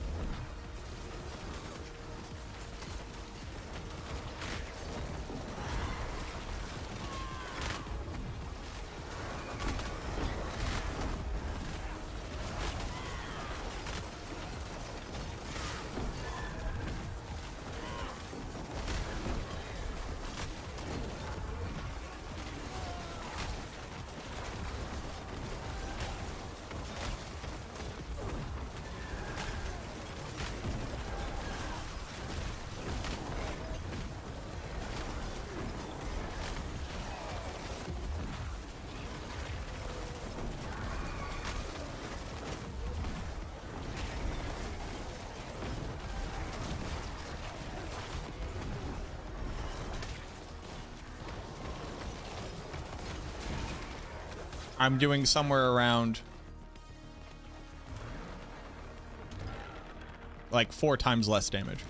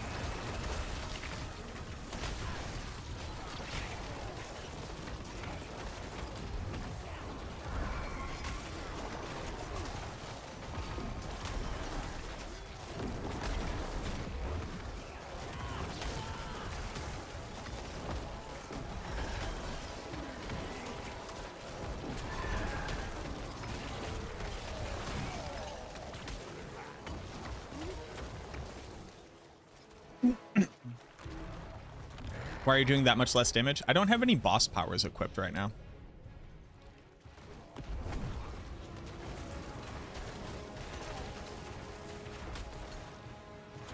And one boss power alone is 2.5 times your damage.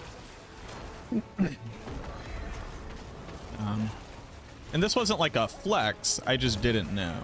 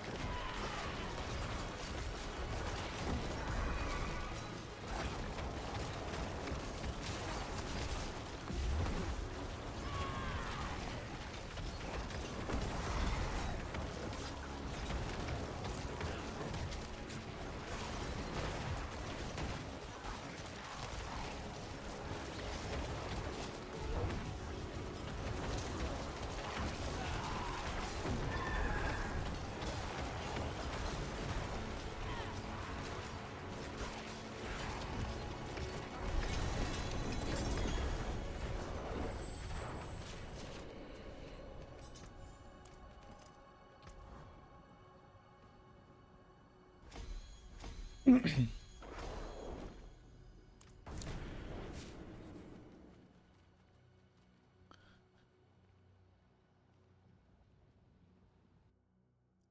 with no boss powers is pretty good.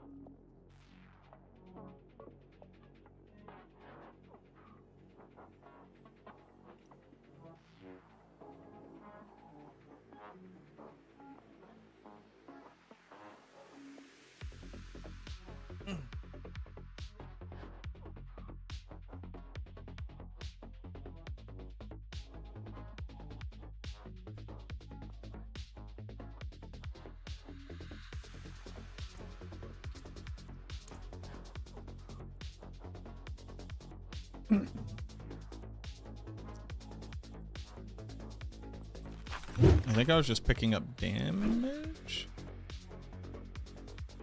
No, I was building my way over to here.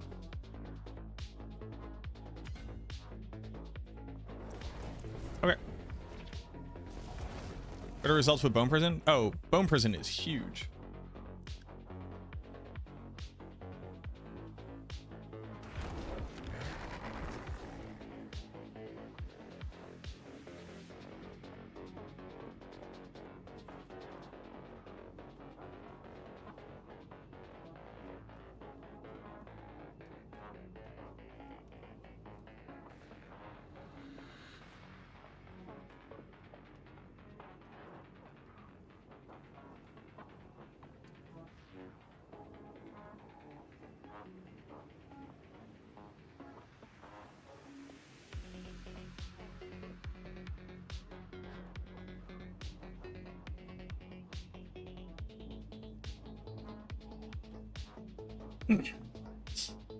So, let's do some updates to the guide.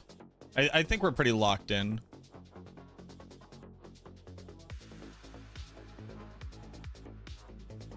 But Bone Spare Mages overpower in the Bone Prison aspect that causes overpower? They're supposed to. I think there's a bug where they don't. But they are supposed to.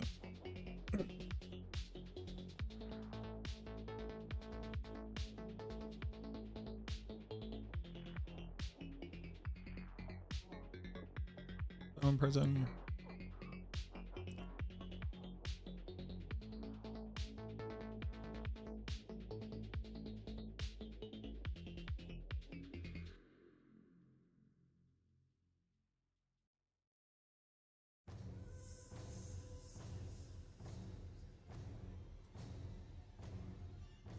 Use this one to crit damage.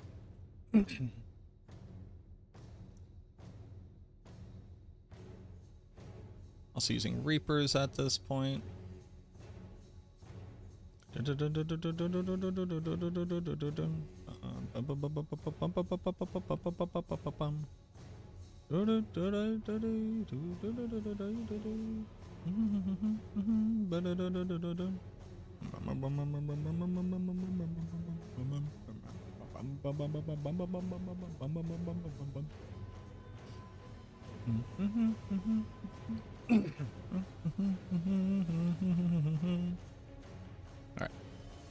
I've updated the build guide.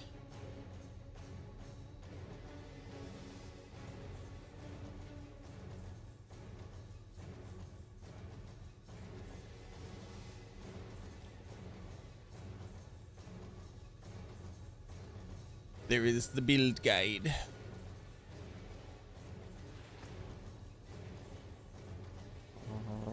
Greetings.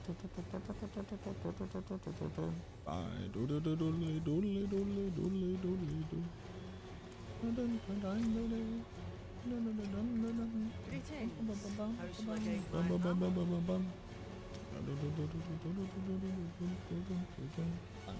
All right, let's get a really nice clean tier 90 run.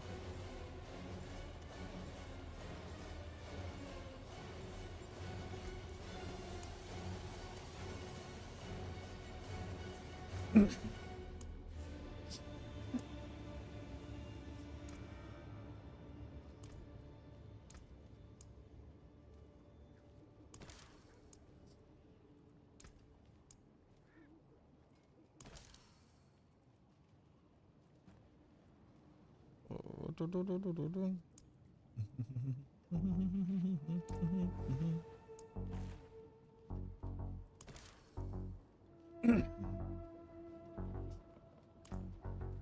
right.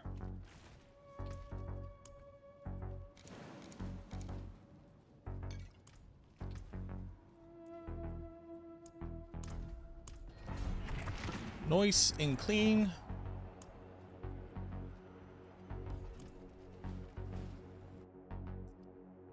Boss powers would help.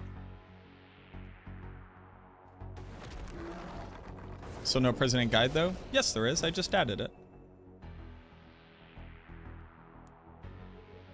You can't gaslight me.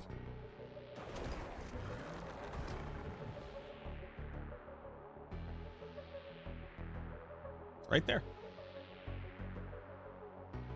Boop. Bone prison.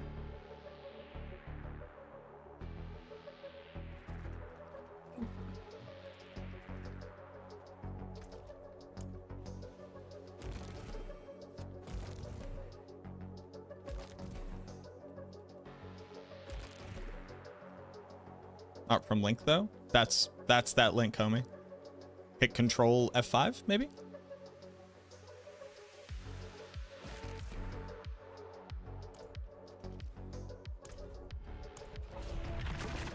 Refresh your page.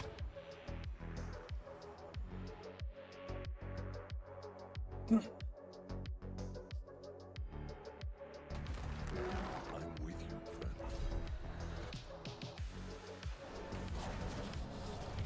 Did? I don't. You have a cache or something on it. I literally just showed it to you.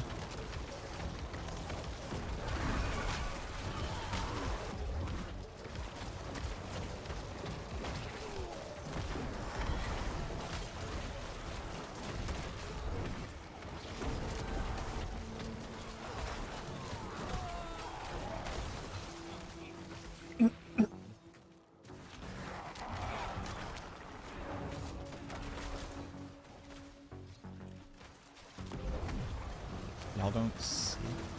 I mean, can somebody else click the link on Twitch and tell me whether or not you see the build guide with Bone Prison? Like the thing I just opened is the link that is right there, and then I showed my full screen.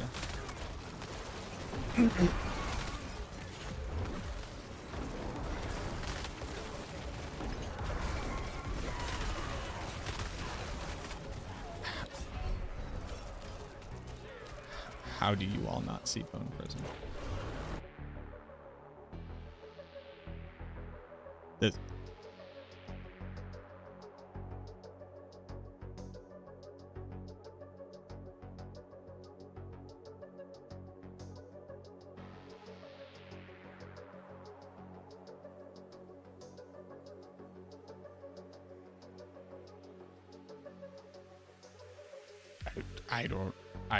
I don't know.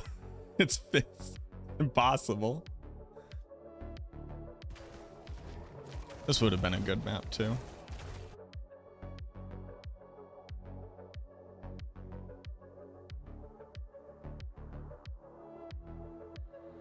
No, it's saved.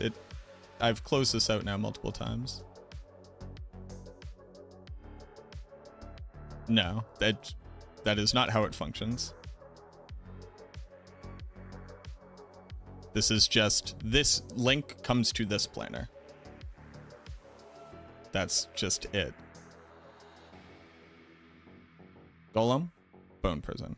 I mean, I can save it again. It's the same link. I did.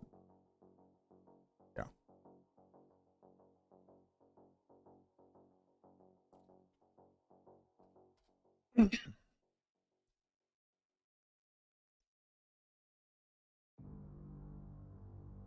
No, this updates like immediately.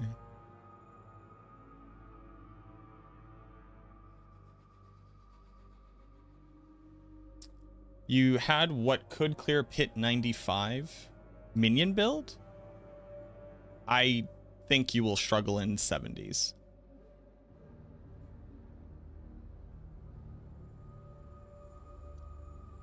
Yeah, I don't know. Give it a couple minutes, I guess.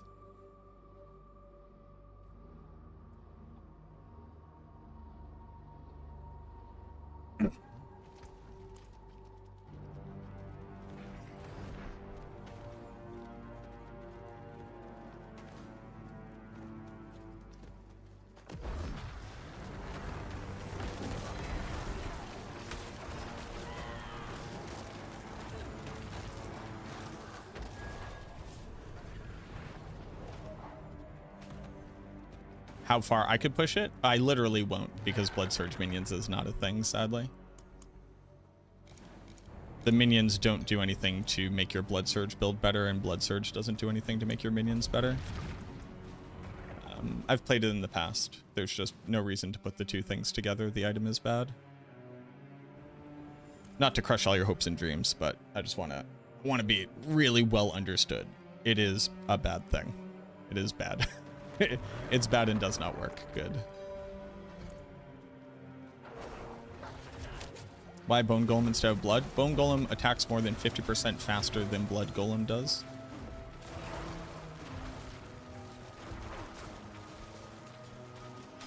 On less attack speed.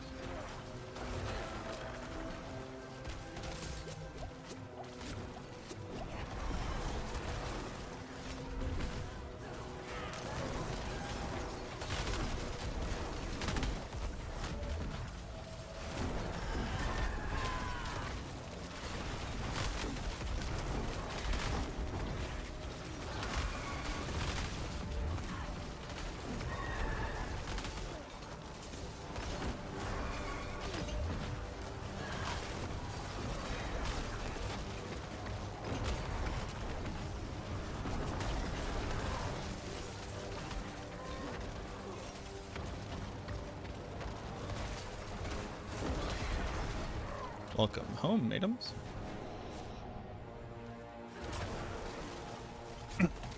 Yeah, I just wish there was like any overlap between the two concepts.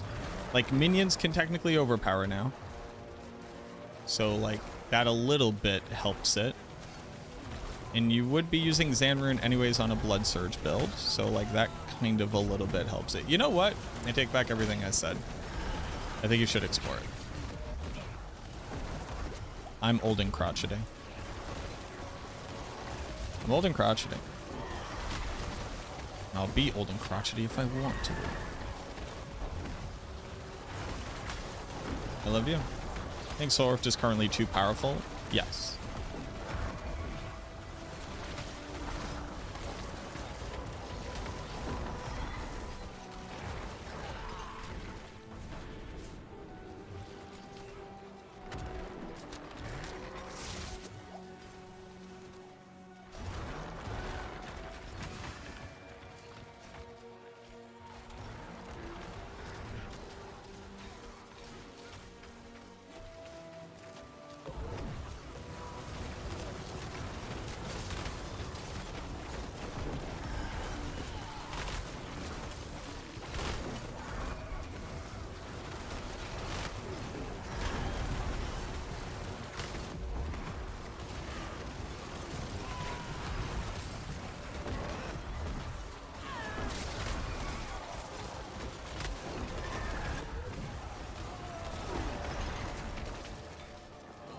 Oh, we got a lot stronger.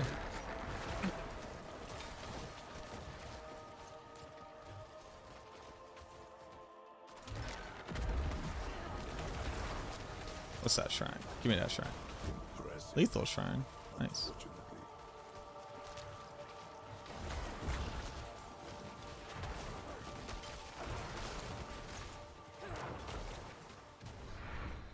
Y'all still with me? Let's get it.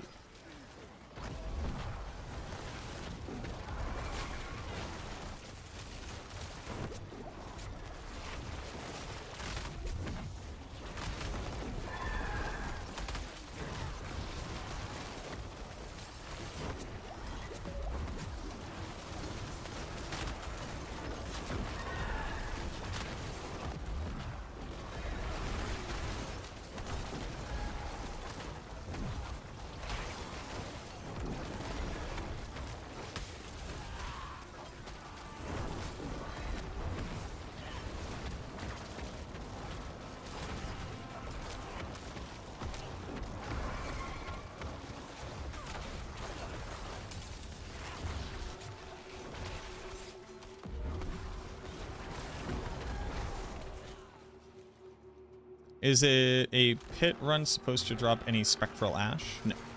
Spectral ash drops from bosses, like lair bosses.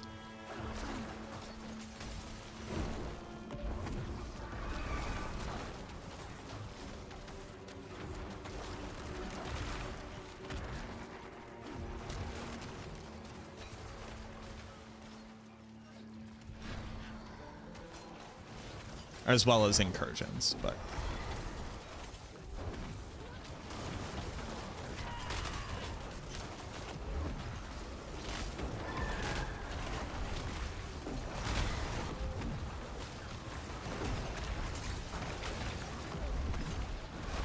oh no, that's gonna happen.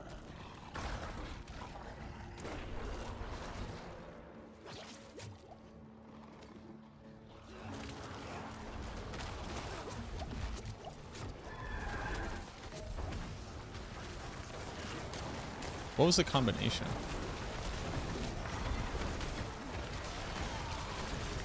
Ah, it's poison. My barrier dropped.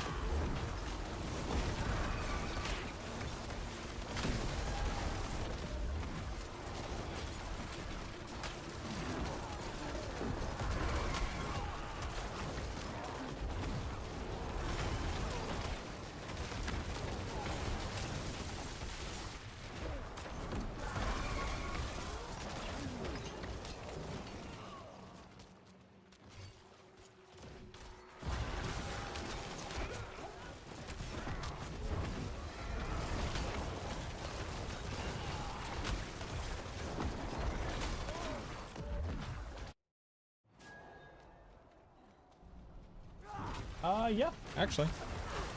As long as I don't get tapped by anything.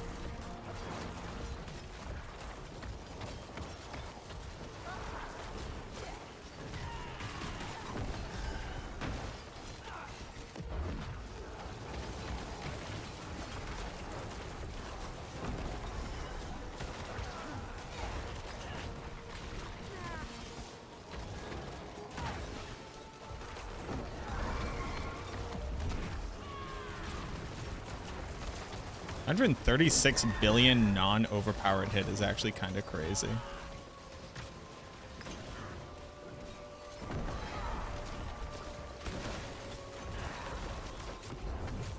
Oh, thank God.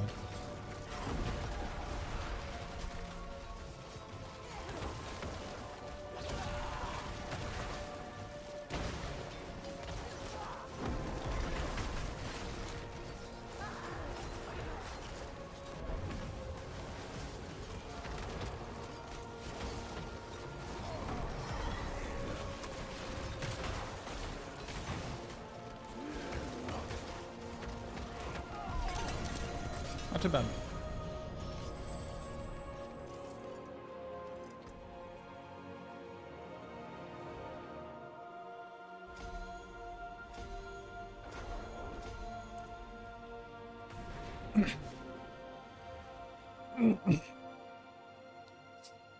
Okay. Stratos, thank you so much for the prime. Thank you, thank you. Welcome on in.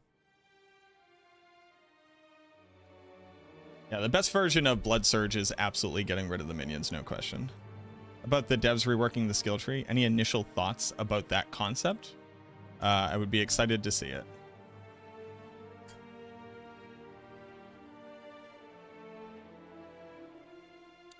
But is there a thing in particular?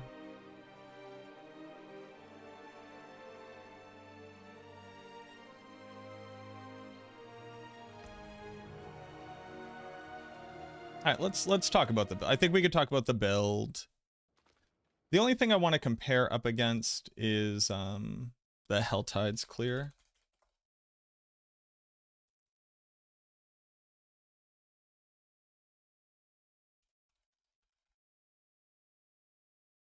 Oh, Jericho got a 101 faster than his 100. Yeah, he's using Bone Prison. Good job. 98 without Bone Prison. Test. Okay, let's go here. Is there anything really different? Did he come to any different conclusions than me? Gear, skills, Merc. Whoa, hold on.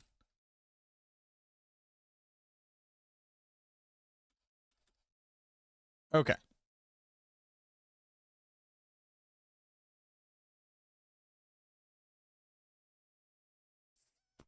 Quad GA Air of Perdition. Okay.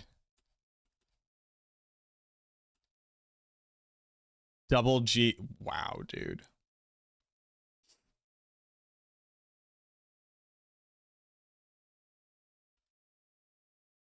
Those gloves, before you do anything else to them, are like, I could have bought those gloves for about 15 billion gold a week ago.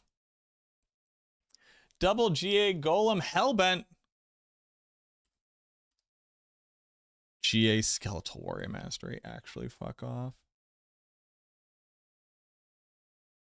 Still on Grandfather, which is really interesting. The maximum life is nice.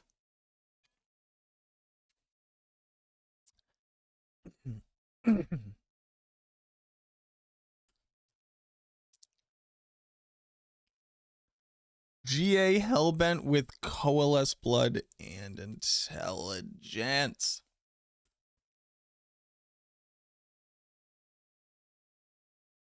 Quad GA Ring of Men down. Pretty good.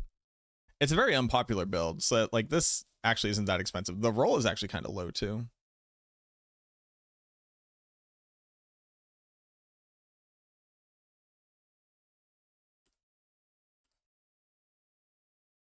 Dual GA int max life with a phone.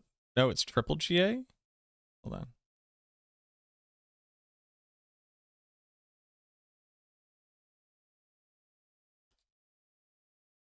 Huh.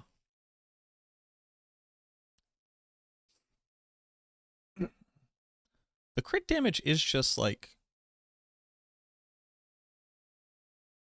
wrong.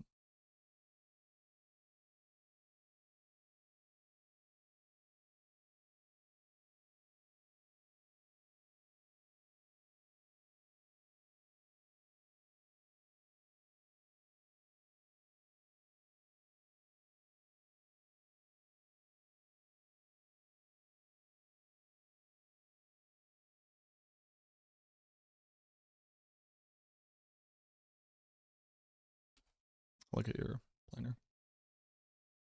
Like that part's just wrong. In the triple, like, why leave it on Vuln? Guess I kind of get it. Reap for the attack speed every once in a while, sure. Altkin.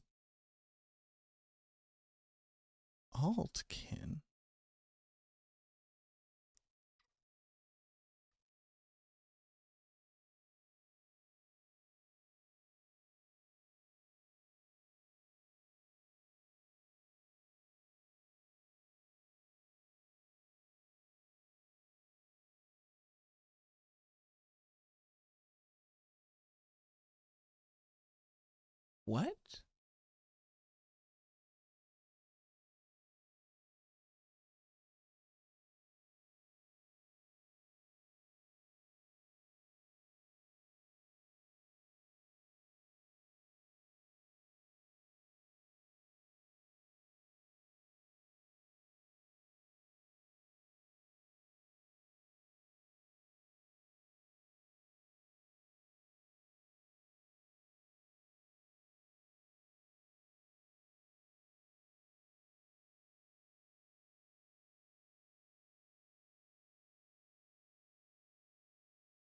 Oh, he doesn't know about the bone prison tech.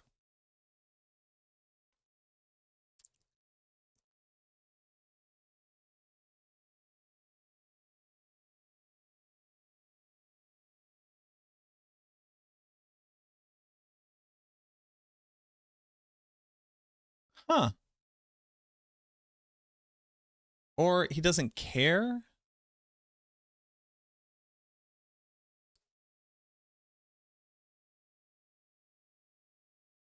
No, he must not know about the bone prison tech. Huh. Interesting. Okay. Gears and pop. Why Altkin? Altkin can't be good. They're using, buddy? It's in my Discord. It's in the description. Busy running around listening in the background. I heard big damage increase. What changed on that pit run? I had leveled up some of my glyphs up to 80. I was making use of Bone Prison more often.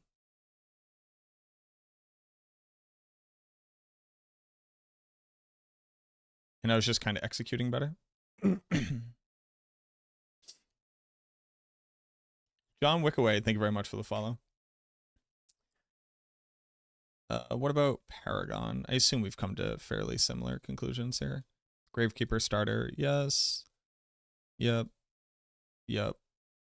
You don't need all this attack speed, though. Oh, maybe. Oh, no, he doesn't have as much attack speed on his gear for more additive, so we can pick it up here. That makes sense. Sure. Scent of Death Essence, although leaving out a Scent of Death is really inefficient. 1, 2, 3. This is a 3 cost on 5 points versus a 2 cost here.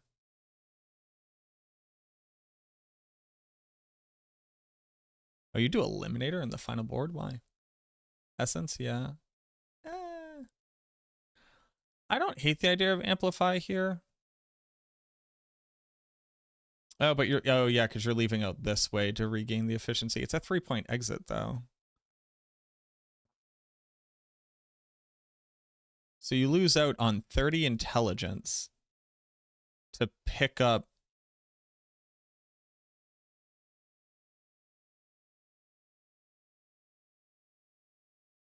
nominal amount of additive. I don't think I agree with that. I would have to do the math, but okay. Thanks, Texas.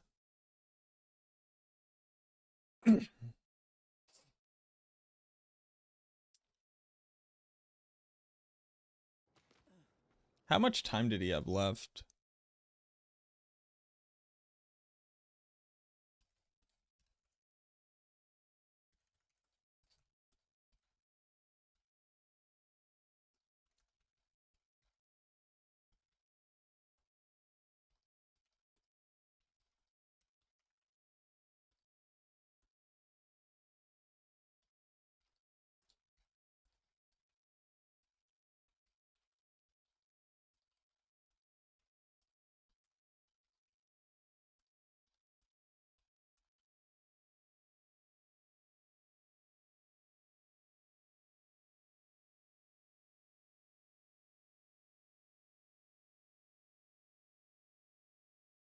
Oh, he was like near close to not finishing, right?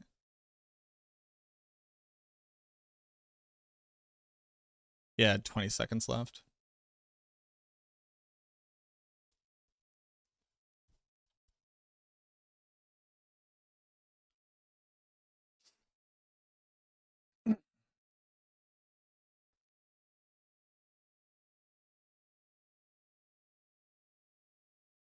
I'll rate it. The Altkin is interesting. I'm trying to figure out why. It's got to be for cooldown reduction and just like outdated. Oh, he does double corpse tendril size, so it might be for soul rift uptime.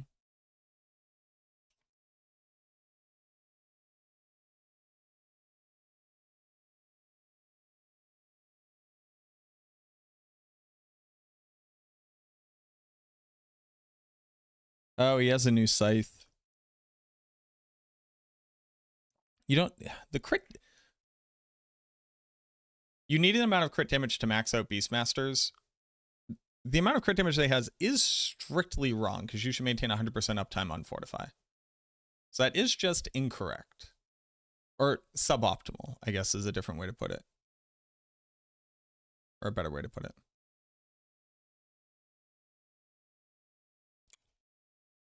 Also, can you answer this question? Which has the better multiplier in an overpower build? Because I saw overpower build using crit damage weapon in 1 ruby and 1 emerald. Thanks for the time. The answer to the question is always whatever you apply at the highest rate multiplied by the amount. So if I am in crit build with 100% chance to crit, all crit damage is worth 100%. If I'm an overpower build, but I only overpower half the time, overpower damage is worth half. So 100 crit damage versus 100 overpower damage. If I crit 100% of the time and overpower 50% of the time, overpower is going to be weaker. But if that overpower damage was 201, it'd be very slightly stronger. There is no single answer to this. And also, there's no reason to run mixed gems. Whoever's doing that is just incorrect. Unless it's meant to hit some kind of weird breakpoint for some skill that scales off of your additive damage for some reason. What up, Miles? Aldkin for the vulnerable? No, you have 100% uptime on vulnerable from Soul Rift. You also get it from Bone Prison. You can also get it from Corpse Tendrils. And the red version of Aldkin doesn't apply vulnerable, right?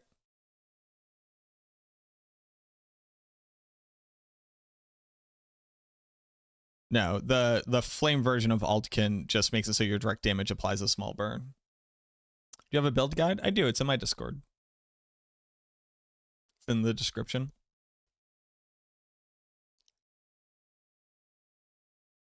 Like, Rahir just grants you damage multipliers and survivability. I don't understand it.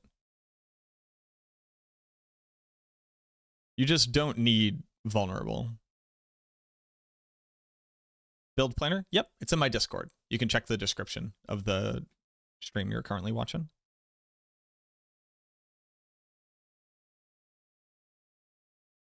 It's like Subo because of map hack. My issue with Subo is that like you get nothing from him other than map hack.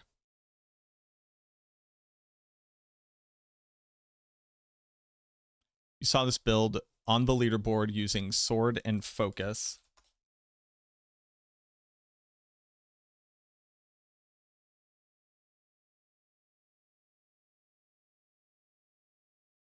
For Bone Spear.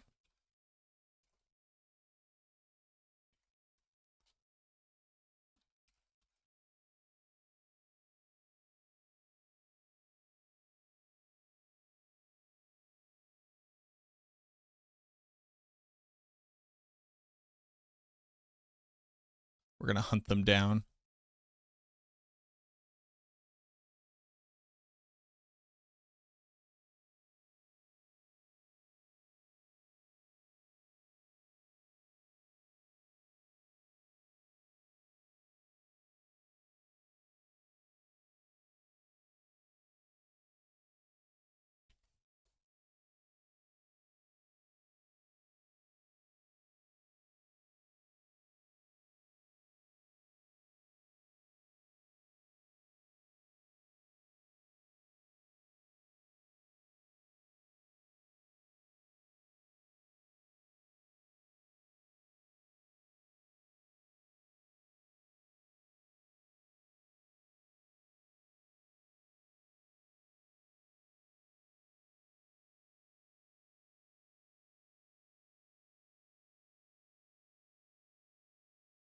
Yeah, it's just wrong.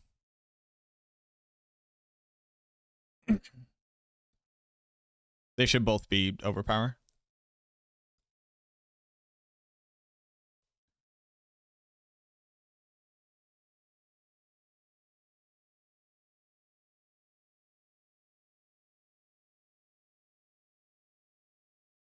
Like, unequivocally, this is suboptimal.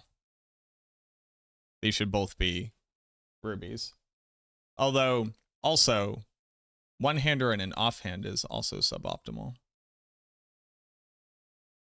Like, by more than a minute.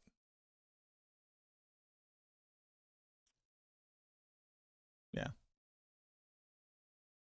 Oh, I'm sorry. I realized y'all can't see it. It's this one. This is just right. Not only is it suboptimal, but it's just wrong.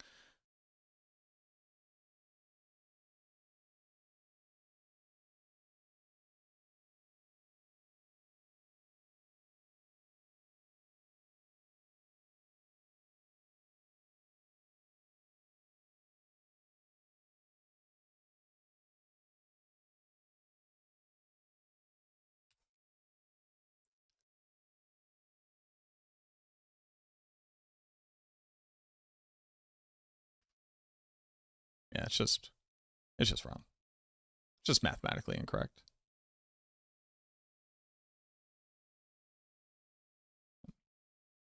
Also, you then lose out on intelligence.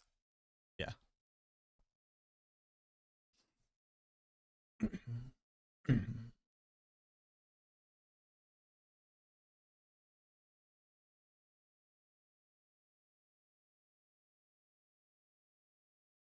Yeah, also, why is it a sword?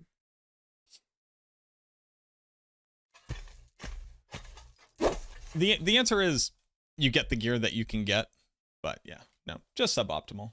Don't worry about that.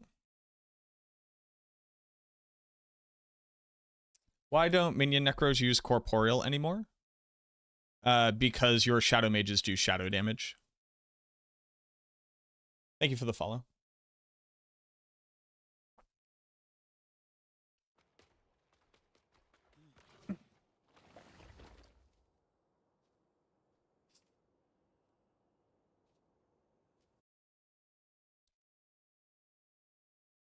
Alrighty, y'all. I'm going to go ahead and call it a pretty ungodly amount of hours re-investigating and reimagining the Minion Necromancer for your benefit. This one is going to be featuring my golem, my good buddy here, because I refuse to play the game without a golem.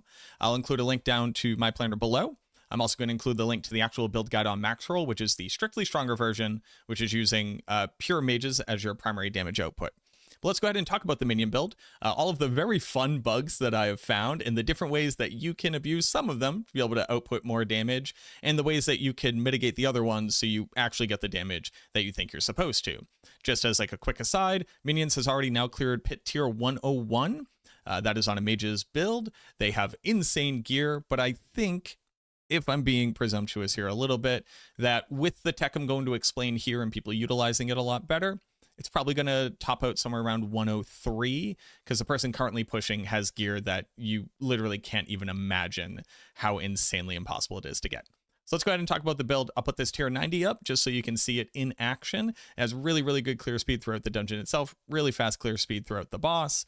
We have solved some of the survivability issues, and that's enough yapping. Let's go ahead and get into it.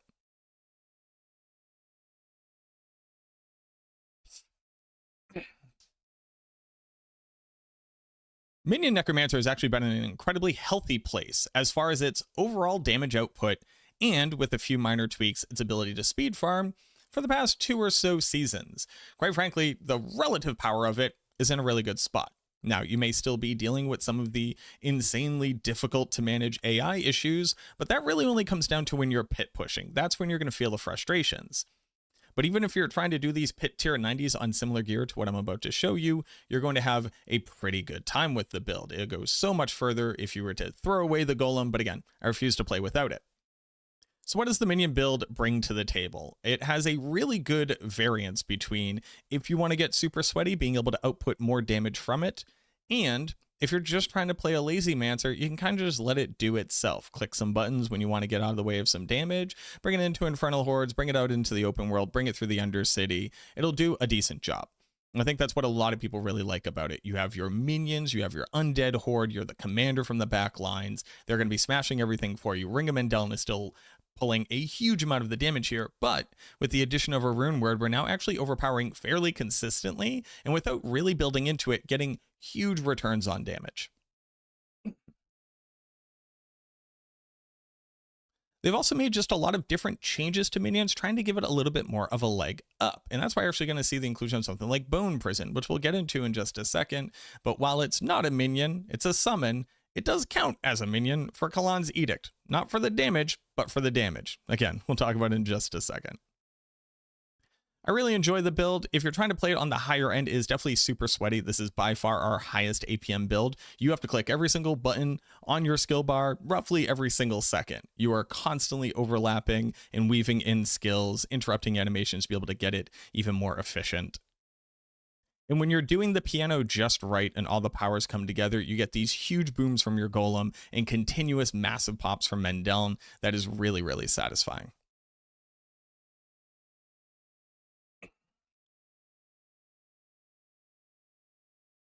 As we're fighting off the boss here, we can talk about some of the things that I think you should be aware of while playing the build, just because I think a lot of people are going to try to bring this into the highest pit tier that they can possibly clear, and then get upset when they're not somehow crushing tier 100, like the person on the highest pit push on Helltides right now.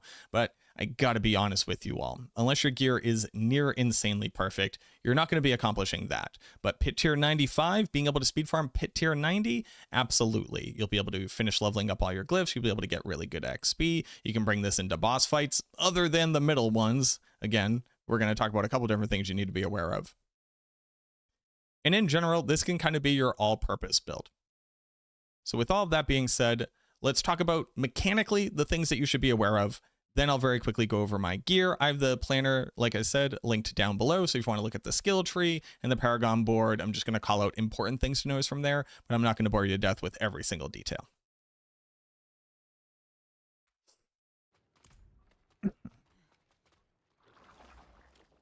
Like I said, minions are in a pretty good place. They're fairly strong. They're actually basically what a lot of builds balance should work towards as far as overall ability to output damage, speed, and utility. The major issue is that we still don't have the ability to actually target anything. So a lot of the times your minions might go running off screaming if they got crowd controlled or feared. If a boss spawns any ads, they'll run off and attack them instead of continuing to attack the boss. And because of this, on things like lair bosses, like the Harbinger fight where they summon additional portals, or in Dariel where you have to get them into the little bubbles to be able to attack, they just really do not perform well.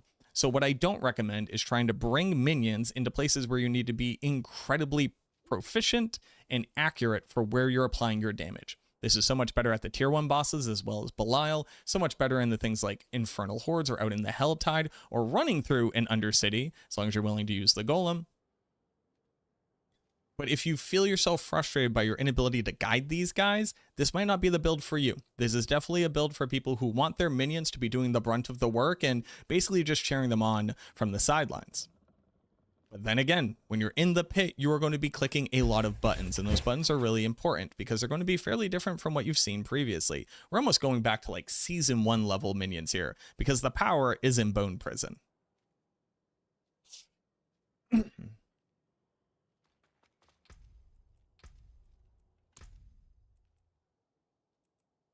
The developers added an additional buff to Kalan's Edict walking into the season that said that when one of your minions die, your other minions enrage, dealing 20% increased damage.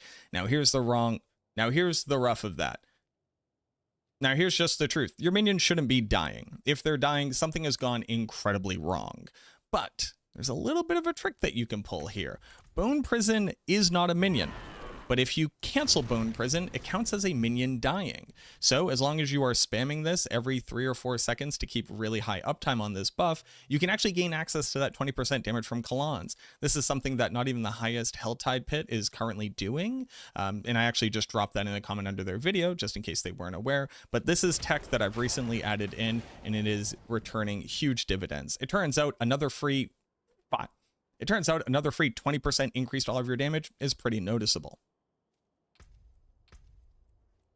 The other big issue with the build is Titan's Fall. The long and short of it, if you haven't seen my video going over it, is that when you walk into a pit, Titan's Fall is not active for your Ring of Mendeln. But if you were to change the ranks of Titan's Fall, it does become active. The problem here being that you can't take away points while you're in the pit, but you can enter the pit with a point missing. So basically at the beginning of any pit run where you're actually trying to farm or push, you're going to want to take 1 point out, pop into the pit. In the moment that you pop in, take a second and put the point back in. This will now activate it from Mendeln. The only issue here is that Titan's Fall is also snapshotting, which does mean that your minions are going to be snapshot at 1 less rank. Nothing to be done about it. Putting in the skill rank doesn't change it, but I promise you, you want Titan's Fall working for the Ring of Mendeln. It's a sacrifice you got to be willing to make.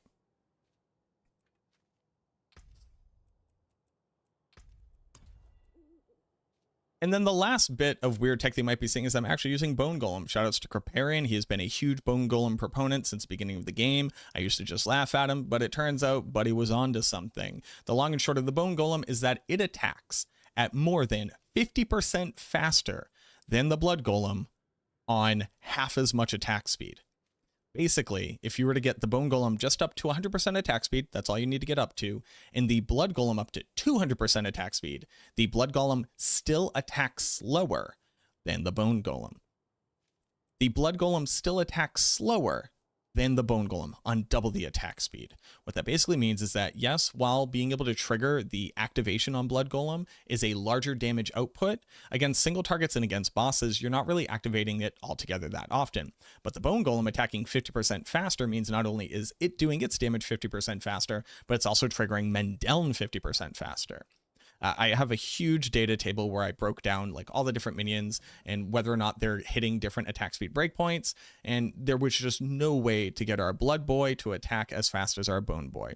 So I'm personally using Bone Golem. I am using the one where if they get hit, they unleash bone spikes. You can use corpses here. Corpses are kind of nice because you swap over to it, and then when you activate them, there's corpses, so you can hit corpse tendrils immediately. Crip's a big fan of that one.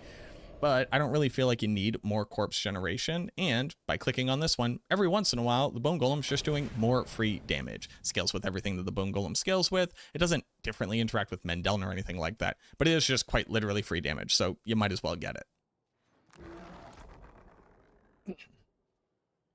So now we've gone over the weird tech and the mechanics. Let's just very quickly go through the gear.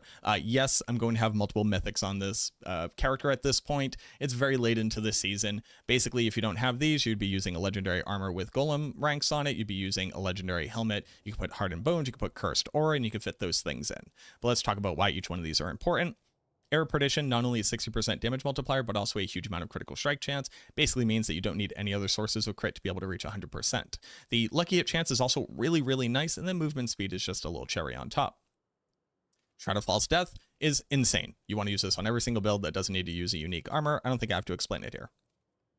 For the gloves, you're going to see a couple different options. On the Maxwell build guide, we're going to be using Fists of Fate.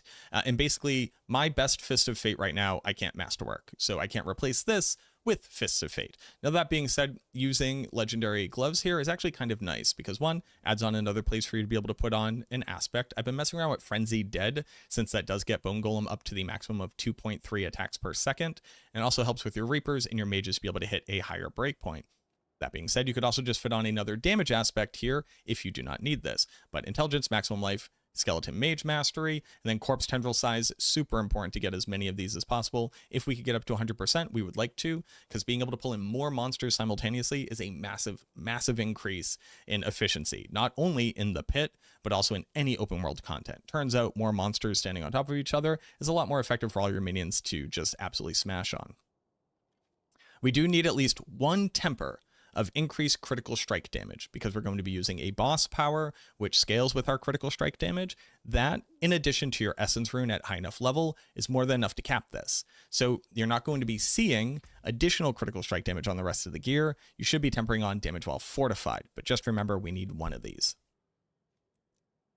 Obviously, Blood Moon Breaches, mine are absolutely garbage. You would like Golem Mastery or Hellbent Commander on here. And then this is where we're going to be putting in our first rune word, which is Nagu and Cax. We're using Cax to be able to double our damage every 5 seconds. And then in addition to that, we're using Cax here for a very large damage multiplier. And by using Nagu, we actually more than get like an additional 50% here. So basically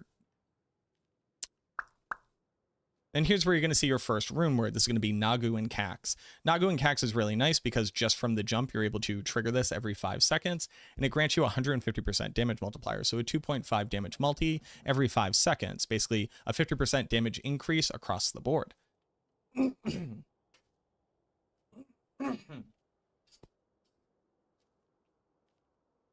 Basically a consistent 30% damage multiplier. On the boots, we would want Skeleton Warrior Mastery as well, Intelligence, and Maximum Life. You notice I don't have movement speed on here. With Reaper's Pursuit, we're already at cap, and then putting on 1 Soul Rift duration. Here's where you're going to put on Occult Dominion. For the weapon, you'll notice we're not using a Grandfather, and that's because they've actually increased the value of reanimation, so we finally have a suite of aspects. That are stronger than Grandfather can allow. Not only that, this allows you to just have a stronger base weapon at a slower speed. I get a lot of questions, why not Sword? Sword is faster, does less damage, doesn't hit an additional breakpoint, so the additive damage here from the summoning damage, don't worry about that at all. But we do get to have the affix Lucky Hit chance to be able to restore resource. This is a huge increase because since Cax is going to be eating our resource all of the time, this makes sure that we're at max resource for Cax to eat it to get a huge multi. Going to temper on damage while fortified, and then Titan's Fall, and that's what we want to be masterworking all the way up to 3 crits if we can manage it. Here's where you're putting reanimation for a massive damage multiplier, and then Ahu and Zan. Once the monster is below healthy, Ahu starts to kick in, all your minions trigger Lucky Hit chance, and this allows them to basically overpower once per second. It'll only make their base hits overpower. This doesn't currently work with men down, so once that bug is fixed, this build is actually going to experience an insane increase in damage. Men down right now is just pure crit damage.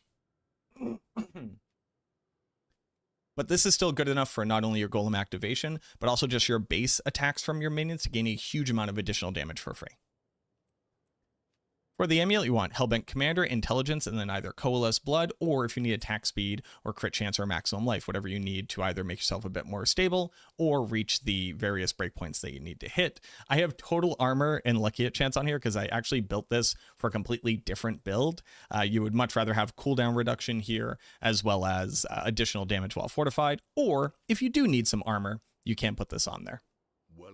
I currently have Grasping Veins here. That's not where you want to put this. Basically, you want to have Great Feast up here. Instead, it's just a larger damage multiplier. That's just not true. That's just not true. I don't know why I just fucking lied. Here's where we're putting on Grasping Veins. This will help with the additional crit chance, just in case you aren't at 100% itself, but it's just a huge damage multi the moment that Corpse Tendrils comes down. Then obviously Ring of Men down. I got super lucky and I triple Masterwork crit on a GA for the Mastery. That's definitely what you would want to do. Just keep in mind, basically the only stats on here that matter are the attack speed, the Mastery, and then the actual effect, the actual aspect on the ring itself. If you feel like you're not doing a lot of damage, check out your aspect. It might be a super low roll. For your final ring, if you need attack speed or crit chance to be able to reach your breakpoints, Intelligence, and Maximum Life, more damage while fortified, more ultimate cooldown, then here's where we're putting Great Feast. Just remember, Great Feast is going to be draining all the time. That's another reason why the Lucky Hit chance here is just so valuable. For your other minions, I'm going with Skeleton Reapers to be able to reduce cooldown. Technically speaking, Skirmishers with an additional Skirmisher is strictly more damage against single targets. The issue, though, is that Skirmishers only do single target damage, and then Mendel does AoE. Reapers do AoE the entire time. This helps with triggering Lucky Hit chance, and then in addition to that, obviously it just helps to spread out more damage against more targets, and then it doesn't differently interact with Mendel, but this cooldown reduction against a single target makes sure that you can actually have Soul Rift up at a decent amount of time, constantly spamming Bone Prison, constantly spamming Corpse Tendrils, constantly spamming your Golem as well. It's a huge increase in quality of life. Skeleton Mages with the increased damage per mage, pretty simple there.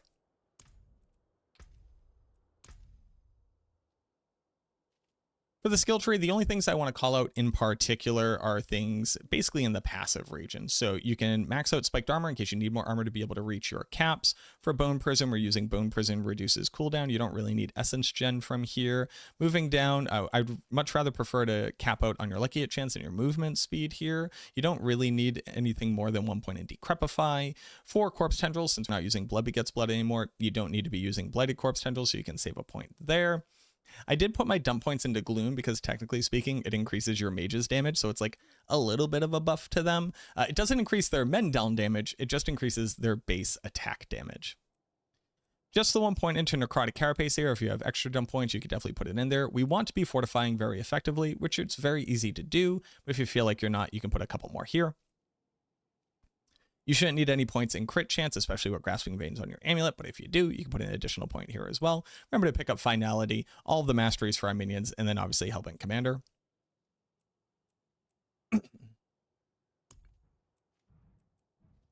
For For the Paragon board, again, I'm not going to bore you to death here. We're putting Gravekeeper in the starter board. Into the Cult Leader, we're going to be putting Dead Razor. Over into Flesh Eater, we're going to be putting Eliminator. Down into Frailty, we're going to be putting Amplify. And then over into Scent of Death is where we're going to be putting Essence. Scent of Death is just a much more consistent damage multiplier than Blood Begets Blood, especially against a boss and a single target. And also comes along with a huge amount of damage reduction, not only in the glyph, also comes along with a huge amount of damage reduction, not only in the legendary node, but also in the suffused resilience node over here. Huge amount of DR here, and then 1, 2, 3 more sources as well. Add on to the fact that it also has a decent amount of maximum life and all resistance or more armor if you need it. And it's just a very good utility board.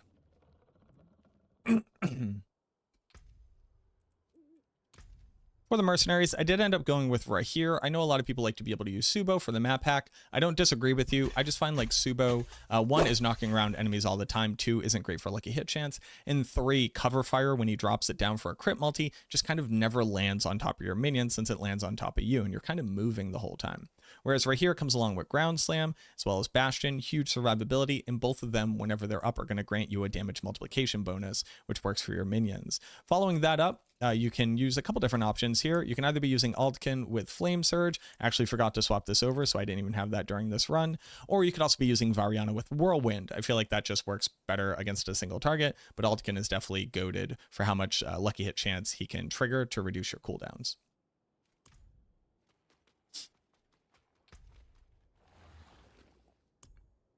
And then lastly, for the boss powers, using Lord Zir's Blood Pool. The benefit here is that this triggers lucky hit chance at a very high rate to be able to restore our resource. Add on to that Wandering Death for the execute against enemies, Harbingers for the additional crit multi the moment that a target is vulnerable, and then obviously Beastmasters for a 2.5 times damage multi as long as you have enough crit chance, and this works for all your summons as well as their Mendeln damage. So it's just like absolutely nutty amounts of damage spiking here.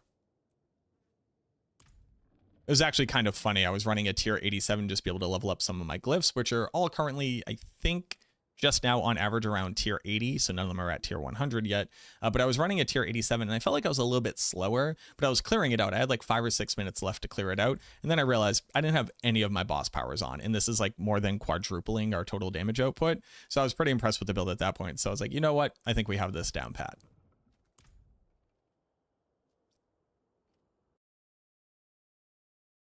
But there you go. There's a full-fledged minion build with Golem. I think on my current character, if I were to finish leveling up my glyphs and just get slightly better aspects on my gear, I probably top out somewhere around pit tier 95, which is fairly shy of what people are pushing on the top end. But again, their gear is like insane. And if you want to get up to those points, you do have to summon the big bad Golem here, and I just refuse to do it. So if you're interested in a build that gets to use your Golem, you get to have somebody just be able to point, at monsters to go bully them.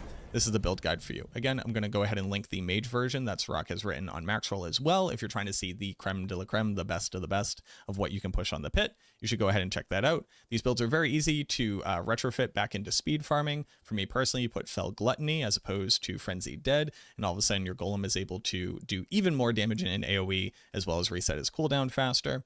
And then I'm positive that Sirach has a speed farming setup for the mages as well. That kind of just lets you AFK, turn your brain off, and blast. Thank you very much for watching this video. If you're brand new here, subscribe to the channel. If you're a minion enjoyer, you're just like the Golem, and you appreciate that I'm willing to bring it out to y'all, I would love for you to click that button. It would mean the world to me. Leave a like on the video. Leave a comment down below. What do you want to see next? Have you come up What do you want to see next? Have you come across any weird bugs? Do you have any comments, questions, concerns, ideas, new theory crafts? I'd love to hear from you. Thank you very, very much for watching this video. I truly, truly hope that it helps, and I look forward to seeing you in the next one. Hydrated Goosey, Dead Star, Denim, Ganoy. Thank you for the follows. I appreciate y'all. See Sinners? Ooh.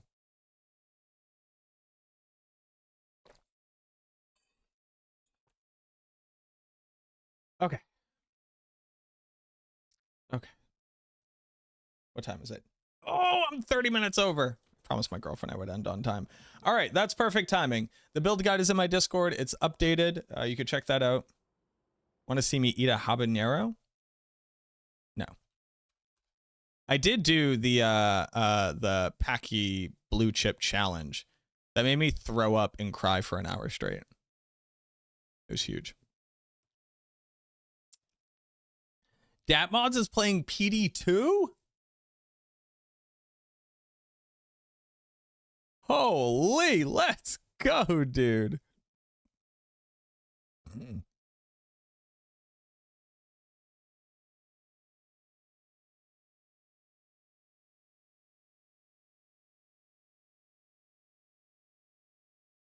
All right, let's raid y'all over to somebody.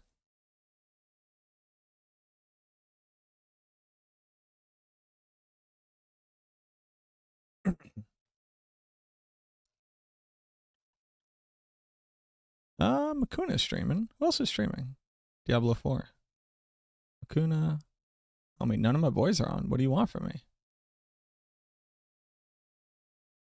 You know what?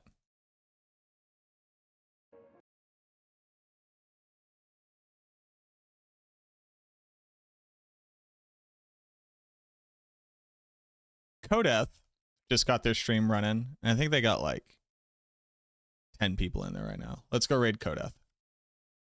Kodeth is another Diablo partner. They've raided us before. Let's go give them some love.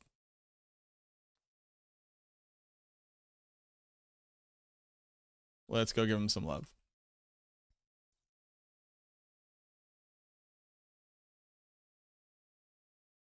What up, Mason DeKing? Damn, you sure typed hi and hello a lot. What's going on, boo-boo?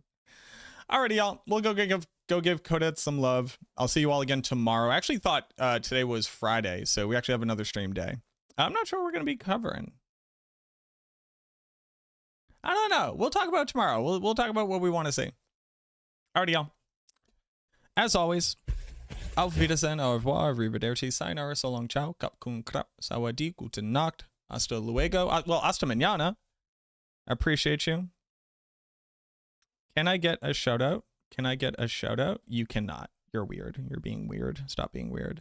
Just remember, everybody, it is not left versus right. It is up versus down. You have so much more in common with those people in your community, in your state, in the city around you, those that you see down at the coffee shop, just around yourselves in general, than any millionaire, than any billionaire, than any oligarch, than any politician. We have to be looking out for our communities. We have to keep our people safe. Even if you don't necessarily agree with each other, try to have patience with one another. Try to be empathetic. Take 1 second and go, hey, what if that was me? I appreciate y'all. I love y'all. Treat yourselves well if I don't see you. Enjoy the weekend. Go give Kodeth some love, and I'll see you all again tomorrow. Cheers, ciao. Avada Kedavra.